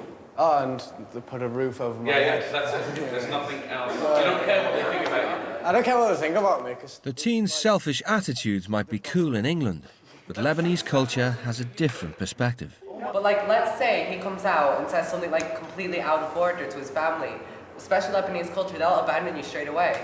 They'll be like, oh, we're not going to handle that in our family because it's respect to the family and it brings shame. Who agrees with that? Omar, if you say something wrong, your family will abandon it because of the culture. Exactly. If families would abandon me if I say something wrong, I should have been abandoned a long time ago. You have to respect the family, but like if you do something your father doesn't want you to do, he would just abandon you. Exactly. Don't you think that your parents know much better than you do? They know what's good for you. Everyone's family is different, so like some families might be like tolerant of bad behaviour, like our families are really. Yeah. Like we've got away with a lot more than we should have. Like over here, So like you you say, I would have probably been abandoned. Yeah. Okay. We're going to do some homework. The essay that you have to write is on the title, 500 words, so it's like 2 sides of A4, with the title, Why Bother?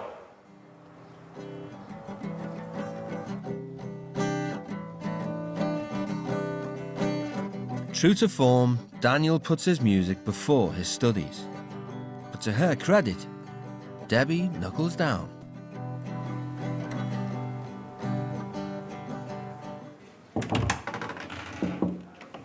Hello. So you're not going to do you're not doing your assignment. No. Debbie is almost finished, Debbie. I've already said I don't want to do it. I don't do homework at home. Yes, at home. You are not now here. You are not at home. Yeah, I know. You are now at my house. You are not now at my house. Yeah. Okay. I'm asking you politely to do your assignment. And I'm saying politely, I don't want to do it. But you have to. We have to do some things in our life. We don't like to do it, but we have to do it. This is life. This is what life is about. I don't like to cook, but I have to cook. So yeah, I'll stick to your mind. Yeah, You're not gonna change it. Okay, fine. A 500-word essay to a school that I'm not going to see again, and on a thing like why bother when I can just say, well, yeah, why bother? I'm not going to do it. It seems very vague. If they want me to answer the question, I'll talk to them about it, but if I'm writing it down, never to be marked, or it don't mean anything, there's no point. Yes, I am disappointed with Daniel today. I was surprised. I think Daniel's problem is probably with getting orders. Doesn't like to be told to do something. He thinks himself he's free to do whatever he wants, whenever he likes. He doesn't bother. Debbie may have done her homework, but a man wants to discuss her reliance on makeup. Can we have a talk? Mm-hmm. Here. Have a seat, please. You should take your mascara off. It doesn't come off. Like, I do not take it off for anyone, ever. Because I used to get bullied about the way I look, so... You are so pretty. No, I'm artificially pretty, there's a difference. So, does eyelashes give you confidence, self-confidence? Yeah, definitely. Why? Because it's... I don't know, it's like a guard, isn't it? Honestly, I lose my personality and everything without my makeup on. I'm not me. It's just, it is kind of like... It does sound pathetic. Like me wearing makeup and dressing the way I do changed absolutely everything for me.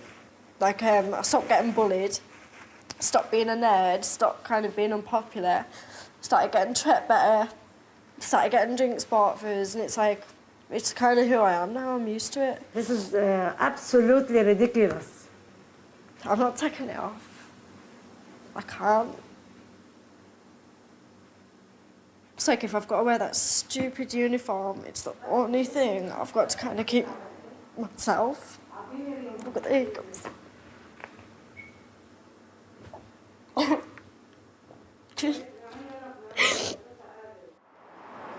Like I said from the start, I'm not compromising with my makeup and that. And she's like, oh, well, go a night without it, go a day without it. It's like, if it's that easy, I'll do it.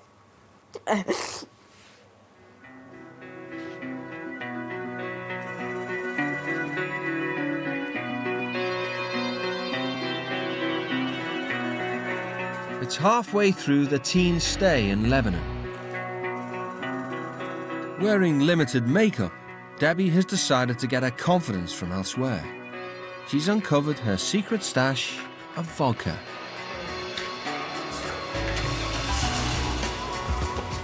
Let's see how we can get into trouble. Like, it's not like we're going to go in and go, look what we've got. If we get a bottle of Coke, drink some, tip that in, maybe eat one, and no one's going to question it. But before they have the chance to start drinking, Daniel needs to explain his lack of homework.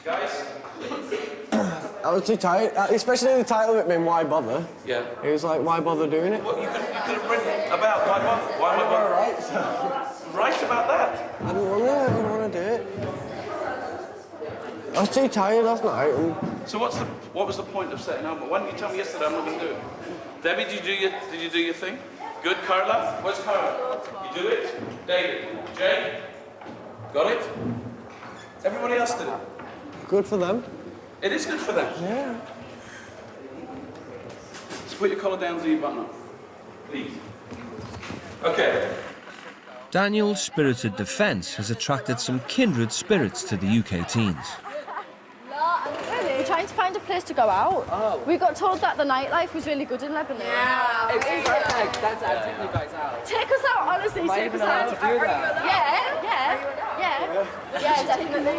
You have to take the nightlifers are actually amazing because you can actually get in, and you can buy cigarettes here without legal aid, and it's $1. Typical of their attitudes at home, neither Debbie nor Daniel have any interest in how their actions affect others.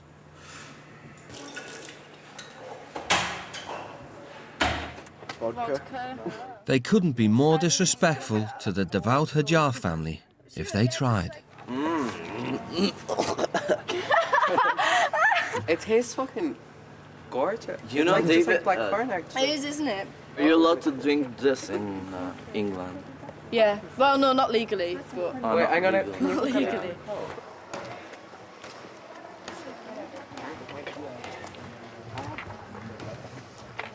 Dalian and Debbie, I just need Yes. to see you in my office for about 10 minutes. Yeah, sure, All right? cool. Yeah, that's fine.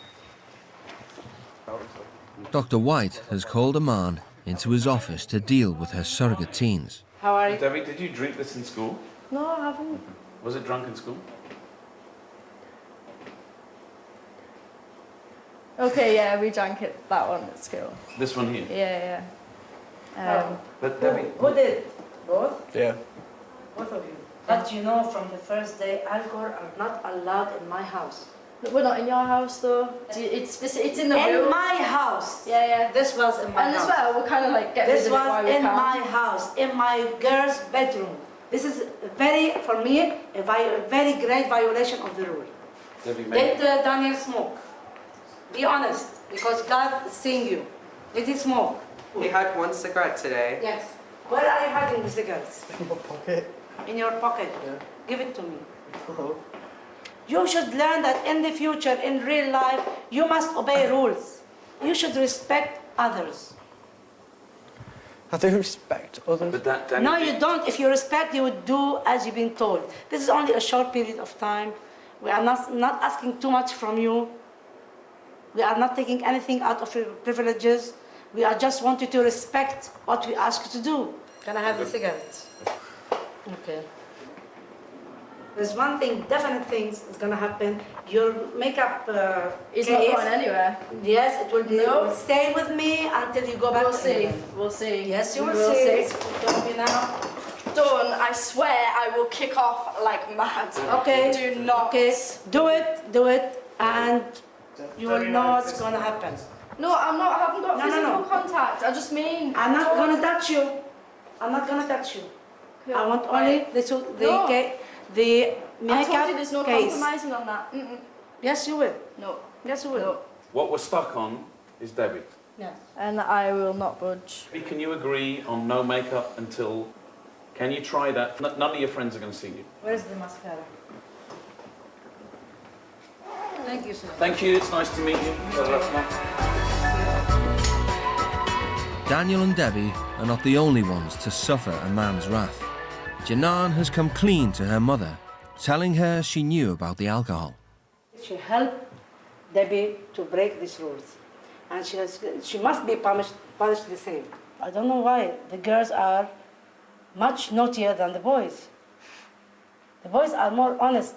Do you have something less than them? No. So why you are laughing now?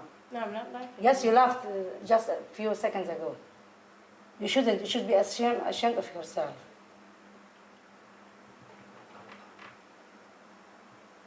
Don't look me in the eye. Go to your bedroom, because I'm not satisfied with you.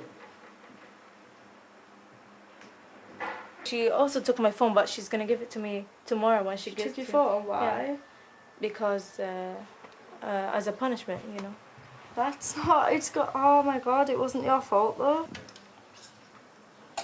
You know, I just didn't want to tell her because you said you're not gonna get me in trouble, so I said nothing's gonna happen. I Yeah. was surprised that. I know. this No, I happened. didn't like. Oh shit! Yeah, I forgot. Because when we were talking at the school, she went, "Oh, you should have handed it over." And then, yeah, I said, "Oh, Janan told me to," but I said no. Like, I didn't even think that she'd. Do that. Bollocks. Sorry. She told me she's not going to get me in trouble, but it seems that I got in trouble, yeah. I trusted her, but, you know, and she gave me a promise, yeah. Tell the girls something. Okay, both of you have 5 minutes to get ready. Despite the tension, everyone needs to put on a brave face. They have a family commitment they can't avoid.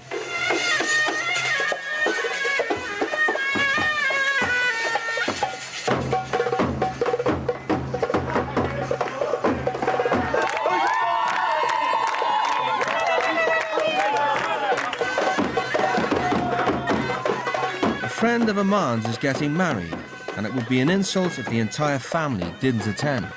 It's a chance for Daniel and Debbie to redeem themselves and make Aman proud. But Debbie is still sulking, and for once isn't in the mood for a party. Everyone's making out like I'm doing some No, wrong. no. You think you haven't done anything wrong? No, not at all. I haven't. You haven't? No. The true... No, because I really don't want your opinion. It really doesn't care. Like, it doesn't matter to me. It doesn't matter to you, but, No. but it does to me. Well, Because yeah, I have obviously the your right opinion to say matters to yourself. To tell you my opinion. You won't like the answer you get. Honestly, I'm in a really crap mood. I really do not trust myself to be civil. I think, you know what the problem with you? What's that? Yes, that you don't have self-confidence at all. Because if No, you I do, did until I came if here. you do, you would listen to me and understand what I'm telling you. I have listened to you If- for the no, past no, hour you and are a not. half. You are always listening to yourself, which is I'm 100% it's wrong. Absolutely Cool, wrong. I'll add that to the Absolutely list of everything wrong. else that's wrong no, with no, this, don't worry. I'm definite that days will prove that to you, that you are absolutely wrong. Yes, I am. Yes, exactly. yes, you Go are. fuck yourself, I swear. Just literally get out my face. You've been swearing at me. Yes, I am. Just go. No one has ever spoken to Aman like this before.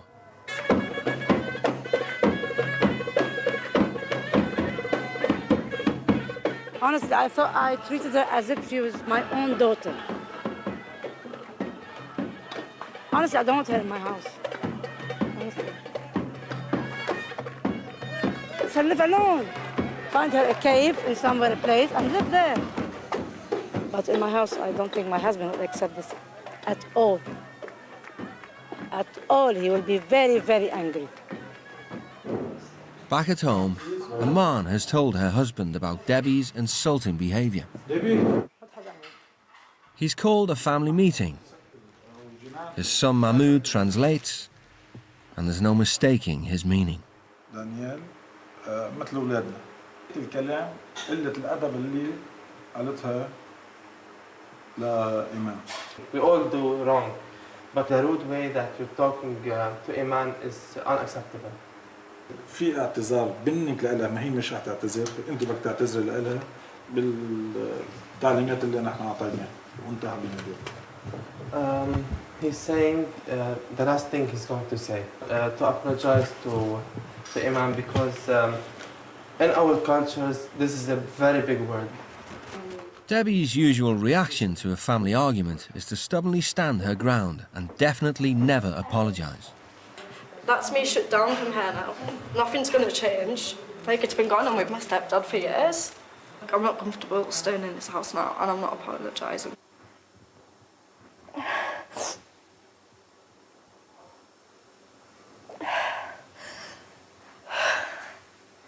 I know that she's not your mother, but you can just feel that she's your mother and talk to her, sit with her, explain to her how you feel, and believe me, you feel comfortable.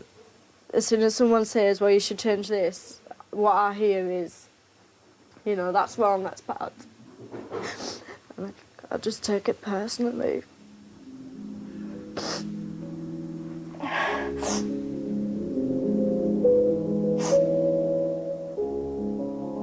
Like, being here's just kind of made it even more, like, drummed into us that I'm not good enough.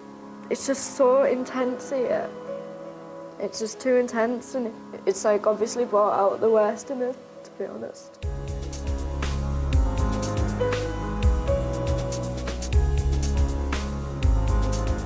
As punishment for his own selfish behaviour, a man has sent Daniel to spend a day at a local children's charity.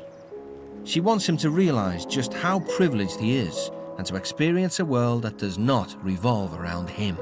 I'm really nervous about coming here today because I don't know what I'm going to be doing, but if it's going to be scrubbing the floors or cleaning up, I'm not going to enjoy it. Good morning. Good morning. The Home of Hope cares for street children who've been abandoned or abused by their families. The children's identity is being hidden for their protection. Here with the little ones sleep, ages 3 to 7, 8, they sleep here. Okay. Usually, little children don't give us lots of problems. Yeah. Is it the older ones that give the problems? Yeah. This is my son. My son is a 1-year-old Sudanese who came, and he is part of our family now. I would like to tell you about some of the stories of the children. The saddest one, of course, is the story of a little girl. She was 4 or 5 years old when the police brought her here. Her mom was trying to sell her for body parts, to some rich family. Now you can see her smile and laugh, and this makes me feel so happy. At least I'd say this place, this home, has paid its dues to humanity. Yeah, definitely. Daniel gets down to work, and for once, he's not complaining.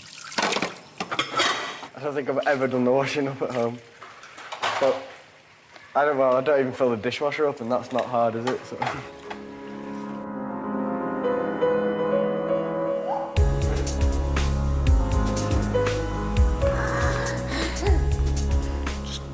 These kids, they don't have anything else, and and this is all they've got, and like I said, this is their home, and it's inspiring, really, and it's really awfully emotional. Like some of the stories told me, and some of the kids, been sold for body parts and been beaten, abused. I don't know what to say about it. It's kind of speechless, and you hardly ever catch me speechless. So it's kind of, I don't know. I really don't know what to say about it. Do you not have any tools to fix any of these? Or? No, I think we'll fix it, I think. I've worked with bikes before. I'm quite good with bikes, so I could probably help fix them all. I think they're fixable. It's just, it'd be a lot of work, and I'd need some tools like a chain splitter and a puncture repair kit for most of them. But they're all fixable.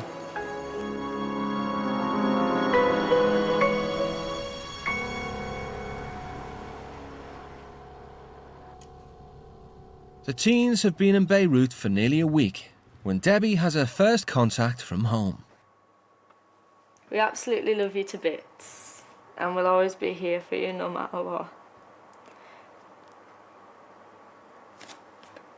There used to be a little girl who would sit on her dad's knee when she was upset, who always wanted to hold his hand, not her mum's, and would tell him all about her problems, and he was the only one who could make it better.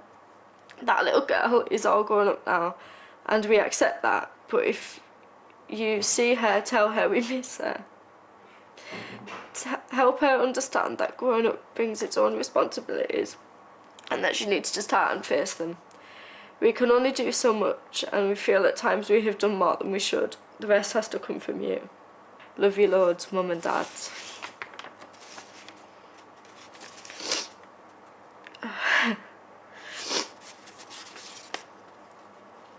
Oh, it's just that last paragraph. I did used to be really close with him. With both of them.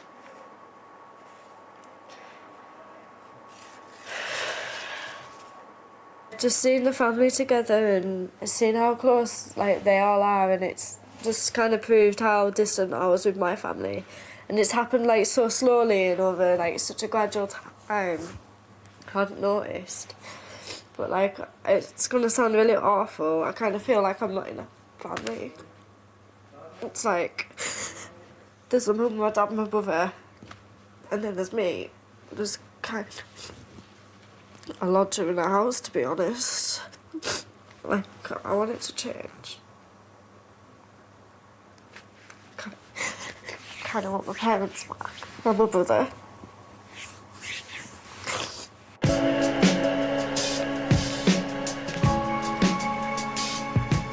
After a night of soul-searching, Debbie has decided to take Mahmoud's advice and approach Iman. Iman, I'd just like to say about yesterday. I don't deal well with criticism, but I should have expressed myself in a more appropriate manner than swearing at you. So I do apologise for swearing to you. Yeah, I don't want to be on bad terms. It's just a natural thing. As soon as I get upset or angry, the first thing I go to is swearing, which is pretty sad, really. But I didn't realise it would offend you as much as it did, and it wasn't meant to offend you. For me, it's just kind of a whatever. Okay, fine with me. Cool. Thank you for your apology. Yeah. I am sorry. She has shown respect to me. I think she has passed all the past things. She's a great girl. She's deep inside her. She's a wonderful girl. Honestly, I do feel so much better. It's like there's no more pressure or there's no more atmosphere anymore. So I'm glad I'm really glad everything's sorted, and it wouldn't have been if you hadn't have spoken to me last night. So I really thanks for that. It's nice to know that if I do apologise, I don't feel like I've lost, whereas I did before. That was why I wouldn't apologise. I was too stubborn. It's like, no, I'm not apologising. If I do, then I've lost it, haven't I? I've lost the argument. But whereas apologising now just seems like, oh well, if I'm in the wrong, I might as well.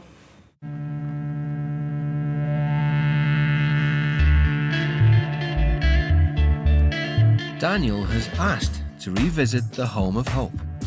He wants to try and do something positive for someone else. I'm just finishing this one. Once I pull this off, it's finished.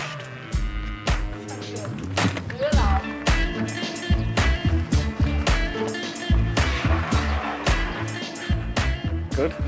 Unless he kills himself on it. Is it good? Is it good? Thanks. It's okay. Yeah, it's good. That's one down, there's loads more to go. He's realised he has an ability he can share and teaches the older boys the skills to fix bikes for themselves.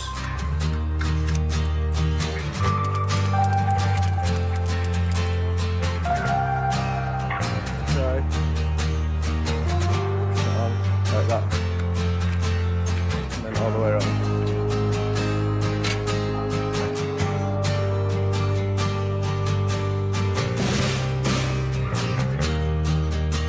The Home of Hope has inspired Daniel to complete his school assignment, the essay on Why Bother? It's making me think about why I should bother for people and my parents, and just how it's making me think that I should stop being selfish.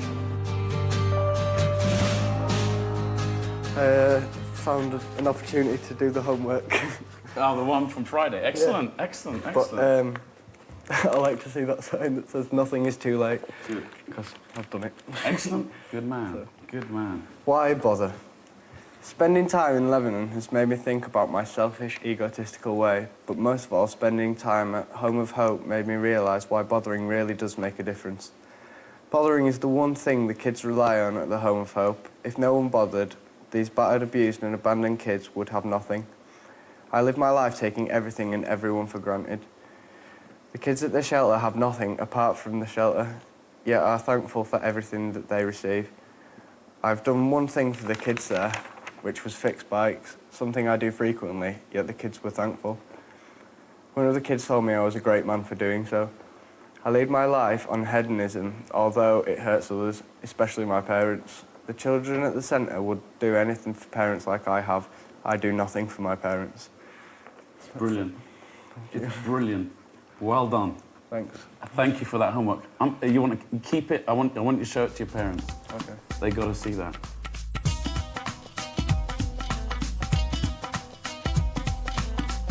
British teen's stay is drawing to a close, but not before one final excursion, a picnic in the country, Lebanese style.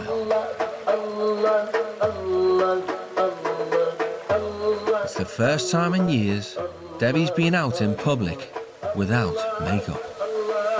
If it was back in Carlisle, I wouldn't have went if I didn't have my makeup. I'd have just sat at home. So it is a pretty big thing for me to be here now and not to be worried about it. I think this feeling you should take with you back home. Yeah, I'm going to try. Because I got like, half an hour extra in bed this morning because I didn't have to get up and worry about my face. So that was kind of nice. I had a nice lie-in.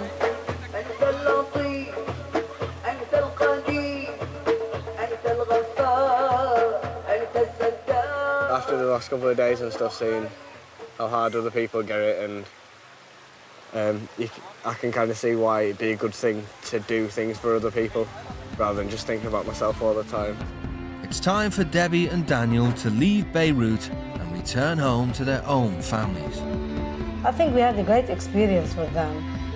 When Debbie came, we had so much in common, the way we think, and it was so fun having her. Arguing with Martin was kind of a blessing in disguise. It's kind of taught me how I can deal with my dad in a better way. It's been one hell of a journey.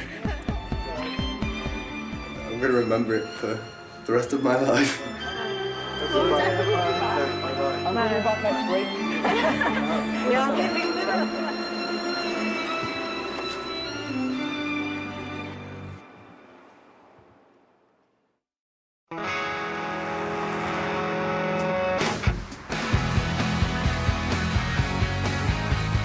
Yeah, I feel a bit emotional actually and quite excited to see him. He's probably grown up just in 10 days, but that's just been silly. Hello! Whoa. You alright? Have you lost weight? What's this? Is that to fit in with... to fit in with the culture? Everyone's got beards over there. Did it have an impact? It did. A lot of the places did, yeah. The main thing for me was going to the Home of Hope, the charity play, the shelter. The same people with nothing. Yeah, same people with nothing, and I take everything for granted. And then in seeing those, like they'd give anything to have all the things that I have. From speaking to him, he's had quite a positive experience, which I think can only enrich his life and hopefully will have some impact.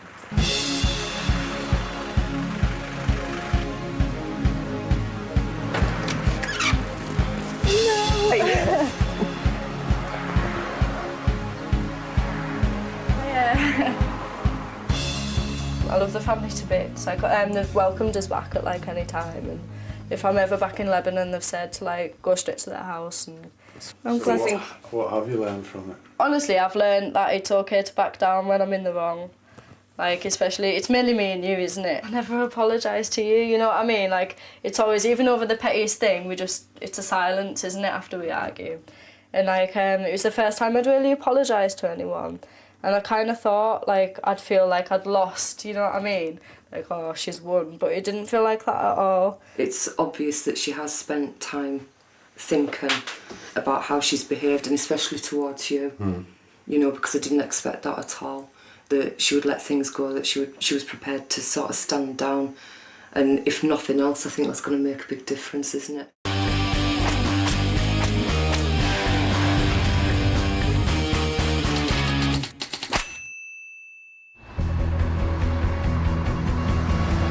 Please, can I have some money to go to town, please? About how much? £5 will do.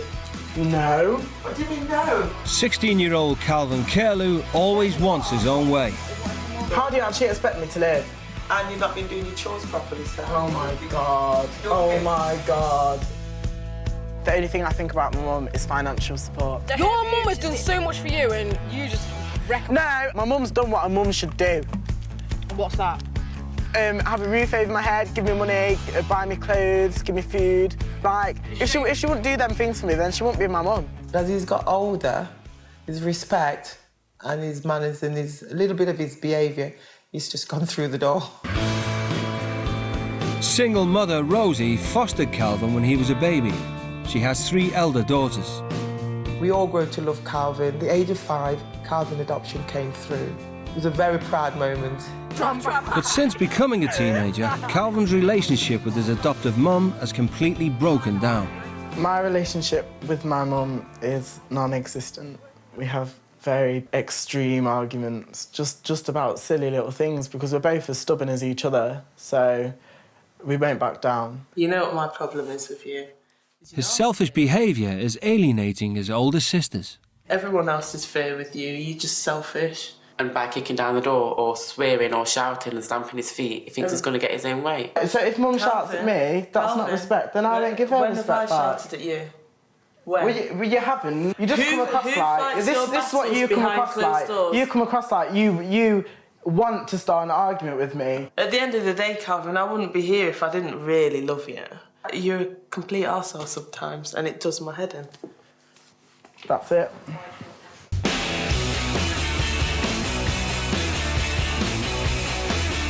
Down in Brighton, Rosie Harley will do anything to avoid her parents. I just prefer spending more time away from my house than anything else. I don't like spending time with my family. She has got no respect for me whatsoever. She's always shouting at me, swearing at me. There's so much lack of communication going on. I don't like here. speaking to you. Why? Why don't you like speaking? I don't know, I just don't like speaking to you. You won't even go into town with me anymore. It's your personality, I don't like it. I don't believe you just said that.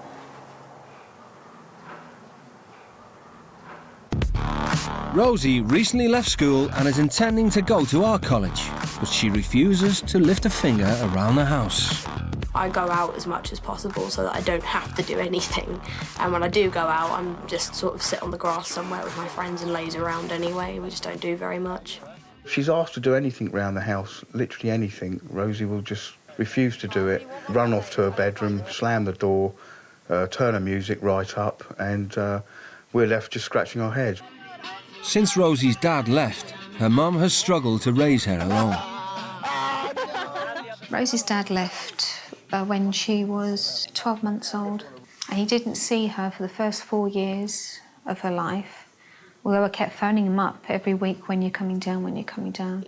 I used to see my dad quite often, but now I only see him like once a year, and if I don't see him once a year, he'll like post my presents to me for my birthday and Christmas. She doesn't talk to me about her feelings. I do try and sit with her, but it's always get lost or go away, I hate you, I don't want to speak to you, you will never understand. We don't have this mother and daughter connection anymore, this bond that we used to have. I would like Rosie to, sorry. I think I'd like to have Rosie to love me a bit more.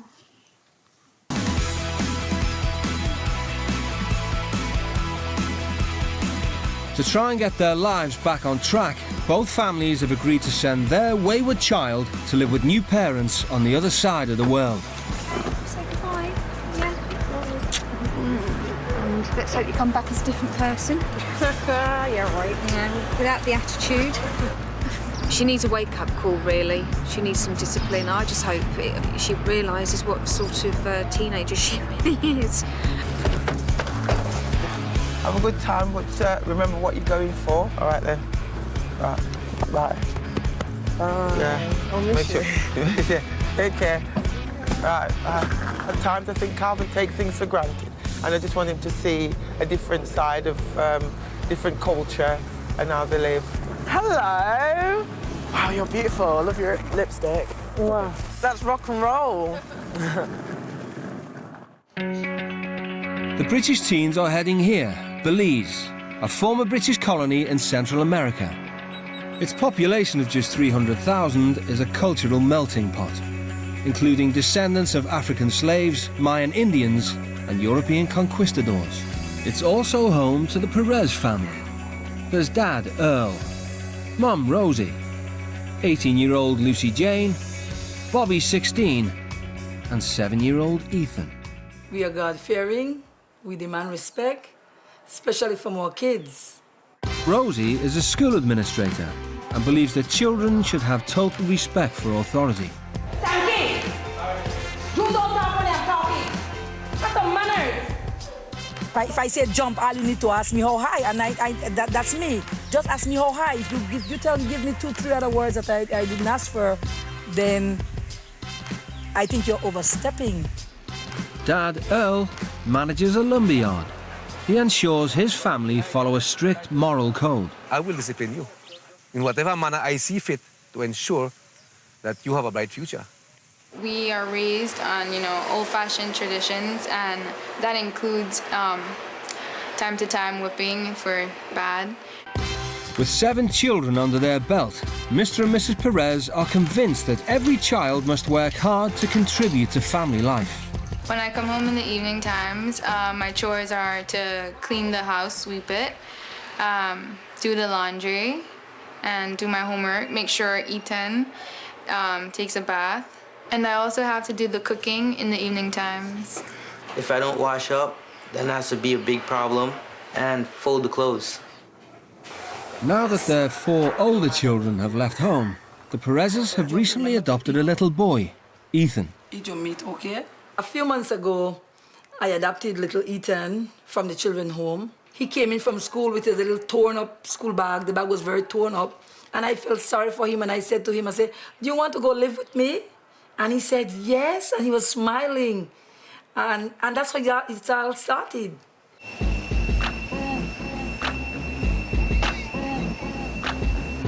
After 15 hours of travelling, Calvin feels a long way from Nottingham. It's so rural. It's not like a town, it's like rivers and trees, and I'm not used to that at all. So I'm getting a bit worried now. The Belizean landscape covers everything from Caribbean beaches to tropical rainforest and jungle. But like half the population, the teens will be staying in the capital city, Belmopan.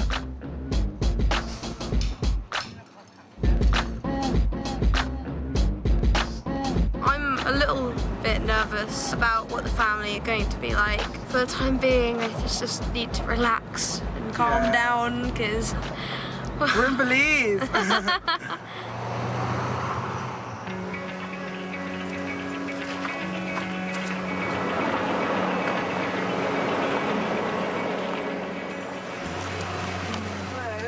Hello, what do you do?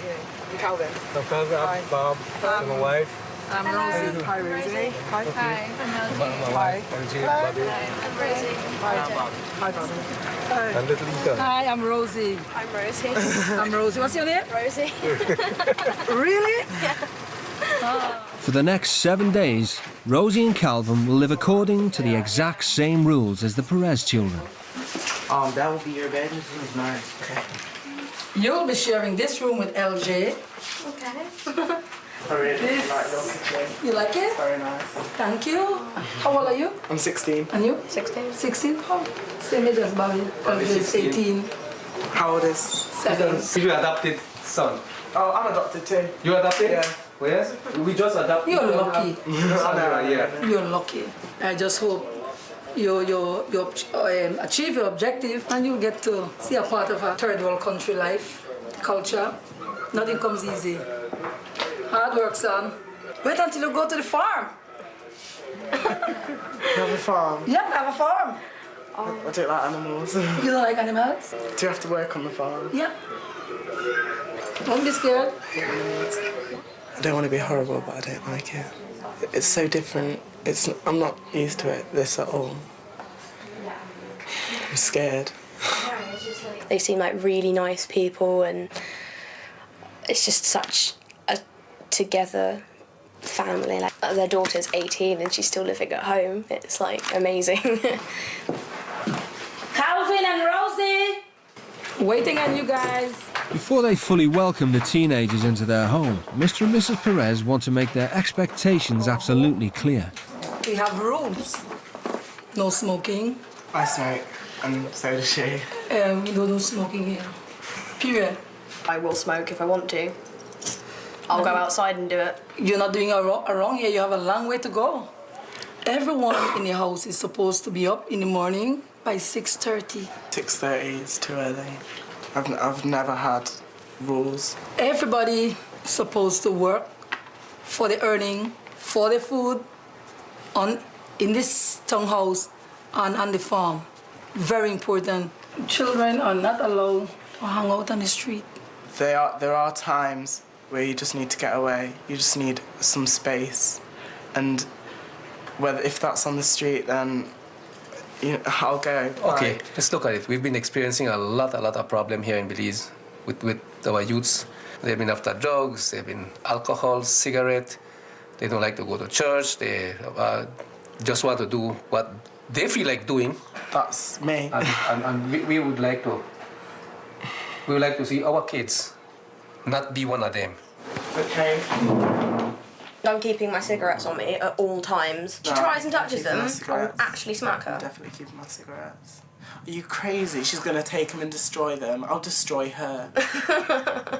We dealt with wild horses, so we have them eating out of our hands in a short period of time, so there's no reason why we can't break them. In the Perez household, the kids are expected to cook the evening meal. You want to help LJ prepare something for us to eat and yourselves? Okay? Okay. Okay, so guys.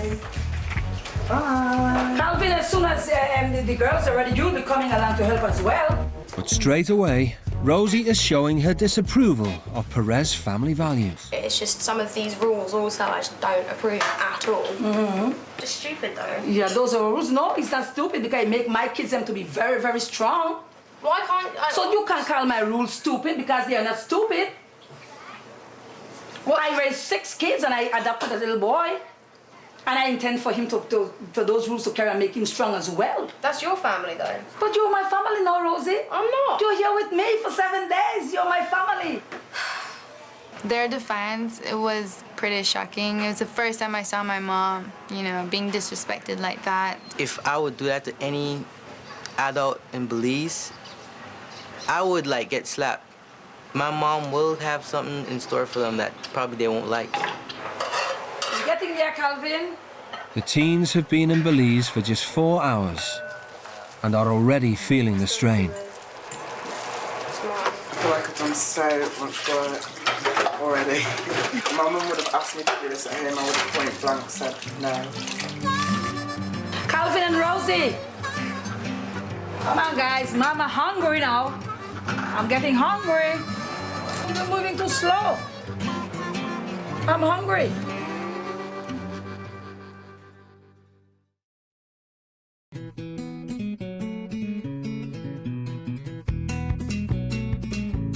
It's 6:30 a.m., the Perez family's regular wake-up time.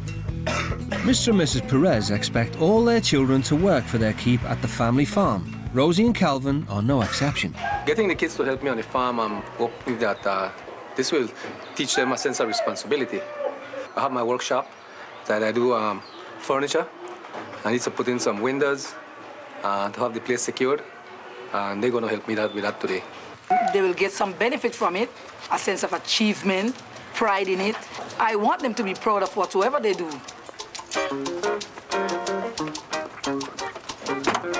The family's farm is an hour's drive from their townhouse. Its 51 acres are home to horses, pigs, and 30 head of cattle.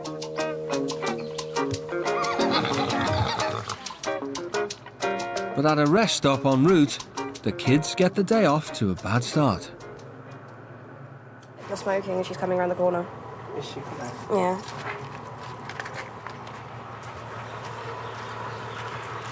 Rosie and Calvin, what's up? Can I have that much? Can I have the cigarette as well? I don't have any cigarette. Yeah, you do. What do you have in your hands there? A lighter. Ah. So what's this? I'm sorry, but I don't really care. Mm-hmm. I don't care what you say right now. And I have the lighter, Rosie. No. Yeah, no, the lighter. Yes, Well, you're not having it. It's my lighter. I want it. Well, I'm not giving it to you. I want the lighter, no. Rosie. No, okay? Okay. When we get home, we'll see. All right? Okay. Okay. Fucking bitch. Who does she think she is? Our mother, apparently. On arrival, Mrs. Perez wastes no time in dishing out her punishment for the teens' defiant behaviour. We're not going in there, are we? Are we going in there? I'm not going in there. Calvin and Rosie will be mucking out the pig pen, but to reach it, they must first navigate a way through a field of cows. No, Calvin, let's go, Calvin. No. Let's go, Calvin. No! They're not coming back. They're not coming back. They're eating. God. Count to 5. 1. Can I do another job? Can I do another job? No. That's what you get for smoking and not adhering to my rules. I don't want you to run, Calvin. Because there's pigs.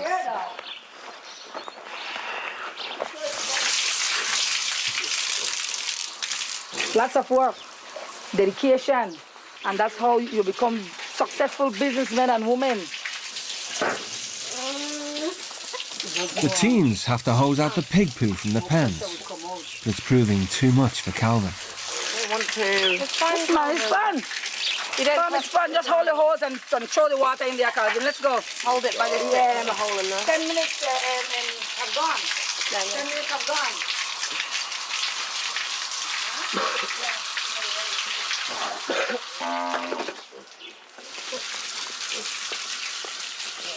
With the punishment complete, Mr. Perez outlines the construction project he has planned for the week ahead. Okay, Rosie and Calvin, we need to put on some windows. 1, 2, 3, 4, 5, 6 windows. See, we do one over there already. 6, similar to the one way in the far corner. How you feel about it? I'll just do anything, just so I can get to bed sooner. I don't want to do it, but I can't be bothered to argue. I'm too tired. I'm terrified about having to complete all these windows. I don't know how I'm gonna do it. But I guess I'll just like hide and slack off and smoke and stuff. With help from some neighbours, Rosie will prepare the wood and Calvin will construct the windows. Sit down. Huh? Come on, we need some help over here. I'm tired. I really need to lie down and sit down or something. You're tired? You just got out here. Tired already, that 5 minutes? Oh, you'll have the energy. Right now, it's your mind. You can do anything if you want to do it. It's your mind that's killing you right now. You got to stay there and stay pushing and pushing and pushing and pushing and pushing. You know. The first day at the farm has not gone well for Calvin. I hate the farm. I don't know how you do it. Do you enjoy it? No, not all the time, of course. Yeah. Why do you do it then? Why don't you just say that you don't want to do it? Because in the end, I want to see it done. I want to see what we have created. A lot of the things we have here, we had to do it in order to have what we have. So it's like, if you want something, you have to do it yourself. Or get someone else to do it. Well, you see, getting someone else to do it, you have to pay them. Yeah.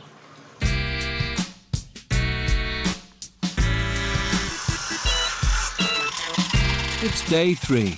The barn is taking shape, but Calvin's still refusing to help.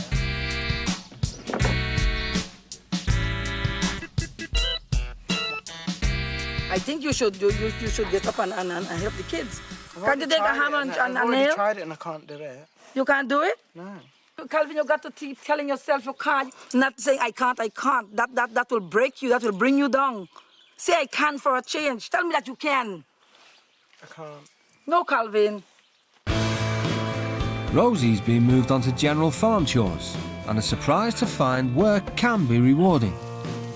In my household, I don't really do anything at all. I'm not proud of anything that I've done because I don't.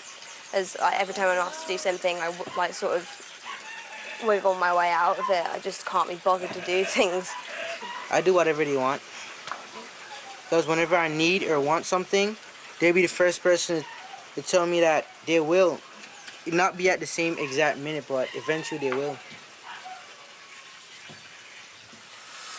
But for Calvin, the concept of working for his keep is not to his liking. You know what, Calvin? I get enough of this shit. I get enough of this shit. I shouldn't be finding you all the time lying in bed. Look at all the... No. That's not an excuse. I am out there. Yeah, but the boys are out there. Bobby's out there. Yeah, well, they're used to it. I'm not. No, but how come you need to get used to it as well? To make you make a little... I'm getting a little embarrassed. All the boys, they're out there working while you're coming in here and be resting like a little girl. Come on. Well, whatever. Nothing has been good living here. I hate every second of it, especially Mrs. Perez. She orders me about a lot, and she's a bitch. She's an actual bitch. I hate her so much. Like, the way she calls my name, it's always Calvin all the time. Come, Calvin. Let's finish up. Well, I don't want to. Well, I don't want to. Well, you have to because we got to finish the project. Do I have to, though? Yes, you have to. No, it's my choice if I have to. It's not your choice, and I don't want to. So therefore, I'm not going to. I don't know where you're going. Because your house is all locked up. A cigarette.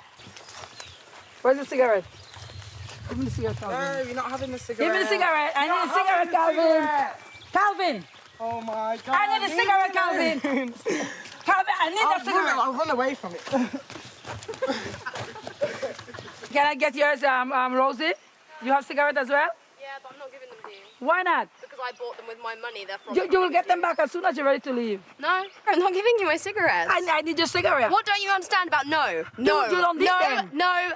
You don't need them, Rosie. I don't care. You don't need them here. I don't care. Well, you don't take your cigarette in my house. Period. That cigarette, stay outside. Fair enough.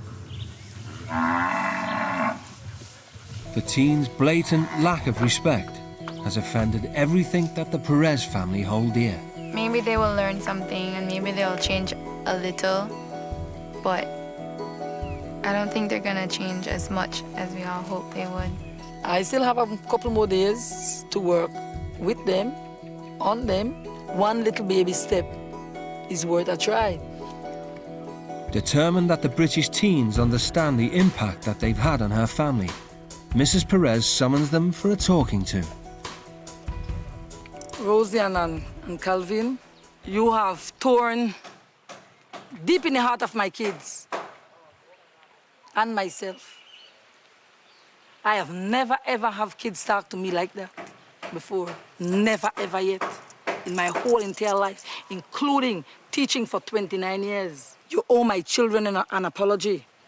I will apologise to your children, but I'm certainly not apologising to you because not only did I speak with you with disrespect, you spoke to me with disrespect.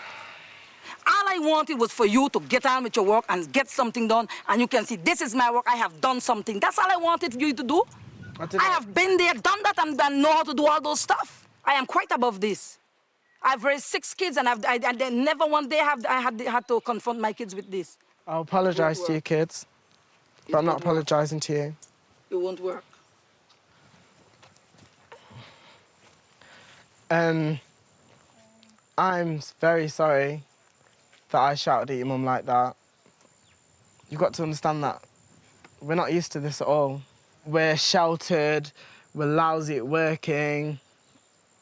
You know, that's us. I'm just not used to this. I'm sorry. At all. I am sorry that I had to go at your mum. It is sad to see my mom, that the person that I love so much, to be treated like that. If I would go to your house and your mom would ask me to do the most ridiculous thing in the world, I would do it with the biggest smile on my face and say, all right, even if I don't like it, even if it's out of the way, I would do it for her because I respect her, not only for myself, but for you because I respect you. And I didn't like it at all. Do you accept our apologies then? I accept your apology. No, accept. I'm sorry. I'm quite upset, actually. I have underestimated the difference between the Belizean culture and the English culture is a lot different. I mean, her kids would never, ever talk to her like that, but I'm sorry. Overstepping the mark is just being pathetic. Fair enough, her kids wouldn't talk to her like that and stuff like that, but it's like, what is the big deal? Mrs. Perez never makes a threat she's not prepared to carry out. She's decided that unless the teens give up their cigarettes, they're not welcome under her roof and can sleep outside.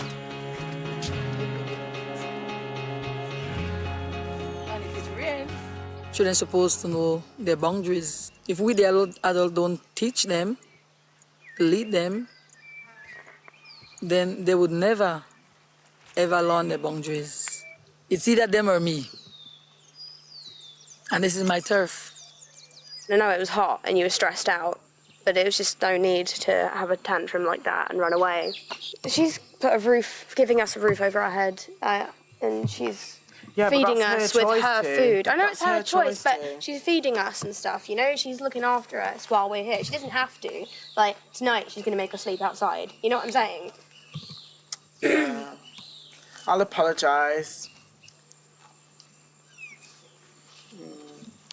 It's hard, isn't it? It'll all be fine. Mm-hmm. Rosie and Calvin, come here. Yeah, we're coming. This is where you'll be sleeping. Calvin and Rosie. We're going to give them over. Huh? We're going to give them over. We give up. You give up? We give up, yes. What? We give up. We're sorry. We're going to give you the cigarettes now. Boy, come on. This was fun. I was... No, it's not. Do the honours, Rosie. You giving it up? I honestly wanted you guys to sleep out here so you could teach you respect for your elders. Okay? Yeah. Sorry. Sorry. Okay, Rosie. Okay, Calvin. I brought these out, and I will not take them back in. Okay, so it's only right that you pick them up and take them. This was on your bed. I'm scared to walk through the grass. Grateful to be back inside, Calvin is making more of an effort. And here is your burger. I feel quite sorry. The fact that I spoke to her with such disrespect. I'm definitely becoming aware of how me being selfish affects others. I guess I should have thought about it at the time, but obviously I was too caught up in my own problems.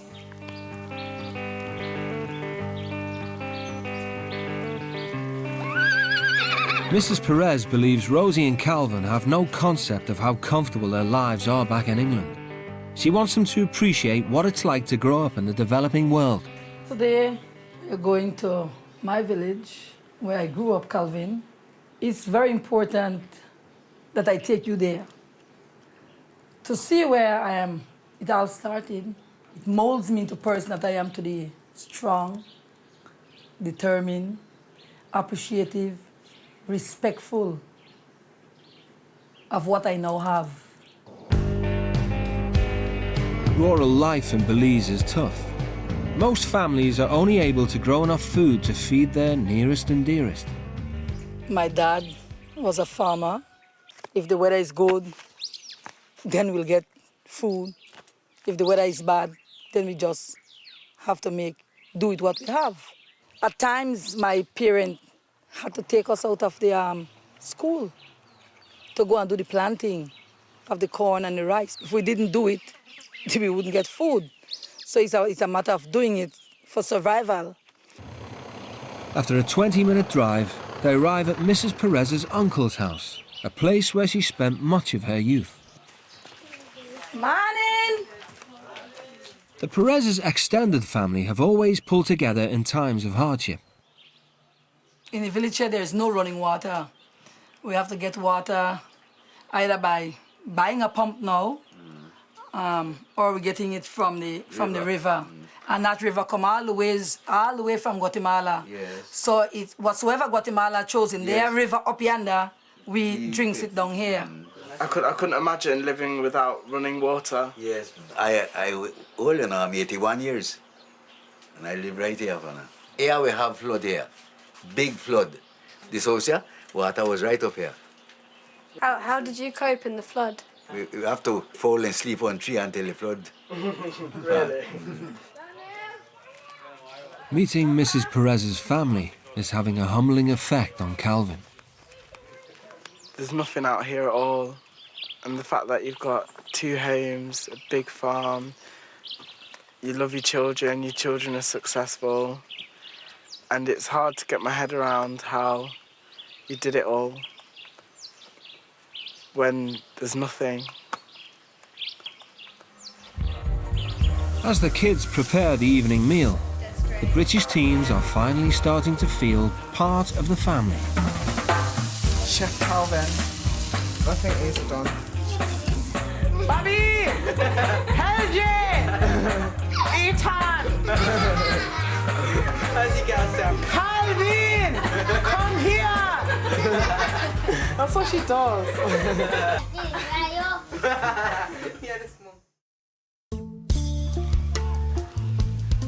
Before Belizeans can graduate high school, it's mandatory for them to carry out volunteer work.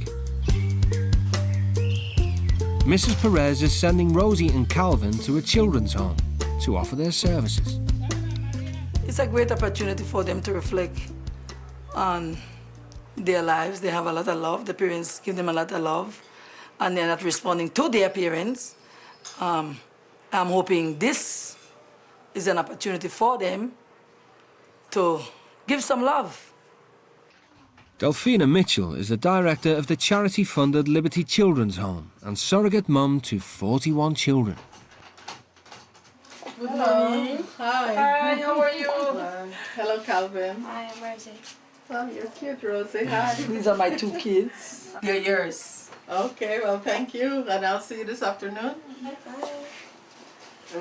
Well, welcome to Liberty, Calvin and Rosie. What backgrounds do most of the kids come from? Most of them that are here, they're here because they've been neglected, abandoned, physically abused, and some of them sexually abused. They can be a handful sometimes. They require a lot of attention. They like attention. Because I understand this is to be a learning experience for you guys, what I expect at the end of the day tomorrow that you guys could kind of give me a report back on how your time was spent. Okay? So let's go on over and meet your baby. Rosie's job is to look after the youngest child in the dormitory, who is just 18 months old. This is Ms. Tashira. This is Rosie, and Rosie is our volunteer. Hello, Leah. Hello. Hi. This is Miss Rosie. You want to say hi to Rosie? I don't know if she liked me. Oh, well, she gotta get used to you. You say hi?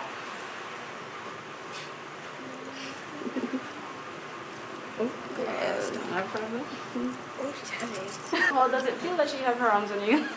It's strange, you know. I'm not used to comforting. Sensitiveness in your heart could try make you learn to want to be with them more, or even want to figure out what about them, you know. So, I mean, right here, this is first start. What's your name? Shannon. And you are? After spending just a few hours with the kids, Calvin reflects on how different his life could have been had his mum not permanently adopted him so young. The kids are so amazing. I just wish that they had parents to just give the love to. Have you always known you've been adopted? Always. I've always known that I'm adopted. My mum's never hidden it from me. How do you get along with your mom? I just don't feel a bond with her. You don't? I don't want to think that it's because she's not my birth mother, but at times I do think it's because of that. Do you have fantasies about your birth parents? What they would look like, how they would be, if they're looking for you too? Yeah, I definitely do. I definitely do. Like, I think about like what they look like and like how they talk and how tall they are and if they look like me.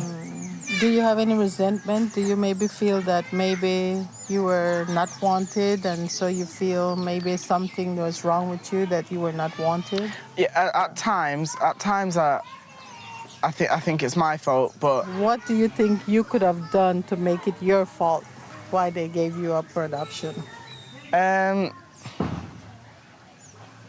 Maybe I was a horrible kid Like maybe I wouldn't stop crying or something. Maybe I made it that my mum couldn't cope or...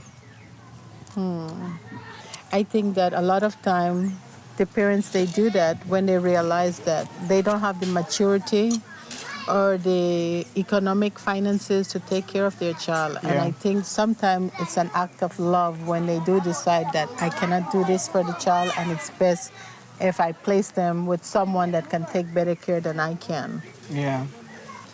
I suppose I never thought of it like that, that maybe it was out of love that I was giving up. And you must know that you're a very special person because your mom, she went looking for you. She picked you to take care of and to love. I would wish for you, Calvin, to find some way back to her. If you just keep things bottled inside you, nothing will ever come of it but destructive behavior and anger. So you need to find a way to be able to communicate and get those feelings out, to talk to your mom and let her understand. I'm sure she would understand a lot more than you give her credit for. Yeah. Thanks. Can I get a hug? Yeah. In the girls' dormitory, Rosie is stepping up to her new responsibilities. You are lucky in that you have your parents still around. Some of these kids that you've talked to, you know, that wish that they could be with their parents and they can't be. That's what being here has taught me, is I'm lucky to have family. Being around all these children and stuff, it's taught me like to open up my heart a little bit more. You've got to give a lot of love to these children, a lot of love. I've got love at home, but I've been rejecting it. I think I should really try and accept the love that's given to me and give it back. With her own mum on her mind, Rosie's curious about how LJ keeps such a close bond with Mrs. Perez, despite the strict rules.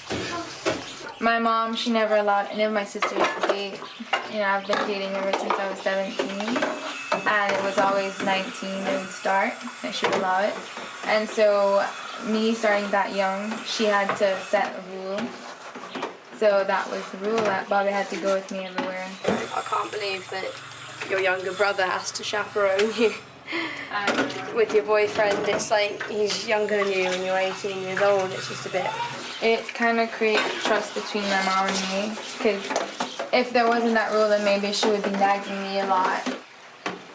So, LJ, are you still a virgin or not? I'm not. When did you have sex? At what age? I was 18. Does your mum know about that? Yes, she does. I told her. Is that why she makes Bobby come with you now? No, she made Bobby. She has been doing that for a while. I just have a relationship with my mom that I felt like I had to tell her. It's just nice to see a close family. I love LJ. She's like always cooking and stuff. I think Mr. and Mrs. Perez have set their kids up very well for making it in the world. They know what they're doing, what it's all about. It's nice. With a newfound respect for their family philosophy, Rosie is ready to open up to Mrs. Perez. My mum and dad were never married. I used to see him about once every fortnight, but now I hardly ever see him. He spends like all of his money on alcohol and stuff. I've always tried to be close to him, but I've never quite got there. So, you feel your feeling towards him is rejection. When I was about 9 or something, or so, he got really, really drunk and left me. No, he collapsed in a field and left me to walk back to the pub that we were at and get the bar staff to come and wake him up. And my mum was on holiday at the time, so she couldn't come and get me, so my nan had to come and get me. But yeah, I was quite scared. There's just been loads of incidents like that. I'm very hurt by what my dad does. And I guess I take it out on my mum, yeah. Who takes care of you after your dad has abandoned you for that short period of time? My mum. Your mom. She's not turning her back on you. Don't let your problem that you have with your dad, you shove it in your mom's corner. Keep the love burning within you and your mom. It's gonna be hard for me to let go of the past because I've held on to it for so long. But if we take little steps at a time, I think eventually we'll get there. Calvin's experience at the children's home has set him thinking about the Perez's adopted child, Ethan.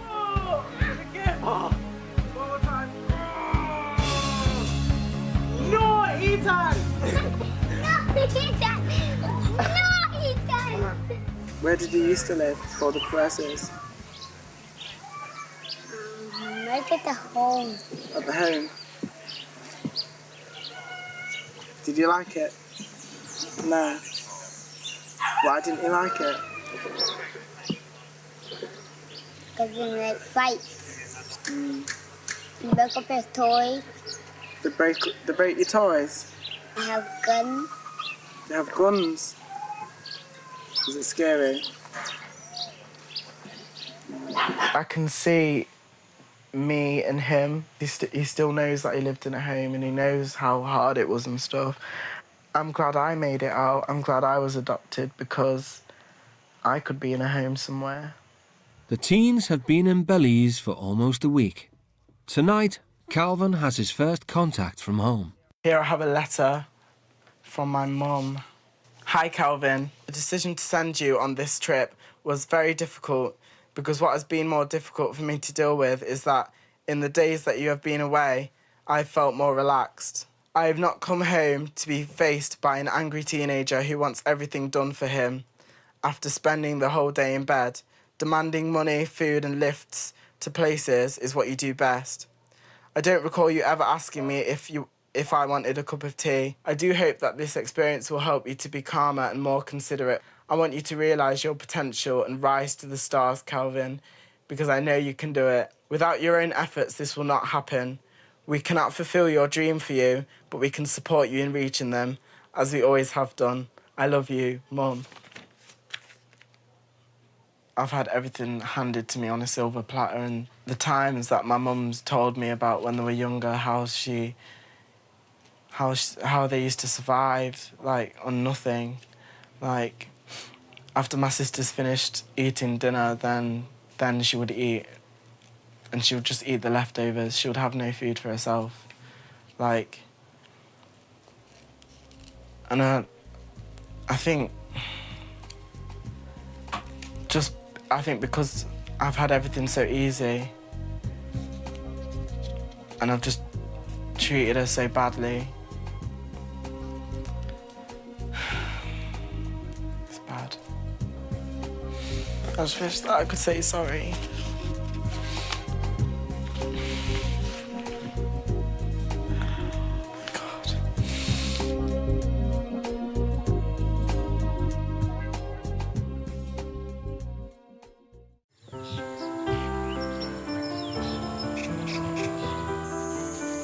It's the final day of the teens' voluntary assignment at the kids' home. You do it too. Give me your hands. Oh. Delphina's pleased that Rosie has started to open up about her troubled childhood, but wants to keep her focused on her behaviour at home. I'm constantly arguing with my mum about petty things, like I want to annoy her constantly. I want to make her angry. I want to argue with her. It's good that you recognize that what your action, that you're really trying to get some emotions out of her. I've got a very short temper. So I get very frustrated quite quickly. What do you want for Rosie? Say 5 years from now. To fix my family. To have a job that's stable. And you say you want to fix your family, but how can you fix your family with all that anger in you? I guess I can let it out somehow. That would be a start. Because if you continue like this, like you are, with all that repressed anger and being short-tempered, disrespectful of authority and all that, you're not going to have a very fulfilled life. You're going to have lots of problems, lots of issues, and lots of heartache. And you're a young, beautiful girl. You deserve to be happy, and you deserve to have a full life, a full, happy life.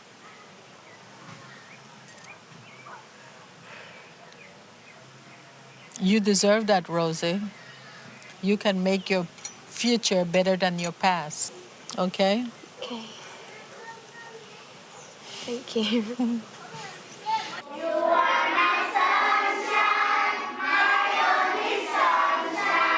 It's the end of their time at the children's home, and both teens are expected to give a short talk about their experiences. Delphina has invited the Perez family to come and watch. And Rosie, can you tell us what you've gotten out of being at Liberty these 2 days? Liberty has helped me open up my heart and feelings and wanting to care for other people. And one of your chores here while you were here was to work with Leah? Yeah. How was that for you? First, I didn't like the responsibility of looking after somebody else, but then I learned that she's a very special child, and she made me think about a lot of things. I feel responsible now. What was the most important thing that you learned here? Everybody needs a mother.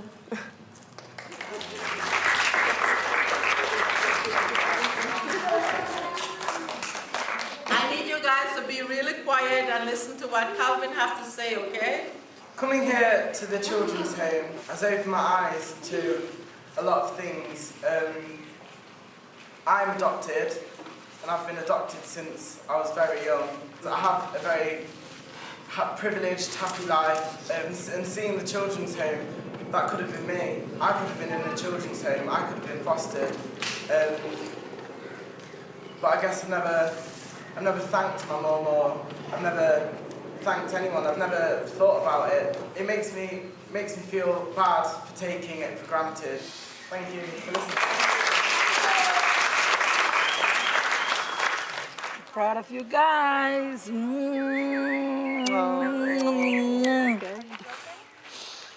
Thank you so much. Have fun, man. It's sad. Thank you. I wish you the best. I wish you the best as well. I hope you get everything done here. Okay. Be happy. I will.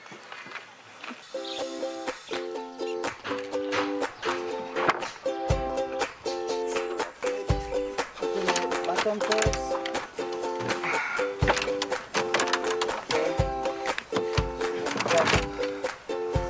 Back on the farm, and Calvin is finally embracing the Perez's hard work ethic. He's finishing the windows for Mr. Perez's workshop. Ow.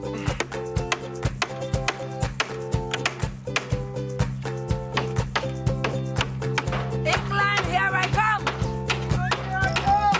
Yeah, again. England, here I come. I can. I can. I can. You deserve it. Try not to hammer your fingers anymore, but you did good. Good job, Calvin. Look at that hat. He's waiting on me. I tell you, you can be strong when you want to. There's a lot of good in you. Keep trying. Well, not that one. That one's horrible. That one's disgusting. No. Just on hand, take 1 foot. Over. Yeah. That's it, man. You're riding a horse, man. No, don't make it go. Wait. That's all I had. Wipe a fall and die. I think Calvin has started to have respect for authority. He was doing it, and without no argument, say, I am tired. He didn't say that. He just did it. It makes me feel a lot better about myself. Like, I felt I was glowing inside when I saw like the window going up and I saw that I'd had a part in it. That window is going to be a part of this farm for a very long time, and I just wanted her to remember me by it. Bye, Rosie. We're gonna miss you, baby. Take care. Show mommy a lot of love when you get there. You can do it. Bye, Calvin. The time has come for the teens to leave Belize and return to their own families back home. But you have a mom already at home. Love her. Thank you. Bye. Bye.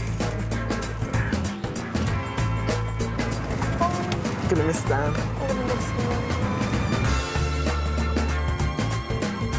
They're an amazing family, amazing. I admire them a lot. I think Mr. and Mrs. Perez are very good parents because they're firm but fair. They know when to have a joke, but they also know when they have to be tough. I've seen both of them change. Calvin, he has done a lot for himself. I'm getting ready to miss them.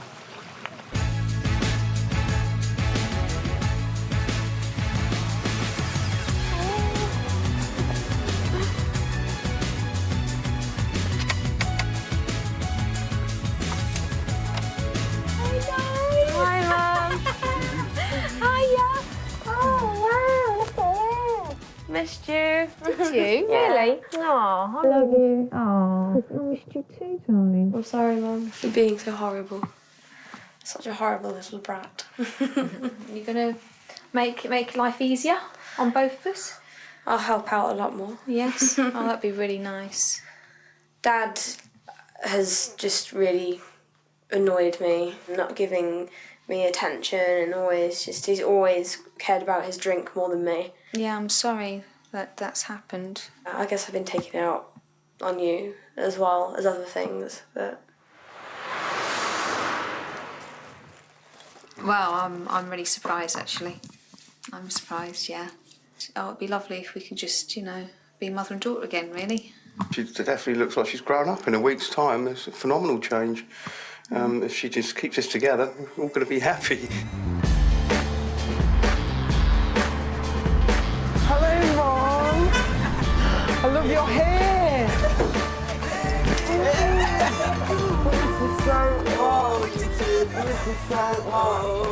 I'm sorry for everything that I've done. Like, this experience made me realise the things you asked me to do are nothing compared to the things that other people do. Throughout my whole childhood, I've been treated as a special one, and I've been handed everything on the silver platter. I did used to take advantage of it. I just want to apologise. I feel grateful for all the things that I've got. I love you. I love you too, Calvin, and I hope you appreciate that. Very happy to have Calvin home. It's been great. I've really missed him, the little scallywag. I think he's enjoyed and appreciated what he's seen out there, and coming back home, he's really happy to be back home.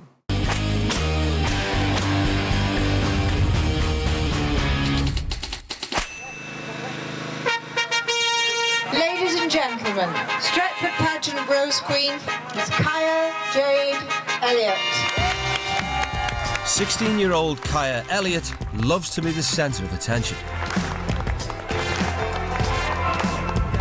Her smile hides a ferocious temper. Yeah, you can see me here, can't you? Why, she just can't pin it. She does my head in. It can be a nightmare living with Kaya, especially when she gets up in a grumpy mood. I've got a horrendous temper. Scream, shout, growl, I do everything, throw things. Kaya's approach to authority. She doesn't like any source of authority. To me, if I want to do something, I'll do it. If I don't want to do it, you've got no chance of me doing it. Kaya's anger has completely disrupted her education. Kaya got thrown out of 3 schools. A second primary school she went to, she got kicked out of there. The first secondary school she went to, she got kicked out of there. And then the third one, the one that she's at now, she's just been kicked out of. Don't like school. Never have done. I just disrupt the classroom because I was bored and, the attention wasn't around me. It's the feeling you got when we got told she was getting expelled. It was like, someone had hit me in the stomach and I was winded. It's just a gut, you know, proper gut feeling. My dad, I completely just ignore everything he tells me to do. The relationship with my mum, up and down really. I get along with her sometimes, but sometimes she doesn't half peck my head. Absolutely on your arse, Kaya. Things are so bad at home, Kaya's parents are on the verge of throwing her out. I don't think Kaya's aware of the effects her behaviour's had on both of us. On some occasions when I've got upset, she'll say, "What are you getting upset for?" And I look at her like, I just can't believe that she's saying that. I can't believe that she wouldn't understand. My opinion, it's my head, my life, my brain. I do what I want to. Disappointed, let down and upset, I suppose, as a parent. Mainly because it makes me feel like I've failed.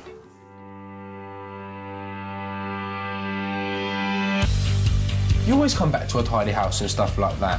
I'll never sit there and you come back and it's like piles upon piles of rubbish. So you think it's okay to get up at, what, 11, 12 o'clock? In Kent, 17-year-old Jay Birch is going nowhere fast. Your easy option is to lay around in bed, get up just before your mum comes home, get the housework done, get some money and bugger off into town until about 9, 10 o'clock. What life is that? What have you achieved that day? I've had a laugh. The things that piss me off about Jay are his laziness. More than anything in the world, it is his laziness. We have asked him to get a job, but he sort of comes back at us with different excuses. He thinks there's a money tree at the bottom of the garden that my mum goes and picks every day. You can't go on the rest of your life expecting everybody to pay for you or scrounge or whatever. You're never going to get anywhere. With my mum and Steve, I can get what I want off either one of them. If one of them says no, the other one will say yes. Jay passed 6 GCSEs, but has no desire to continue in education. He just thinks that he can wing it all the time.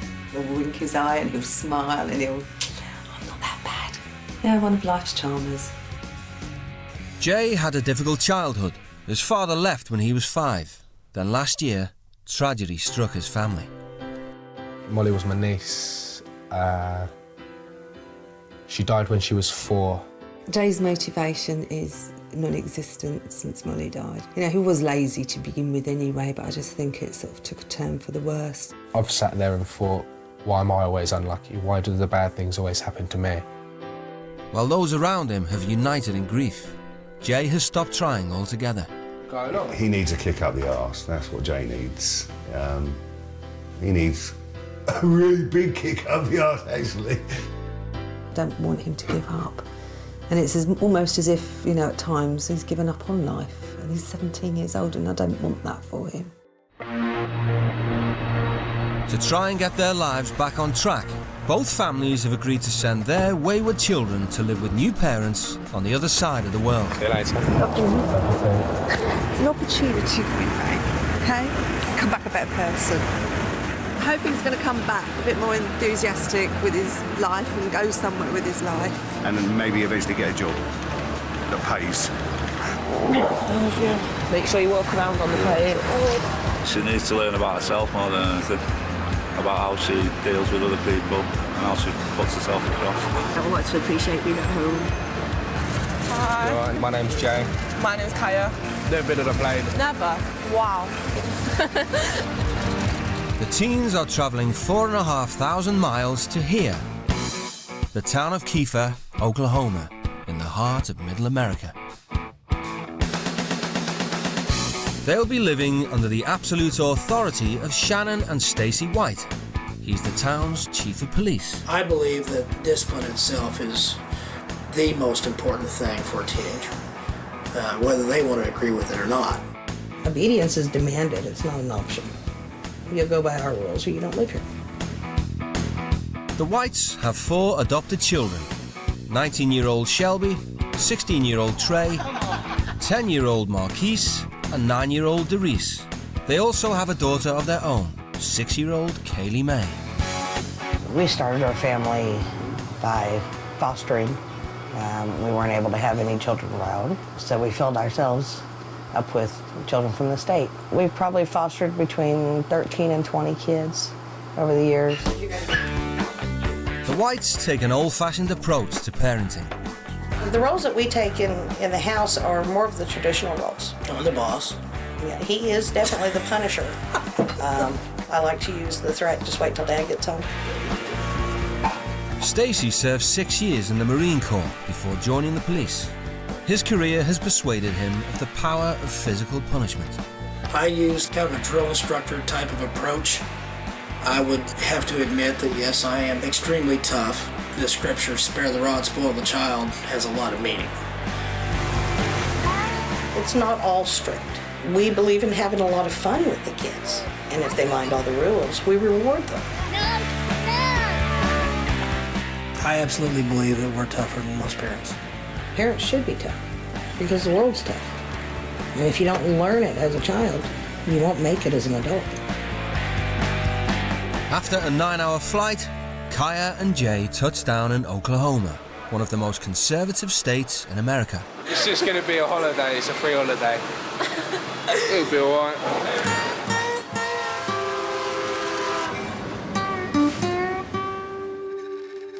Kiefer was once a rough, tough oil boomtown.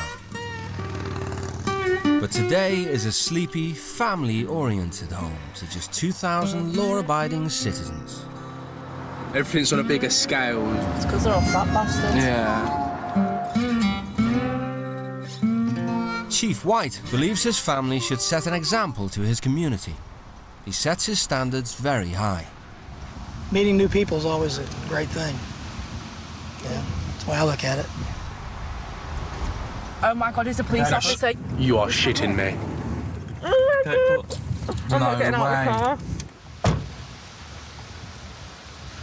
Hello. Hi there. Right. Welcome to the White House. Nice to meet you. My name's Jay. I'm Stacy. I am Kaya. Nice to meet you, Kaya. Nice to meet you. My name's Jay. Stacy. Nice to meet you. Oh, come on in and get comfortable. Come on in. Please. Wow.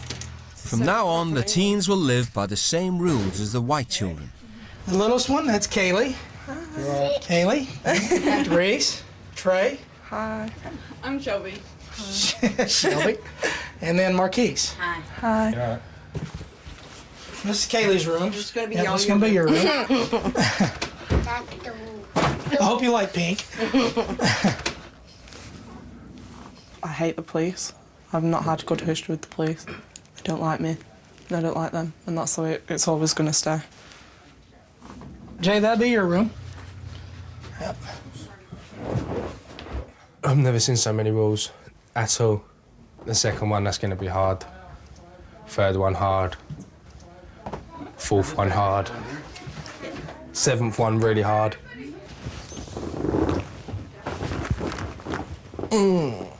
Oh my God.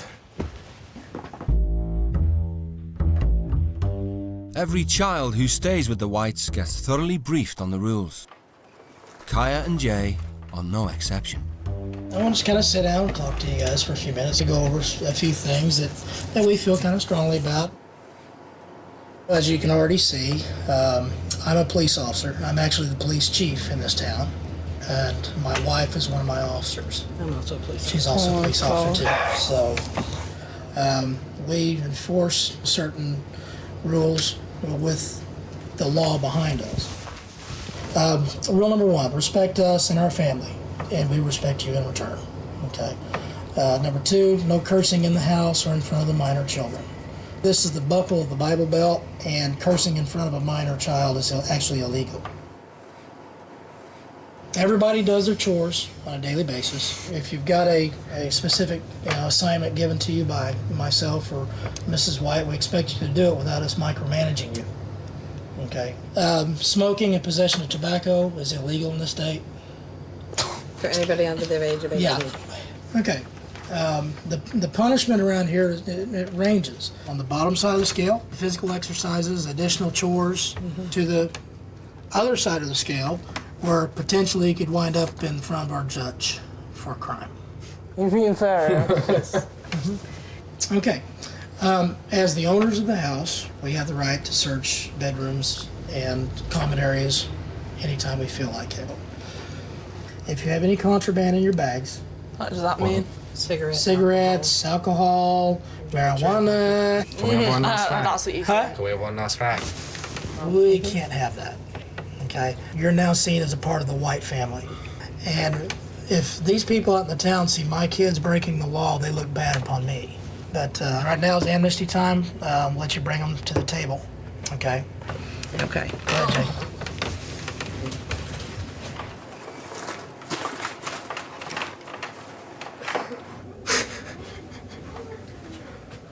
I have 5 fags and I'm going to be stressed.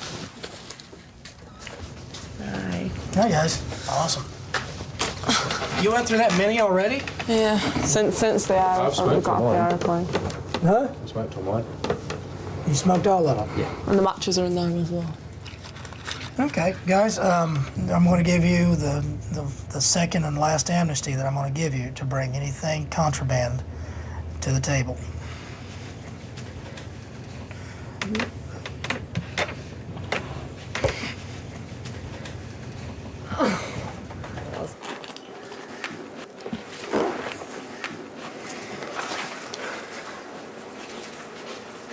And I'm hoping you don't have any on your person because I don't want to have to violate you. For Kaya and Jay, the whites regime will take some getting used to. It's a cigarette. I don't see what's wrong with everyone smoking shit like that. That's my body. That's my decision. And the law states, and it's just like, well, at the end of the day, I don't care. They're going to make my life hell, I know they are, and I'll just do it 10 times back. I need you to go feed the fish and make up your bed, okay? As fully fledged members of the family, Kaya and Jay are expected to get straight down to work, just like everyone else. I won't do the breakfast dishes. Everyone can do their own dishes, I'm sorry. Cleaning the toilet. It's with a brush. It's still a toilet, though. There's not a chore on there that my 6-year-old daughter can't do.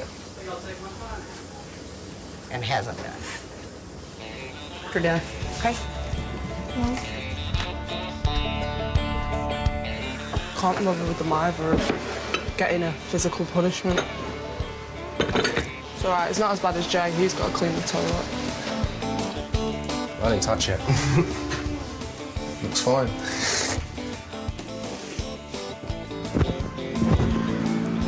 That was wet.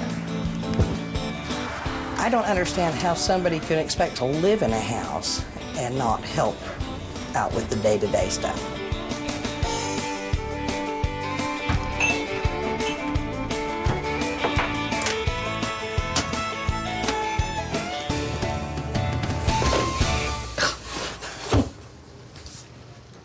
Jay, when we sweep, we move stuff. Okay? So I do need you to come back in through here and do another sweep, and that toilet needs to be cleaned. It's Jay's first taste of the all-American work ethic.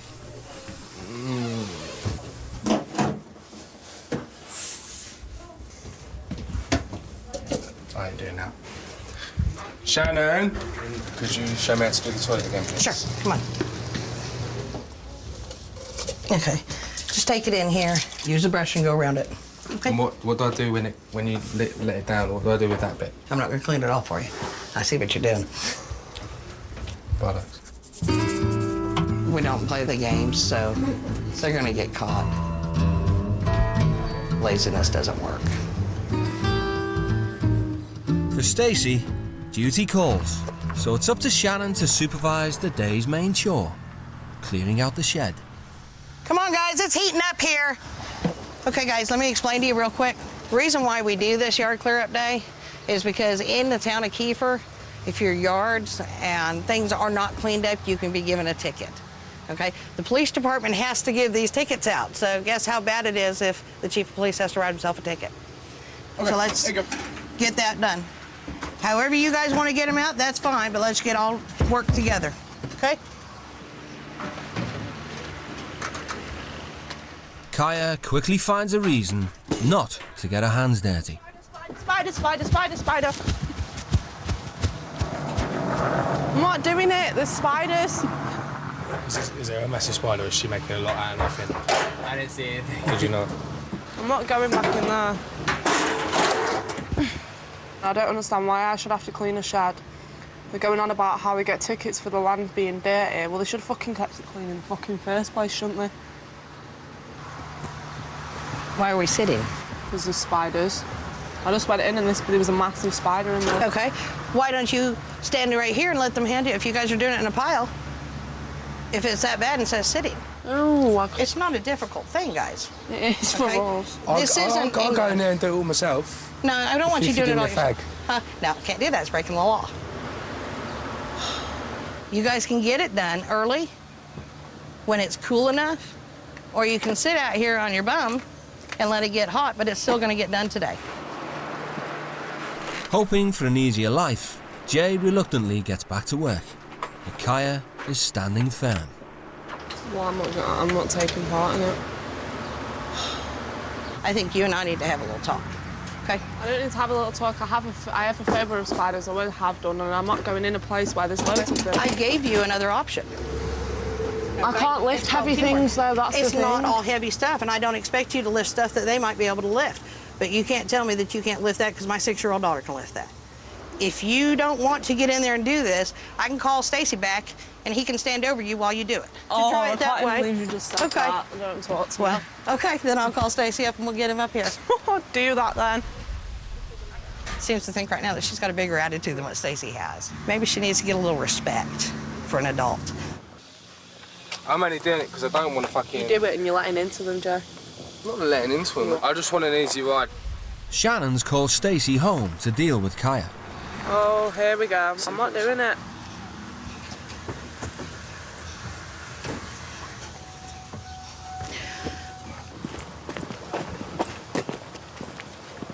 What's the problem, Kaya? I'm not going in there when there's spiders. I'm scared of spiders. I've always had a phobia of them. I'm not touching it. Here's the way it works, man. Everybody else is working, okay? If you don't do it, I'm going to pressure you till you do it. Yeah, but that's wrong, because you shouldn't pressure someone into doing something. Well, you always have to do things that you don't want to do, but you have to. That's a fact of life. We all do. You think I want to get up and go to work every... Give me the respect of looking at me and talking to me. I'm looking you straight in the eyes and giving you respect. Okay, life is about doing things that we don't want to do. You think I want to get up every morning and go deal with dirt bags every day?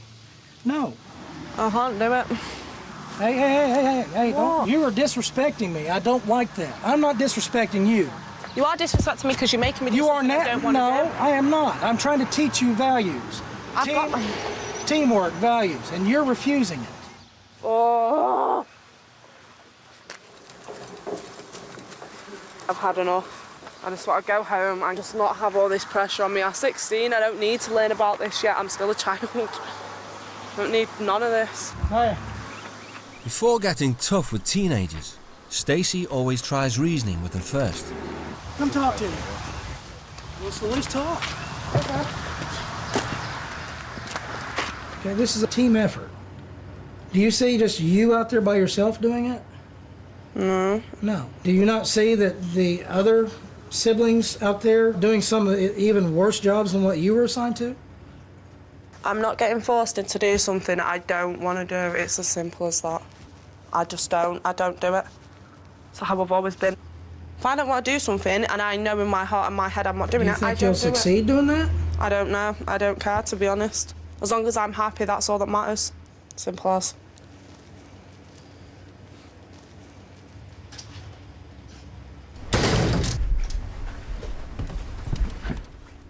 When reasoning falls on deaf ears, Stacy fights fire with fire.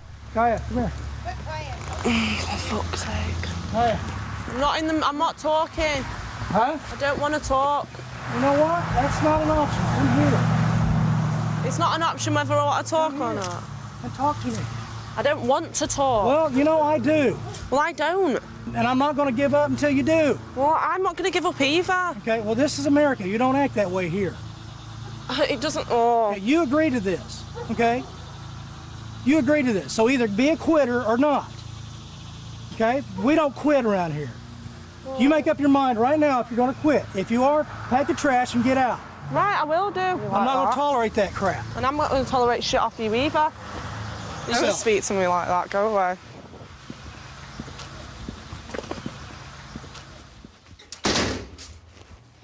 Fucking arse, some police officer can speak to me like that. I don't think so.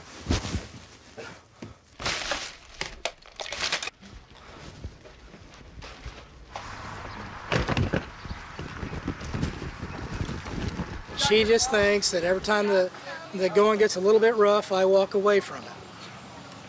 That's not the way life works. The girl's got a lot to learn. What Kaya doesn't know is that in Oklahoma, it's illegal for a minor to run away from home. Stacy has called one of his colleagues to bring her back. Why are they stopping? If they're getting out that car for me, I swear. I'm leaving. Leaving? Uh-huh. Where are you going to go to? But I'm leaving. You're United States. Okay, we have laws here and you will respect those laws. You're going back to the house. No, I'm not. Okay, right, listen, put it this way. I am a person. Listen to me. I have understand that, feelings, okay? and I'm not going back. Let's start this way, okay? You're gonna see a whole different side of me now. You're gonna get in the car or I'm gonna make you get in the car. I'm not doing Okay? I'm being serious. Let's get Why the fuck do you want me to get in the car? There's no debate. We're gonna cool off. Never mind about cool off. I'm not gonna cool off. Taking the piss now.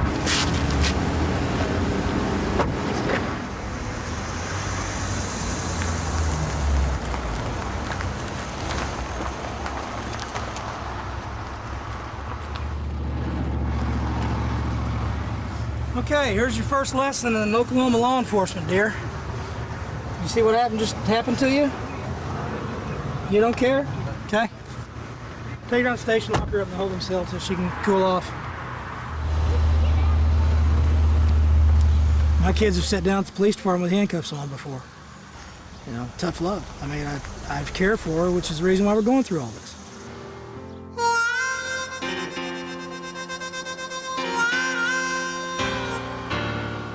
Before she's taken to the cells, police dispatcher Marsha Morgan has some wise words for Kaya.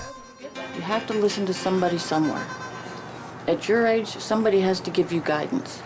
You may be used to getting your own way. Here, it's a little different. I knew it was going to be hard, but I didn't realise how hard it was going to be. It may not be something that you like, and I'm telling you right here, right now, life is not a bed of roses, and I don't know who promised you that, but whoever did, they lied to you. I can't physically do it. I'm emotionally drained. I would just want to go home and be with my family. But you have to give it a chance, Kaya. I can't.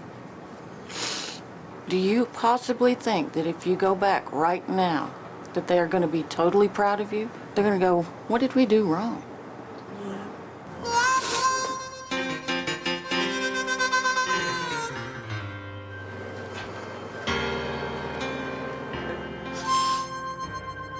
Trying to get her to understand that at her age, she's not always going to get what she wants.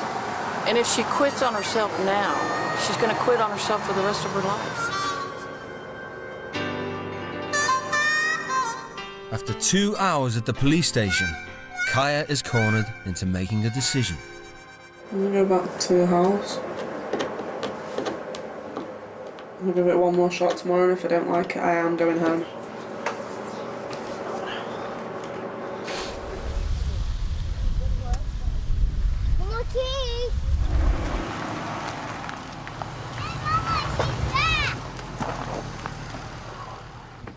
To be welcomed back by the whites, Kaya must first make amends for her behaviour. Yeah, I'm sorry for the way I spoke to you today. I'm being disrespectful. I appreciate that very much.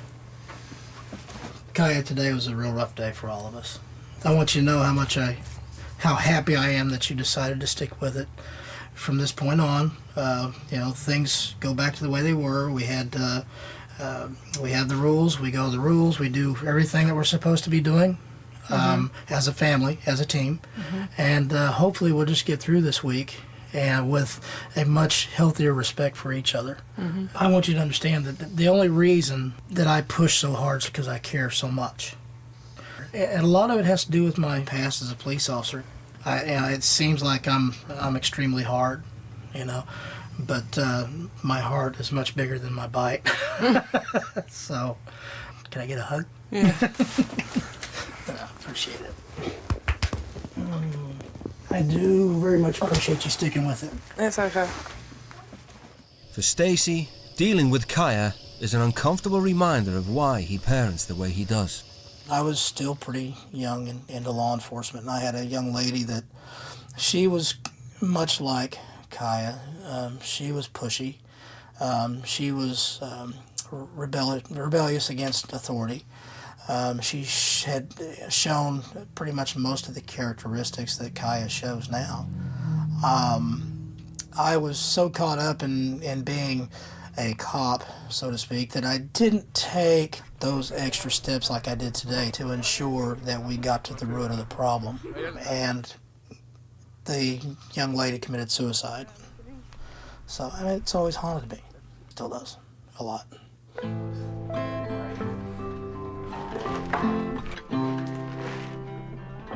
Evening chores give Kaya the chance to reflect on the day's events. In America, they've got a strong opinion that they don't like quitters.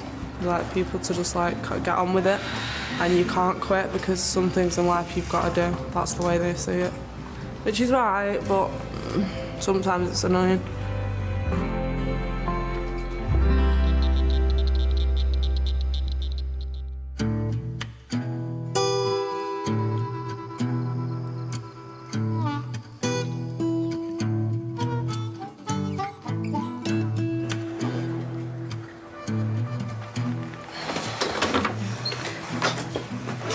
He's just passed out. Come on, Jay. Time to go. Hey, time to wake up then.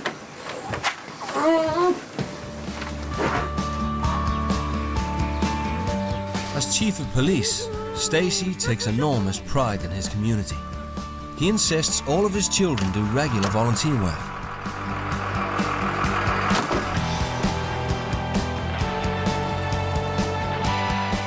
Today, he's offered the teens services washing police cars under the supervision of Deputy Chief Mattia. I just expect them to do the job right, get it done, and not complain about it.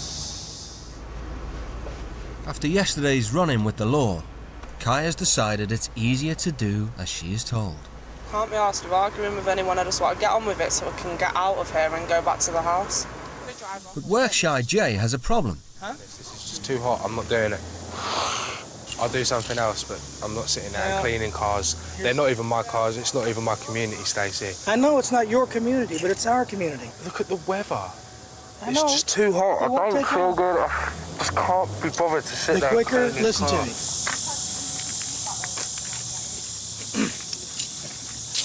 This is too hot, Stacey. I'm sorry. Come on. Suck it up for 30 minutes. Toughen up, okay? That's all I'm asking you to do. Just suck it up. It's just bollocks. I mean, I ain't never done anything wrong. I ain't never gonna go in the back of these. What they should do is the criminals, they should be fucking cleaning them. Regardless of where his frustration level is, there's no reason to be disrespectful, and we're gonna have to hash that out later. Deputy Chief Mattia wants to know about Jay's life back in the UK. So do you have a job back home? No. Full time, don't go to school? Dropped out. What kind of jobs are you looking for? I'm not. You're not? The pressure to make something of his life was getting to Jay. I just want a cigarette or a spliff. This is just bollocks.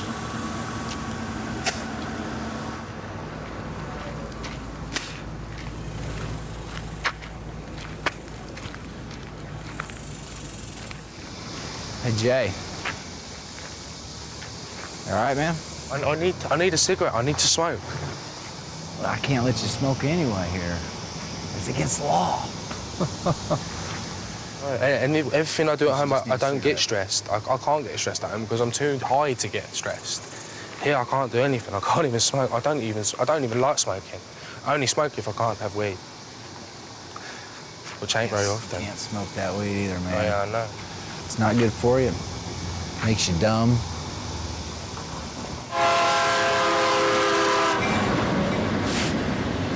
What we're gonna do is just wash off the cars, get it done, and get back to the house.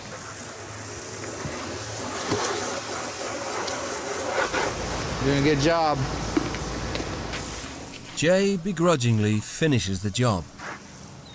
But Deputy Mattia has got him thinking about his attitude. I don't have motivation back in England. There's just no motivation. I don't want to do anything. It's just like, So what? I mean, I'm with all my friends and everything like that. I know it's a little bit fun, but they do so much different stuff over here. Like, I don't know, it's just weird. Although Jay completed his task, Stacey has unfinished business to attend to. What happened out there today at the police department, okay, was, in my mind, totally unacceptable. And the manner in which you spoke to me, I can't tolerate that out of any of my kids or any of my officers. No matter what had happened, okay, it gave you no right to be disrespectful to me. I apologise for that. I know it wasn't right, but that's all I can say is sorry. We need to have a clear understanding of how it works here. You broke one of the rules. Okay, so there needs to be a punishment for what happened. Okay, well, go get the rifle and we'll get started. Laziness and disrespect go against every value instilled in him during his service in the Marine Corps. Okay, 4 minutes to the rifle, go.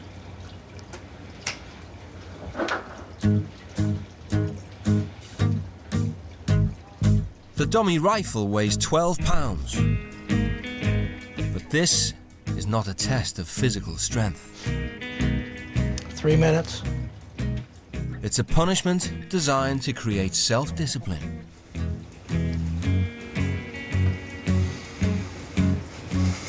One minute. And one Stacey was made to do hundreds of times when he was a cadet.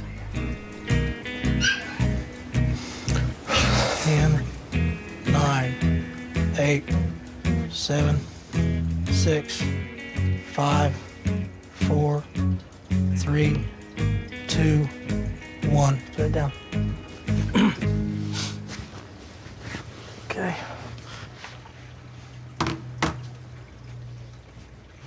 That's it. I'm proud of you, I really am. Yeah, it's that's a true man in the making right there. I mean, my gosh. I'm proud of him.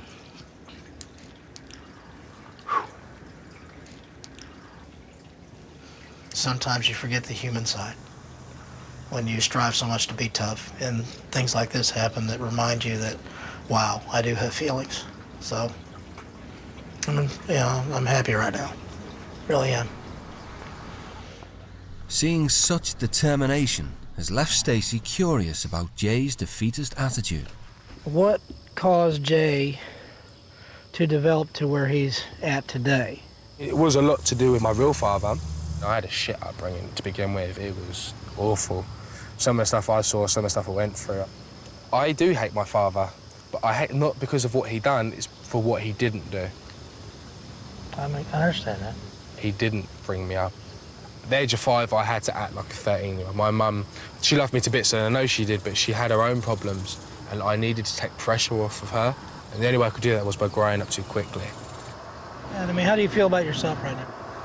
I still think I am living in my childhood, and my parents always say, you're an adult, you're an adult, you're an adult, but I've never shown them that I'm an adult.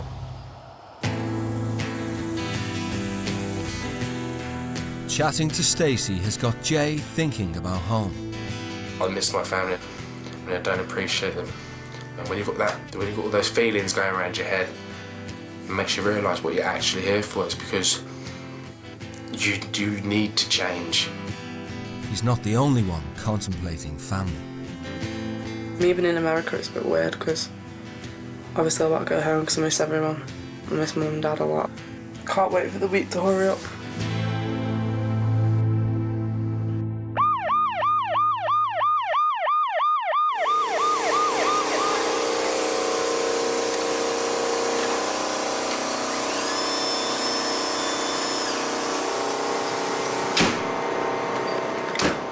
It's 2 a.m. Kaya has been rushed to hospital. She complained of feeling unwell, mentioning insect bites as a possible cause.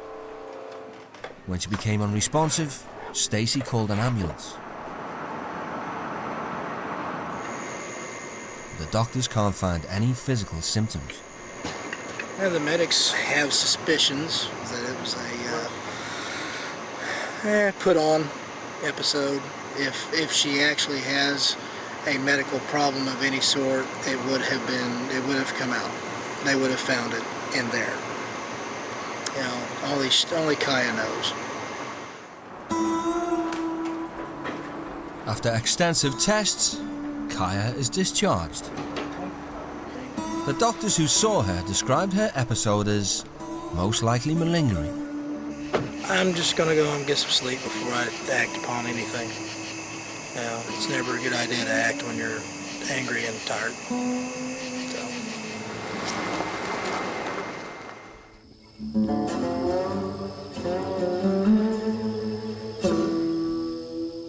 It's only the teens' fourth morning in America. Last night's drama has left the whole family shocked and confused. She's fake. I don't know what to think. I think if she was fake, if she was fake, I don't think she would let it go that far. But hey, I've only known you like 4 days, so you never know. But Kaya has no doubts about what she's doing. I'm packing my suitcase because I'm going home. Because I'm ill, I can't do this. I'm physically drained. Actually, now I am. I don't give two shits what anyone says. With the doctor's diagnosis on his mind, Stacey has concluded that Kaya's episode was an elaborate plan to get home. Okay. First of all, how are you feeling? I mean, are you still feeling pretty sickly? Are you? I feel a little bit better, but what it is I feel I need to go to sleep, but I can't sleep because I've already slept enough. If you had to go back through everything that happened, do you think it would have been a little different than what had happened last night? No, not at all, because that was the way I felt. If I felt ill, I couldn't open my eyes properly. It was how I was feeling. I can't change what happened last night. If I could, I would, but I can't. I'll tell you, I don't feel like it was really that bad. I think that your illness last night, okay, wasn't as extreme as led on to be. I personally, with having medical experience and training, okay,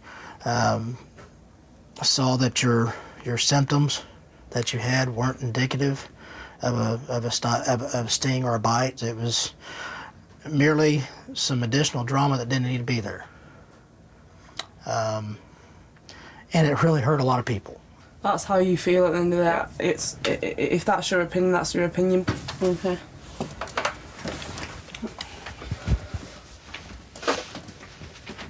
I'm not bothered. Because at the end of the day, I'm going home and that's it, it's finished. Excuse me.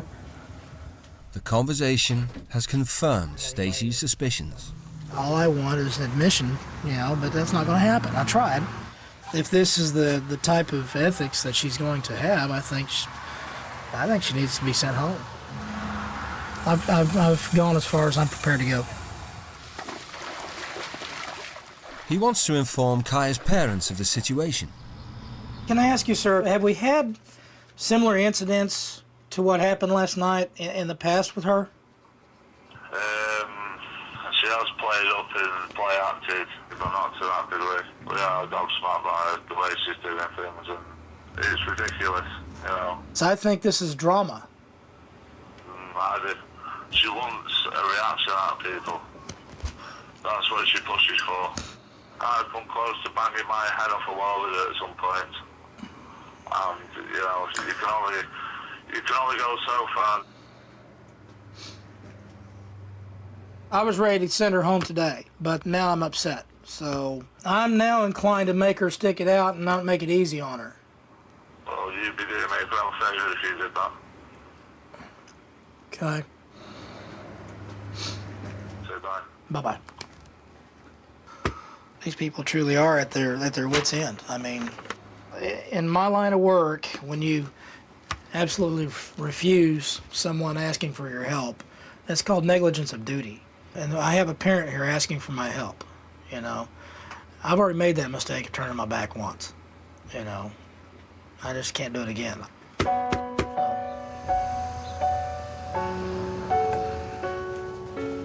Oh.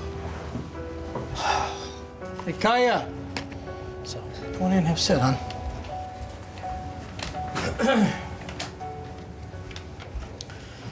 Okay. Your father made it very clear to me that he and your mother have endured unsurmountable pain, but that they love you so dearly, okay, that this was what they felt you needed. Yeah, I know that, but I'm still not staying. I know how my mum and dad feel. I know what I've done wrong. I'm not staying, I can't. Sorry. Your father nearly begged me to make you see this through. And with cracked voice, and I could tell what was beginning to be tears, was asking me to help. He doesn't need the help because he doesn't know what I'm going to be like when I get back. My mum and my dad don't know. What do you mean, how you're going to be? What do you mean? Like, this has obviously changed me a lot. What do you think you've learned? I feel like I've learned enough. They're expecting you to see it through. I don't care what anyone says, I need to go home. I can't do it. I just can't. Stop and think about it for a second for the words that you're saying, though. I can't. You can do anything you want to do. Yeah, but I don't want to. That's as simple as that. I don't want to stay.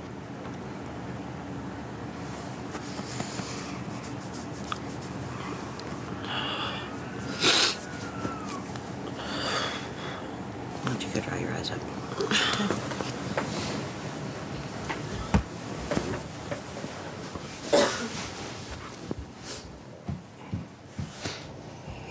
She's done.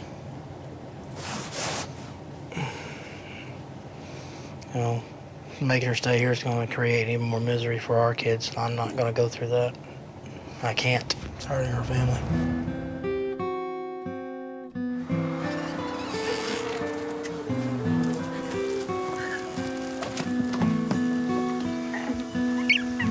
No biting. Think about others. Think about other people when you're going through life, all right? Good luck, baby. Good luck too to you. We love you. Love you too. Take care. I will do.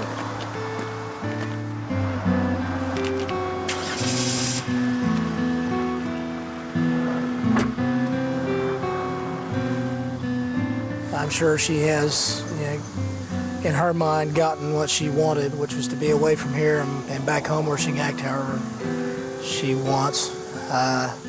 But bottom line, she hasn't learned anything here. She'll continue on the destructive path in what she has chosen for herself. She's got a long road ahead of her. I wish her the best. I really do.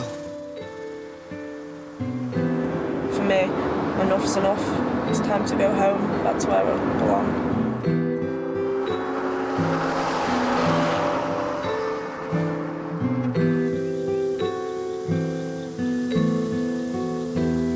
As Kaya starts her journey home, in Manchester, her parents are left to contemplate their family's future. Well, I was devastated when I found out she was coming home. I couldn't even speak. Completely numb. I can't believe she's not followed it through till the end. You know, I said to her before she went away, I said, look, you've got to meet middle ground with people. You can't just have everything your way. The annoying thing is she knows she could have done it. Oh, yeah. She just chose not to. And the point is, if that doesn't work, what is going to? Right. Yeah.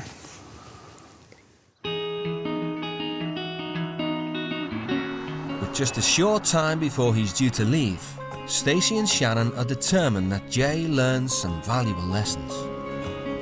Jace, I'm gonna go in, I'm gonna be nicey, and do exactly what you say, and then you're gonna like me. It tells me a lot that he doesn't have the confidence in himself to realize that he doesn't have to put the act on. Once he realizes that he is good and, he's someone that's worth something, I think that'll take him a long ways. Stacey is a police firearms instructor for Oklahoma. He believes that weapons training can instill a sense of maturity and responsibility. Welcome to the range. He wants to show Jay just how much faith he has in him. Jay's parents have given permission for Stacey to entrust him with a loaded gun. Okay, Jay, Okay, what you have in front of you here are the government model 1911s, 45 ACP. That's a 45 caliber round. Okay, go ahead and hold it. If someone gets shot with a 45, they're going down. Even if they're carrying body armor, they're going to be hurting. So the Oklahoma law enforcement philosophy is you shoot to kill. You don't want any hot brass going down your shirt.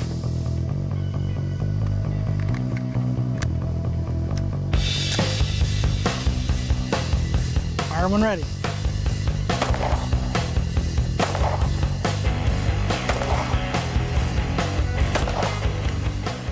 Lock it.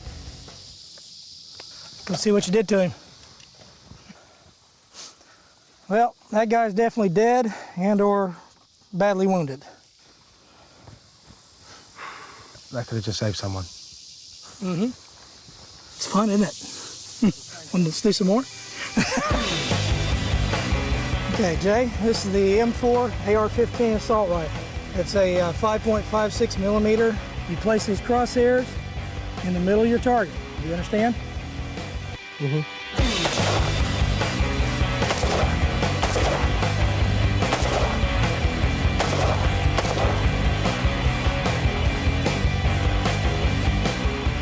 Okay.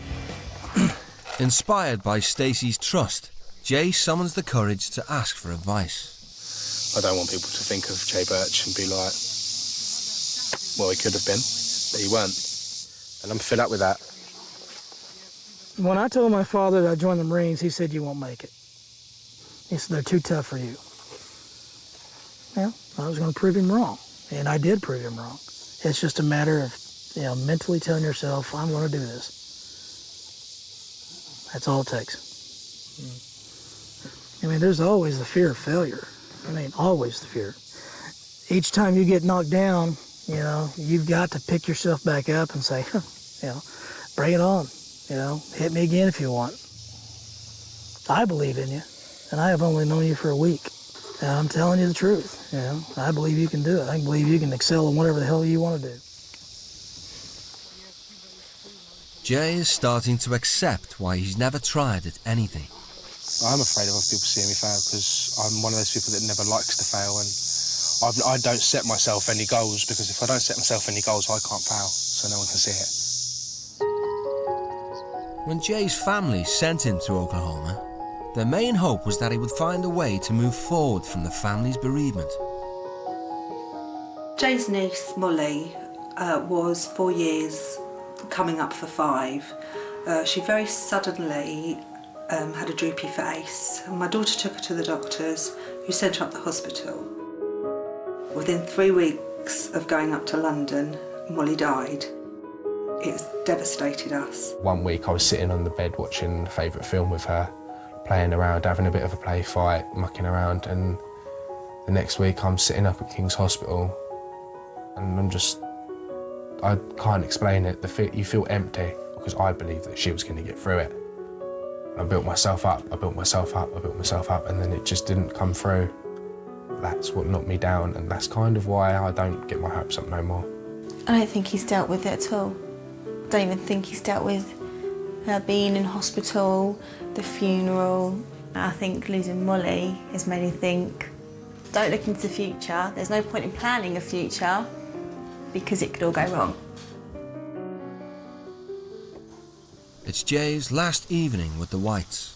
Stacy has news from home. We'll let you alone.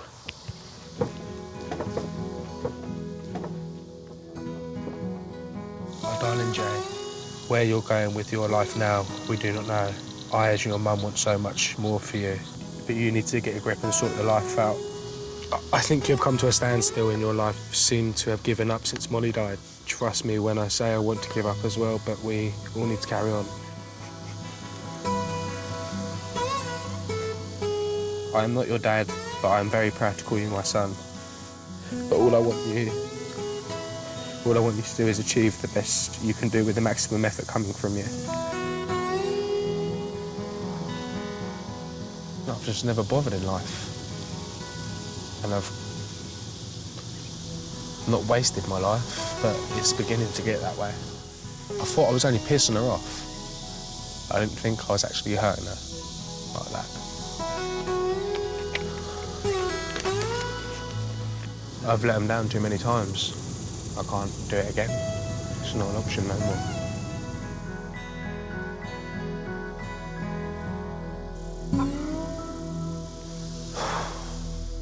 Jay must now return to his own parents back in England.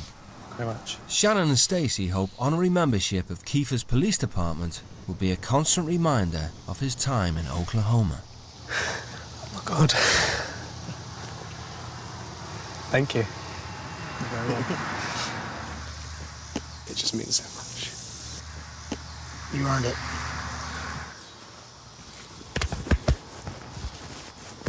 Thank you for coming into our lives. You didn't give up on yourself.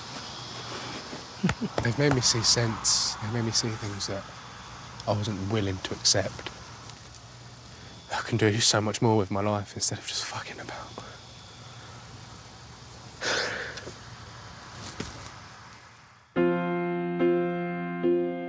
Kaya's parents have had 3 days to get over the shock of her early departure. I'd like an acknowledgement, really, more than an apology. Just for her to know that what she did was wrong. They both know the future is uncertain. For your sake, more than anyone's. Not mine, not your mum's, your sake. I hope you've brought back with you from where you've been. Some good points, that's going to help you. It just seems you bailed out. It's just disappointing after putting as much as you put in, your mum put in and me. I'm sorry for what I've put you through in the past, because I know it was wrong.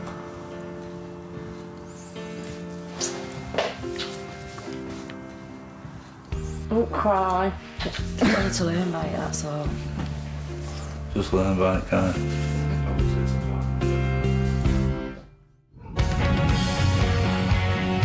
I hope Joe's come back with a better attitude to life. I'm home.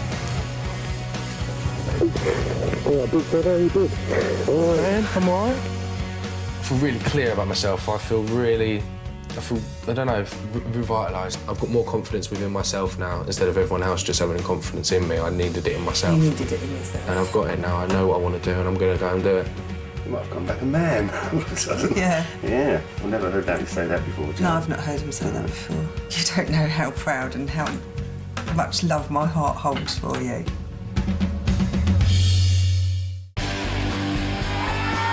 I need some more booze. Where's my booze? All over the country, out-of-control teenage behaviour has turned homes into battlegrounds.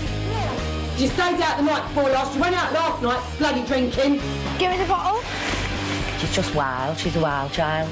And parents don't know where to turn. We've tried absolutely everything with Bex. Grounding, punishing, you name it, we've done it. I like me with end, really. This year, 16 families took drastic action and sent their wayward children to live with strict parents in different countries around the world. In my house, you're going to do as I tell you to do. Please let me make it very clear. My children won't defy me. When I punish really hard. In the US, you have to do what an adult says. Tonight, teens look back at their experiences to see if strict parenting abroad has changed the relationship they have with their own parents. It's just the same. Before I went to India, my relationship with my mum was like non-existent almost. Now I'm back. She's just a person I tell everything to. Like this, we are just like proper tight now. I talk to her about everything, don't argue with her anymore. I respect her more. I tell her I love her every night, man. I think she's proper boss.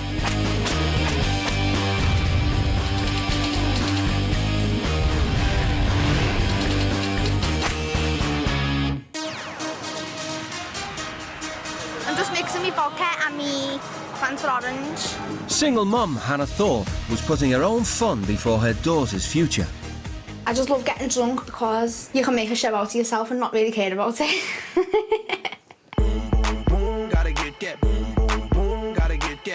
Hannah would often leave baby Tanisha with her mother while she went out on the town. My attitude to life is live today like there's no tomorrow.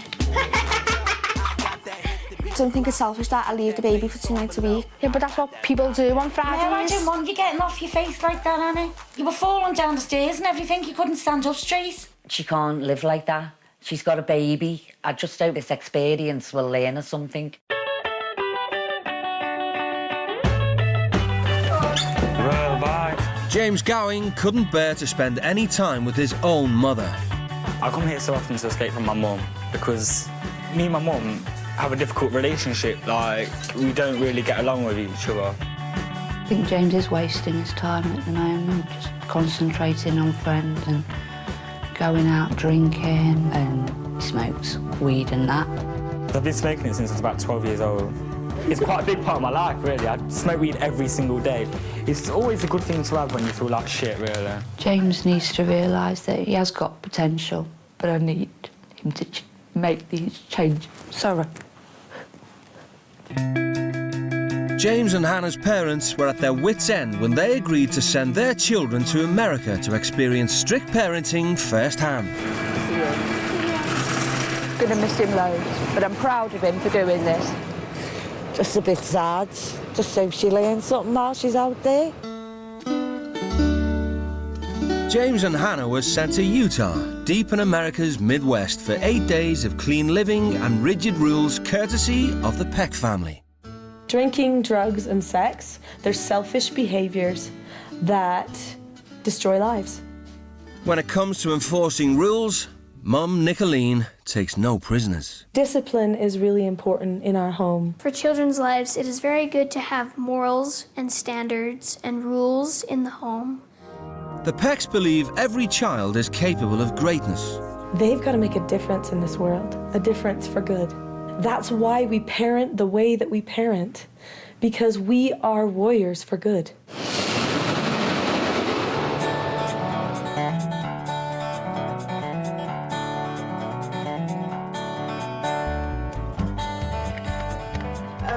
Yours is, mine's the strong gravity.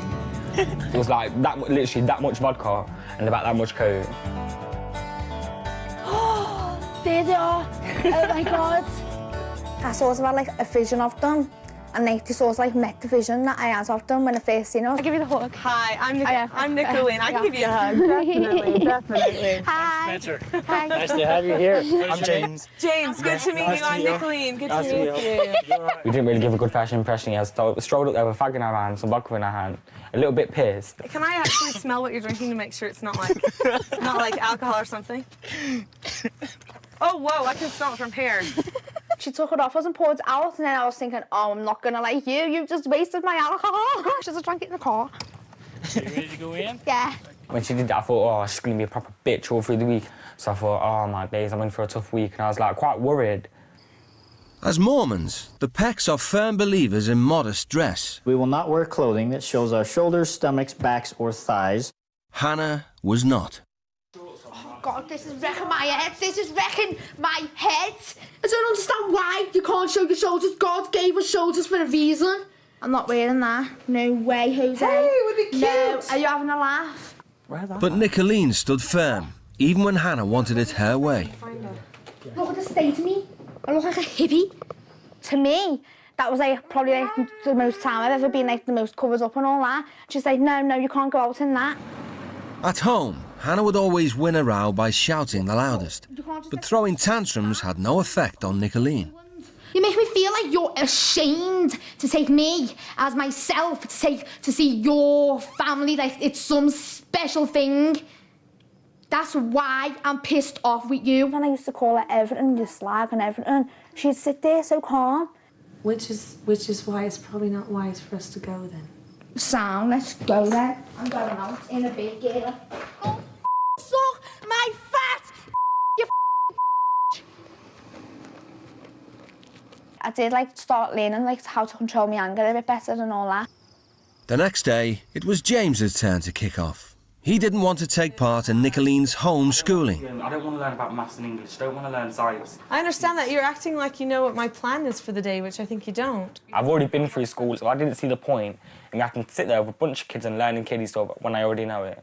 I'm sick of being treated like a little kid when I'm not a little kid. Idiot. Okay. Colin. Are they running away, Mom? Mama, are they running away? I think they've about gone nuts. You just wanted to cause a bit of chaos and just have a bit of fun. Later on in the week, Nicolene tried again to get James involved in home education. It was very difficult for me to, like, cope in certain situations. We started doing these little games and that. I just got really, really stressed out and I just gave up on it. Just meow! I need some space from everyone, yeah. I need some space from that woman because she'll really do my head in. James was asked to join some team-building exercises run by Nicolene's sister, Janelle. I can't be asked anyway, I'm walking. Can't be bothered. I can let the team down, I don't care.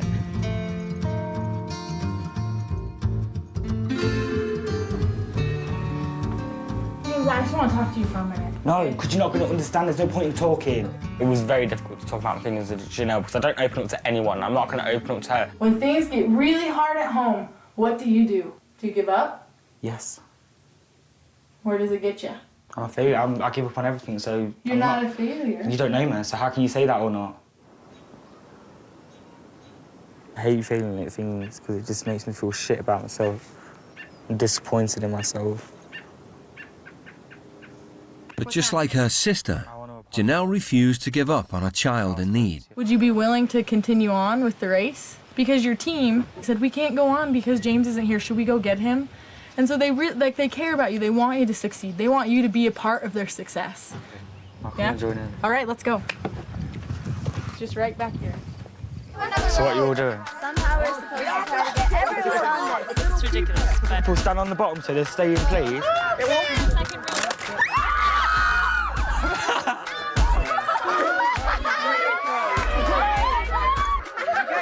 At the end of the day, everyone was rewarded with a bracelet to remind them of their achievements. What does this rope mean to you? To never give up and to keep on trying no matter how stressful it is, to just keep on going. I learned that, like, I can overcome hard obstacles, like, no matter what gets in my way, even if it pisses me off that much, I can still come back stronger and get the work done in the end of it, you know what I mean? No matter if I go off on one, I can still do it. I've got to start having faith in myself. Hannah had been away from daughter Tanisha for nearly a week when a letter arrived from her mum. Hannah, babe, half the time you have my heart broken with your behaviour. Your drinking and smoking really scares me. It's way out of hand. I hope you learn to be a better person and respect the people around you. That just made me realise, like, a daughter shouldn't be treating a mum like that. Like, she gave me life, and I was just taking advantage of it and just treating her like shit. Oh, this Tanisha.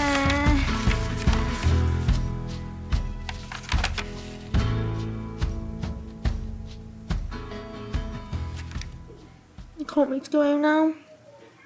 See my little girl. And she deserves a better mum than I've been to her.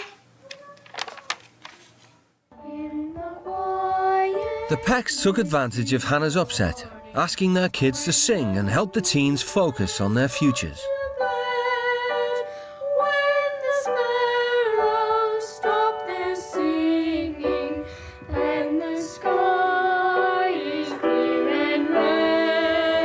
That was so sad. I just burst out crying. I was started thinking of her and my mum and the nasty things I've done to my mum and that. And I just burst out crying. I didn't want to cry, but I couldn't keep it in. It just started coming, and I just couldn't stop then.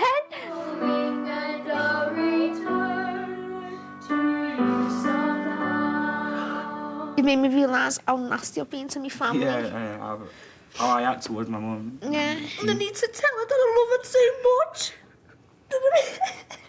And that I miss her, and I'm going to be good for her. That from now on, I'm not going to be nasty to her no more, because she doesn't deserve it. That was the big turning point for me. I thought I have got to change because I can't keep going on like this. James's parents divorced when he was just 7. He rarely sees his father. As the week unfolded, James began to form a special bond with Spencer. Spencer is such a sound, genuine guy. Here's your horn, go ahead and press that. There's your horn. He took me out on a driving lesson, went out of his way to take me out for a driving lesson and to teach me something what my own dad should have really taught me. You ready? There you go. He just helped me get so much more confidence. He helped me, taught me in the right way. Oh shit, sorry. Just slowly on the brake, don't hit it real hard. And after a while, I just banged the radio on. I was driving through and I was like, yeah. Let's try to pop. He's the one person who helped me improve my confidence here. I've got so much respect for the guy. Pick a spot, park in that spot. Just make sure you're in between the two lines. I was like, I did good, you know. I did well good. I was just like so proud of myself that I did so good on it. I was just like, yeah. I did wicked. I don't want to say goodbye to you. Oh, it was horrible. Saying goodbye to the family, knowing like they're so far away and like I could like hardly ever see them again. I loved them all at the end of it. I just didn't want to go. Thank you, Spencer. Thank you for the driving lesson and everything. You're like a father. Don't kill anybody. In my eyes, I'd gone through a big journey. I accomplished so many different things. I went through so many different emotions. I just didn't want it to end. I didn't want to leave the family really. I just thought that was all wicked. See you later. You love you. Drive safe. 3 months on, and Hannah's experience with the Pecks has made her face up to her responsibilities. If I could speak to Nicoline and Spencer now, I'd just say thanks for helping me change my life for the better. Yay! Love hands. I'll have an effect on Tanisha's life because like I was like a wild child and I haven't all settled down because I really didn't want her to turn out like me. Yay! I want to get a career so I can give her what she needs and what she wants and just give her the best life that I can give her. In Leicester, James feels like a new man since returning home. The biggest thing I learned about myself, I'm never going to give up my dream. No matter what gets in my way, no matter who tries to get in my way, I'm still going to get there. Just have a lot of happy times there. I remember, yeah, sitting down one time, yeah, me and my mum were like, it's been like this, we are just like proper tight now. I talk to her about everything, don't argue with her anymore. I just do things when she tells me to do them. I respect her more. I tell her I love her every night, man. I think she's proper boss.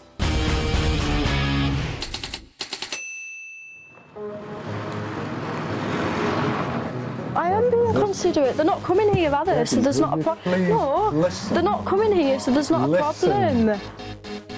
Debbie McQueen's relationship with her parents had hit rock bottom. We're always at loggerheads.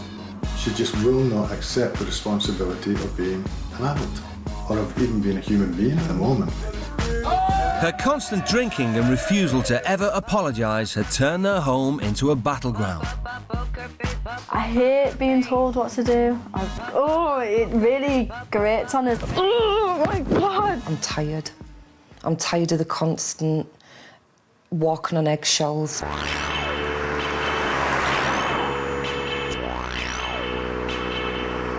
And what have you done all afternoon? You haven't done what I've asked you to do. I know what you've done. You've laid on the sofa, you've watched TV all afternoon. 17-year-old Daniel Drinkwater was taking his parents completely for granted. Daniel is selfish, stubborn, lazy, dirty, grubby, filthy. Every day, I'd say we end up having some kind of argument, for want of a better word. He never lifted a finger at home and refused to pay attention to anything he didn't enjoy. We argue about my schoolwork a lot because I don't do it or I don't go. To his parents' dismay, Daniel only cared about his band. He thinks he's a rock star. Yes, it's good that he's got music in his life, but he's got to learn about other things in life as well. He's got to know that he's got to do well at school and that he may not become a famous rock star.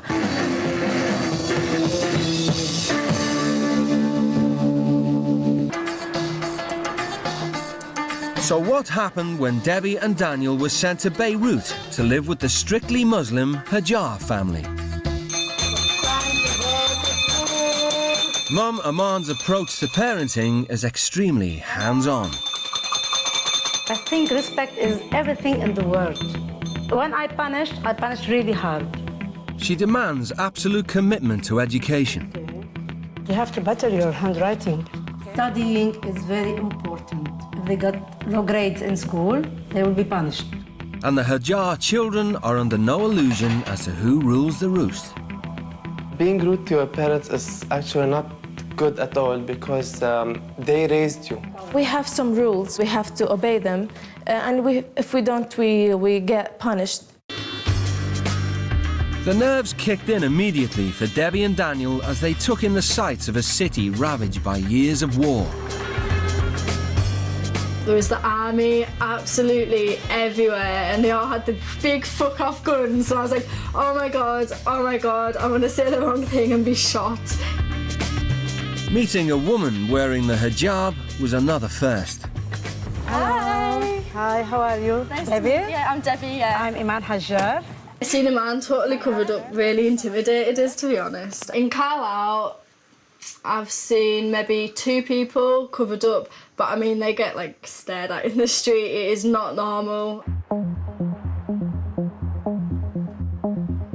The Brits' experience got underway with a rude awakening. In time for prayers and school. Tired. As in any Muslim home, alcohol was strictly forbidden in the Hajjar household. You look dead scared. It's all right. Don't worry, you won't get into trouble. A rule that Debbie had no problem ignoring. I took the vodka to school because it seemed the safest place to do it, like the place that we were least likely to get caught. If we get a bottle of Coke, drink some, tip that in, maybe eat one, and no one's going to question it. Vodka. The last day of term at our school, you start drinking at like 8:30 in the morning and you're wasted by lunchtime when you finish. And then I thought, we'll do one of them, we'll show them how the Brits do it. Sneaking the booze into school was Debbie's first step on the road to change. It tastes fucking gorgeous. You know, David, like corn actually. It is, isn't it? Darlene and Debbie, I just need Yes. to see you in my office for about 10 minutes. Yeah, Is that sure, right? cool, yeah, that's fine. Getting caught kick-started an intense relationship with a man. I seen a man and I thought, fuck, bollocks and shit. That's exactly what went through my head. Alcohol are not allowed in my house. We're not in your house though. This was in my And house. as well, we're kind of like get rid This of it while was we in can. my house, in my girl's bedroom. This is very, for me, a very great violation of the rule. You should be ashamed of yourself.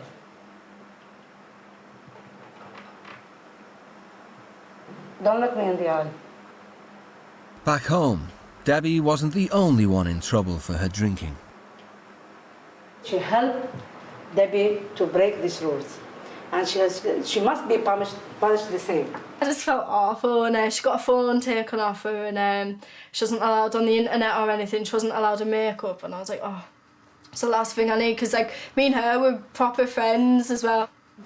I just didn't want to tell her because you said you're not going to get me in trouble.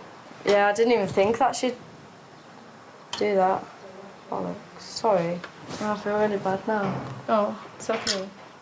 Seeing Janan upset just made Debbie feel even more sorry for herself. She said it was all right, but it was kind of, it's fine. But you know, she said it's fine to be nice, but it wasn't.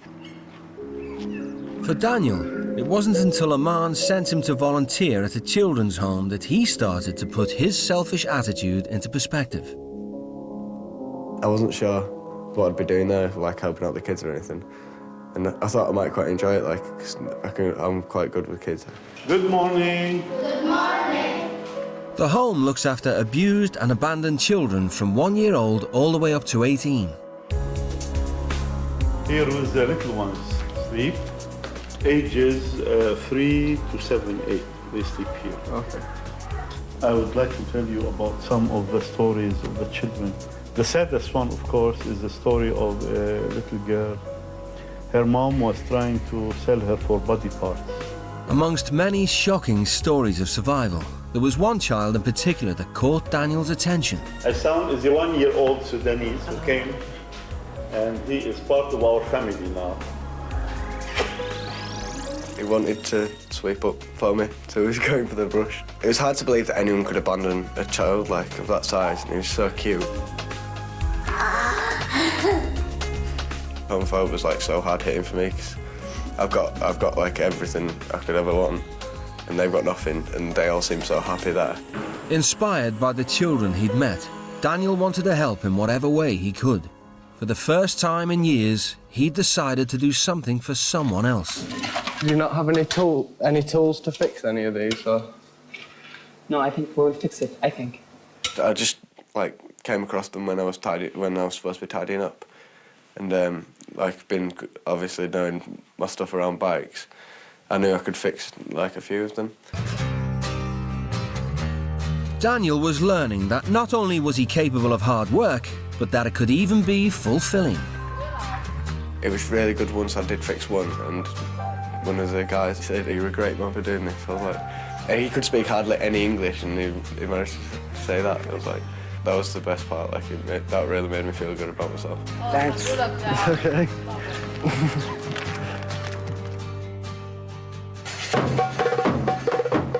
Toward the end of their trip, the teens were invited to a traditional Lebanese wedding, but Debbie was still sulking about the vodka and wasn't in the mood.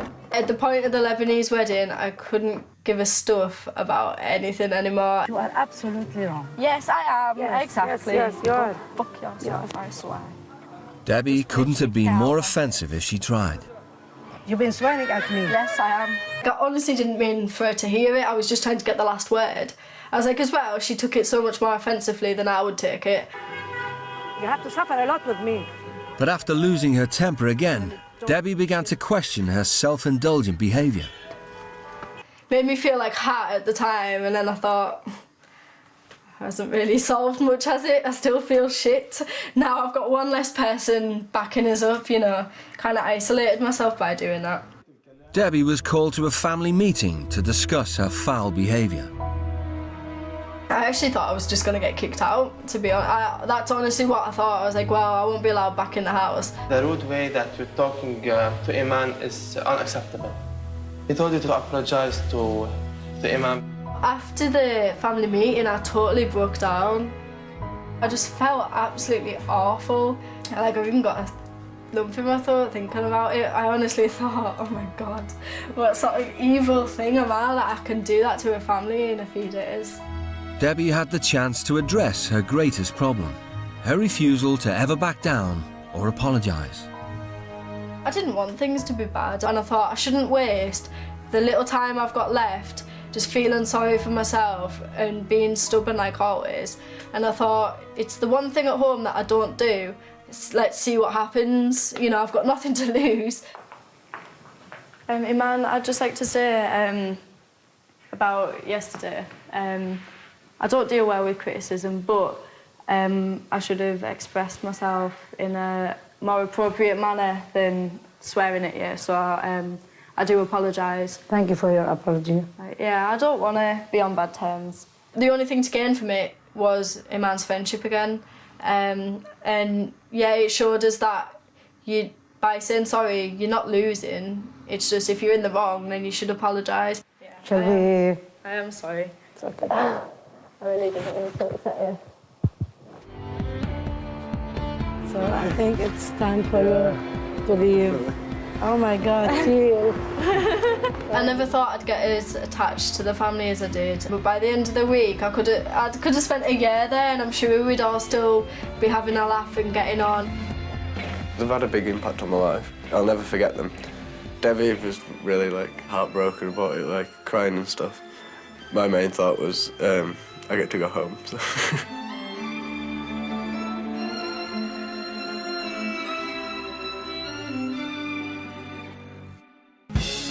So how has life been for Debbie since returning to her own family? Yeah, that's Mahmood, Iman. The World's Strictest Parents was the most amazing experience I've had. It was fantastic. Doesn't he look so much like Cousin Stuart though? Yeah. One thing that Debbie did say when she came back was that she'd realised it was okay to say sorry and not feel as though you've lost the argument. And I think that was an important lesson. They did teach me that I'm not as bad a person as I thought I was. I am bothered. I do want to be close to my family. Since going to Lebanon, Daniel has completely transformed his attitude. Spending time in Lebanon has made me think about my selfish, egotistical way. After putting his feelings about the experience on paper, he wanted to share it with his parents. Spending time at the Home of Hope made me realise why bothering really does make a difference. If no one bothered, these battered, abused and abandoned kids would have nothing. The children at the centre would do anything for parents like I have. I do nothing for my parents. I suppose rock and roll sounds cliché, but I would be nothing without the support of my parents. Why don't you ever tell things like that? It's better to put it down into words. Yeah, that's lovely. This experience has definitely altered my life. Now, because I know how lucky I am to have my education and all that kind of thing, I really want to work hard to get, like, my degree and then get into a really good job. It's made me respect myself a lot more and respect others.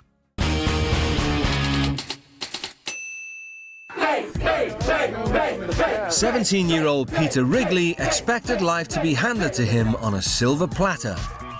That is all vodka, boy. Ideal world. Absolutely minted. Loads of fit girls, loads of drink.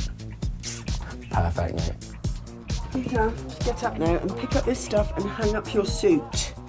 But despite his privileged upbringing, he was throwing it all away. This morning I've received a letter from Peter's school that's expressing their concern that he's not currently on course to achieve his target grades. At the beginning of year 10, I was feeling like 10 A stars.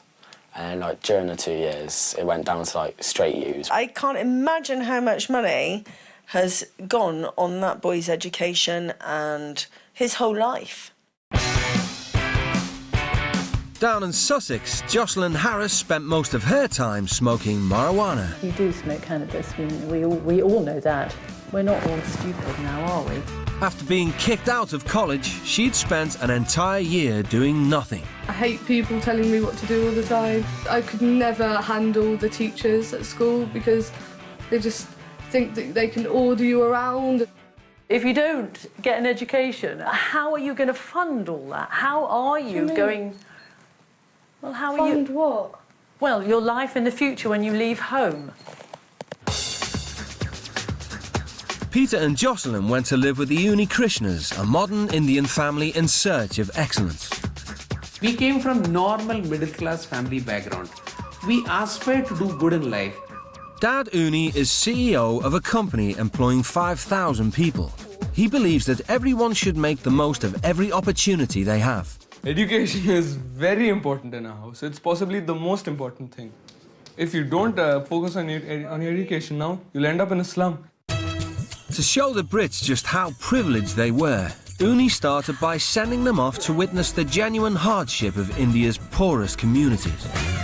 When they told me I was going to be working for the charity, like picking up rubbish, I was like, fuck that. That's never going to happen. I'm not going to do any of this work. I don't do charity shit. When you see these guys like with nothing, you'll feel it's like sort of, you may feel ashamed of yourself for not doing anything. It's not so much I hate the charity, it's that I hate doing stuff for free. Peter was assigned to litter collection, while Jocelyn was asked to work with some of the poorest kids. I was a bit nervous because I know what I'm like when I see stuff that's really horrible. I get all emotional. Put 2 ponytails. We have to make this like this. Oh, ponytails.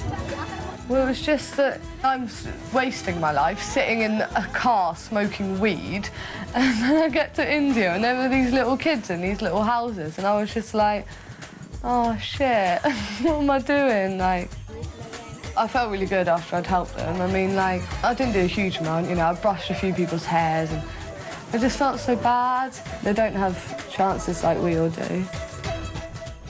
The kids made me cry. On the other side of the community, getting up close and personal with poverty wasn't having the intended effect on Peter. I'm not used to this sort of shit, so it's pretty like gash, really. Just pick up a bit. Here, we have to pick up. They're all going on at me like, oh, you've got to do it, you've got to do it. And that just made me even more angry. I was like, well, I don't have to do anything. Bend down and pick up. No. And it's not that much dirty. There was no persuading Peter to get his hands dirty. I realised that they're sort of like, don't have anything, but I don't care. I will hold. You have to bend down. Oh, fuck it. I'll see you all later. Nah, I can't bother. He tried to stop me walking out, and I was like, seriously, get out of the way, and he wouldn't let me go, so I just grabbed him and threw him on the other side. I was like, twat. Wait. Get out of my way. Whoa. It was pretty funny, to be honest. He acted like a bloody fool. He's just gone and walked off, man. He's supposed to be doing the social work, yeah? I mean, I'm doing it. What's going to happen to the family honor and stuff, man? I was so surprised at Pete's reaction. He was really pretty disgusting at the slums. Peter's shock outburst got the week off to a bad start. The Uni Krishnas hoped that joining Siddharth at the school would encourage both the teens to achieve their potential. But before they'd even left the house, Jocelyn chose to rebel against the school's compulsory uniform. It's disgusting. When they showed me that dress, Jesus Christ. I was like, no, I'm not doing it. Get it away from me. School, attention. We shall now sing the national anthem. The assembly we had, they all like lined up and like it was like stand at attention, stand at ease, and I was standing there like this, like, what are you chatting about? I'm not going to stand at attention for some bloke in a cloak. We have a lot of school rules, we expect discipline, and we definitely expect you to be in proper uniform. So I'd like to see Jocelyn after assembly, please. You will stand expelled from the school if you do not follow our rules. I'm not going to. I beg your pardon? I'm not going to. She absolutely refuses to get into uniform. I will not tolerate that. Send her home, please. That's okay. Let her go home. I felt a bit bad because like I got on quite well with the mum. I'm too opinionated, really. I can't just back down. With Jocelyn excluded, Peter was left to get on with the day, but he still revelled in his bad boy behaviour. Probably the worst thing was I went out to a party one night and I got like really drunk, and when I got home I got in one of my mum's cars, so I drove it and I crashed it, so I got arrested and had to spend the night in a police cell because I was like drunk and that. Oh my God, you know how bad that is? I was just like, Jesus Christ, they're being so sort of like moral and absolutely slating me, and I was just like, Jesus, leave me alone. Back at the apartment, Jocelyn arrived to some words of encouragement from home. My letter with my mum was horrible. It made me cry a lot. We hope that you are having time to think while you're away and to reflect on the choices you have made in your life over the last few years. Since you started secondary school, you seem to have adopted a persona that rejects the authority. I'm hopeful that you'll come back and finish your sixth form courses, and I hope you'll go on to pursue a career that makes use of your talents and that makes you happy. We'll always be here for you and love you very much, Mum. I've always thought that I was, you know, the disappointment in the family, and she made me feel like I wasn't such a disappointment, like, at all. She said that she was, like, proud of me and stuff, you know, envies all the qualities I have that she wished she did and all this, and it was such a sweet letter. And it really got me going. Determined not to let herself or her family down, Jocelyn put her pride aside, conformed to the dress code, and for the first time in 2 years set foot in a classroom. The first day I went back and went to lessons, and it was all right. You know, it was all friendly and it was fine. I got on fine. The word parliament. L-I-A-M-E-N-T. Excellent. Antique, Varun. They were all so much better than us. The English isn't even their first language, and they were getting top marks. Really opened my eyes to like, the fact there's more to life than mucking around and having a laugh, and you know that actually working for something that you achieve actually like feels bloody good. Knowing that Peter had so far learnt little from his immersion in Indian culture, Uni suspected his last chance to reach him was to talk cold, hard cash. The meeting in Ernie's office about sort of life and that was quality. Show you a company, how it operates, and from that you'll come to know how you can get a good career. I actually realised that he was the top bloke out there in the whole company. Like, he was in charge of everyone, obviously, apart from, like, the board or whatever. But he was the CEO. Found out how much he was earning, and I was, like, rolling in it. If you are really serious about becoming something like this, average salary for a European CEO is $500,000 US per year. Plus bonus. Yeah, bonus can be anything. If you do great, you'll get a $1 million bonus.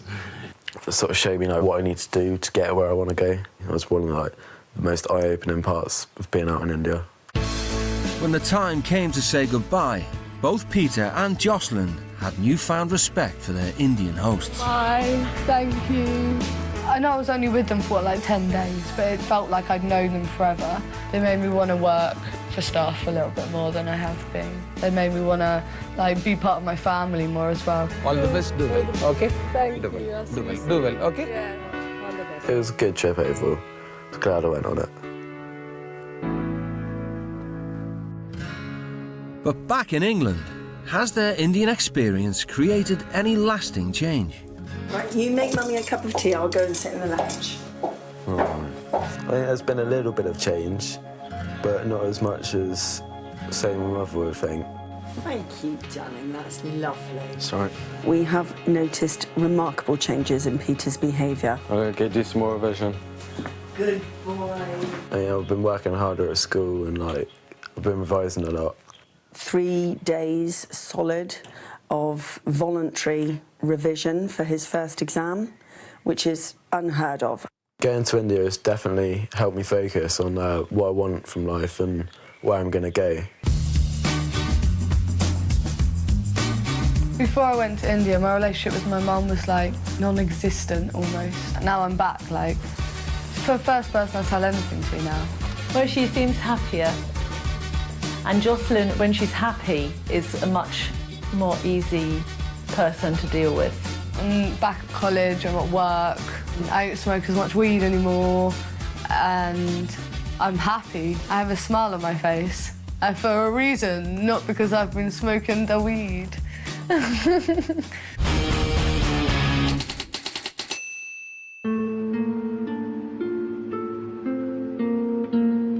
Hannah Moorhead was struggling to cope with a family tragedy. My mum died 4 years ago. She spent half her time down the pub. I barely ever saw her. She got a liver infection and she died through that. It's awful for any child to lose a parent at any age. She'd already suffered the heartbreak of divorce and then she suffered the heartbreak of bereavement. I need some more booze. Where's my booze? Ever since she died, I've become more of an outgoing, sociable person because I want to get my mind off it. Lee Sturge did whatever he wanted, whenever he wanted. Your mother know you're on that? No. Well, you're quite happy as well take your mobility scooter out, won't he, you know? No respect for the fact that if he breaks it, that's your only form of getting about. I tell myself that I should have more respect for my parents. I should listen to them when they say no. But then when it comes to the point where they do say no, I flip. Lee, keep the noise down, please! He is selfish. He is, because he does know what he's doing. In other words, he's saying, I don't really care about you. Hannah and Lee's home from home would be in Botswana, where they'd live with the Salelo family. The behavior that we see at home is the very same behavior that we would like our children to practice outside home. The Salelos believe that children must demonstrate respect for elders at all times. If you break the rules of this household, you get punished. A fact that Lee struggled with from the off. When my parents come, you're going to wash their hands. Are you serious? I'm serious. You've got to wash my parents' hands. I was shocked. They're adults, I think they can wash their own hands. I did it, and I didn't really like it. It was the first day there. I just went along with the rules. But in my head, I was going, you... Hannah also found the Salelo family values hard to handle. I'm going to search your back. You're going to search my bag? Yes. That is a total invasion of privacy. This is my house. I know. And in my house, you're going to do as I tell you to do. Who, in their right mind, would look through somebody's belongings while they're unpacking it in an unfamiliar place? It's not there. Not there. It was ridiculous. I felt so invaded. The Salelos were a tight-knit family. Over time, their warmth persuaded the teens to get stuck into Botswanan life. They wanted me to understand what it's like to be an African and what it's like to have to see what you have to do to actually feed the family and feed the village. You're gonna kill it. I'm not gonna kill it. I just physically can't do it. They wanted me to hold a knife and slit the throat, but I weren't having any of that. But throughout his time in Africa, being made to do things he found difficult was character building for Lee. Hey, he's dead. I realised the rules weren't there to hurt anyone. They weren't there to upset anyone. They were there to help. I don't want to touch any more of it than I already have. The biggest thing I learned when I was over in Africa was the fact that respect the parents more. I had to respect my parents a lot more because they treated their parents like kings and queens. Hannah struggled with her confidence throughout her stay, but over time, Mrs. Salela was able to offer her the benefit of her life's experience. I guess you're very close to your mom. We weren't actually that close. We didn't really speak. Like, she left home, and I hardly got to see her. And when I did, she was drinking or something, and I just got so fed up with it, and like... Fed up with the drinking or her? Both. I just wanted to see her and not drunk her. But then again, like, she took me to festivals and she was so much fun when she had a drink in her and stuff. Does it talking about your mother's death evoke some painful feelings? That's why you don't want to talk about it? Yeah, painful feelings. I don't like thinking about upsetting things that's happened in the past. It's upsetting. Life has to go on. And I would like to believe that even our loved ones who have died would want us to live a happy life. Speaking about my problems was pretty damn hard, because I don't. She was just so supportive for it all, and I was able to speak to her and she was able to speak to me, and I had quite a good relationship through her because of that conversation, I think. The Salelas, they were just amazing, and they were really lovely people, and they touched me like in my heart, and they will always be there. Thank you all so much. It was just a really great experience, and I don't regret a thing about it. I'm much happier because, like, I've moved out now and I speak to my family a lot more now. She seemed to enjoy our company and spent time talking to us. I do kind of think about maybe I should get a real job, get a real education, which I would have never thought about before. Botswana has left a lasting impression on Lee. So I learned how to do the washing up in Africa. Clever boy. Going to Botswana was a life-changing and unforgettable experience. I'll say we worked pretty well as a team, didn't we? Something there has changed in Seems to have him. matured, doesn't he? I don't know. Seems to have got older in his head. It's more considerate. My relationship with my parents is so much stronger now, and it's changed, and it's for the best. It's changed for the best. We haven't had one argument since he's been back. Not one. The dogs just don't care, is that? I've seen his dad hug him now and kiss him and actually say he loves him, which, you know, to me that's really nice because he's never done it before. It was definitely an eye-opener and a slap round the face to get my life into order.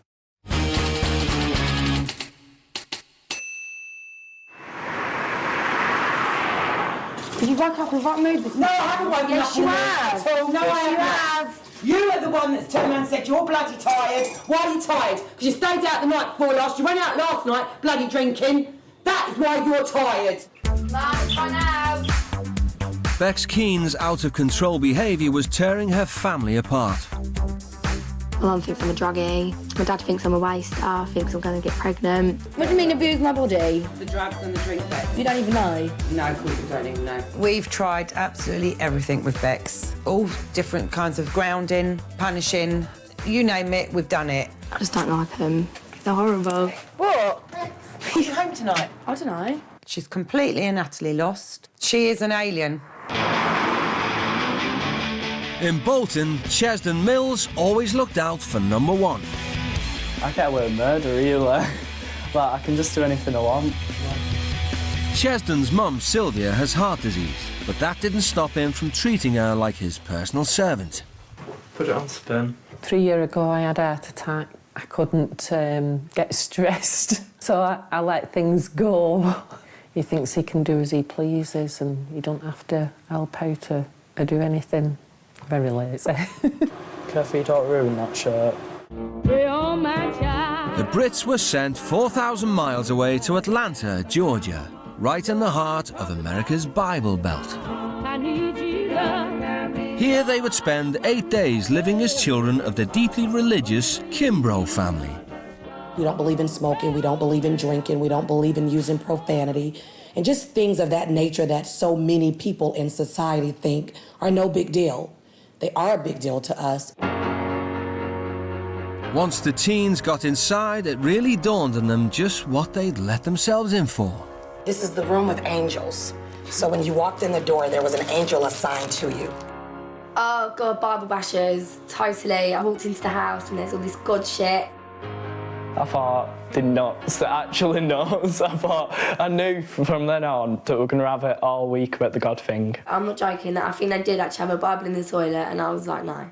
Every civilized society, there are rules for which we are to conduct ourselves. So that's what this meeting is all about. We're going to give you the home rules contract for the Kimbrough family. I thought they're taking a piss. When they put the rules in front of us, I was like, no way. Profanity is used by people with limited vocabularies. The Kimbrough family is highly intelligent and only uses language that illustrates our intelligence. Would you please move the clipboard because I want to be able to see your facial expressions. Thanks. That 4-page contract, it's like, this isn't contract, this is a novel. I just can't believe that people actually live like this. It's so different from our life. The rules were ridiculous though, proper ridiculous. It was just a matter of minutes between Ches and Bex signing up to the Kimbrough's contract and deciding to break it. Sneaking a fag on balcony, I thought it was proper genius, me, like. They're actually really shocked, like they think we're really naughty and stuff.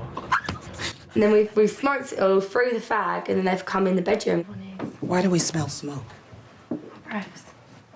Did you step out on the balcony? Please tell me you wasn't smoking in my home. Smoking. I was like, no, I've just opened my suitcase, all my clothes are dirty, they smell of smoke. You did not just open your bag and the smell of smoke came out. That is a lie. So admit that it was a lie. It was a lie. Were you smoking in here?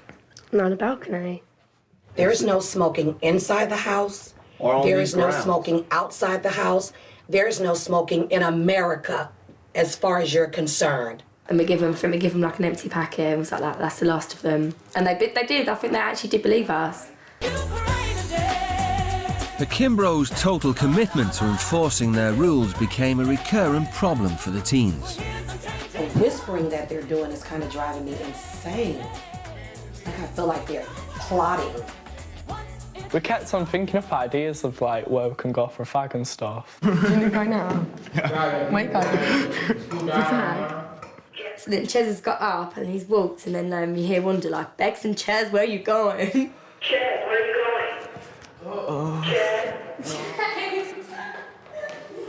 So we run out the fire exit, pissing down the rain, we run straight into the woods. Me and Ches are running, he's got the Bible over his head because of his hair. All this God shit. Can't believe I'm stood in the fucking forest in the rain, trying to have a fag with a Bible on my head. It's ridiculous. Oh my God, it was awful just there and thinking, this is it now for a week. Got to run away for a fag, and you knew you was going to get punished.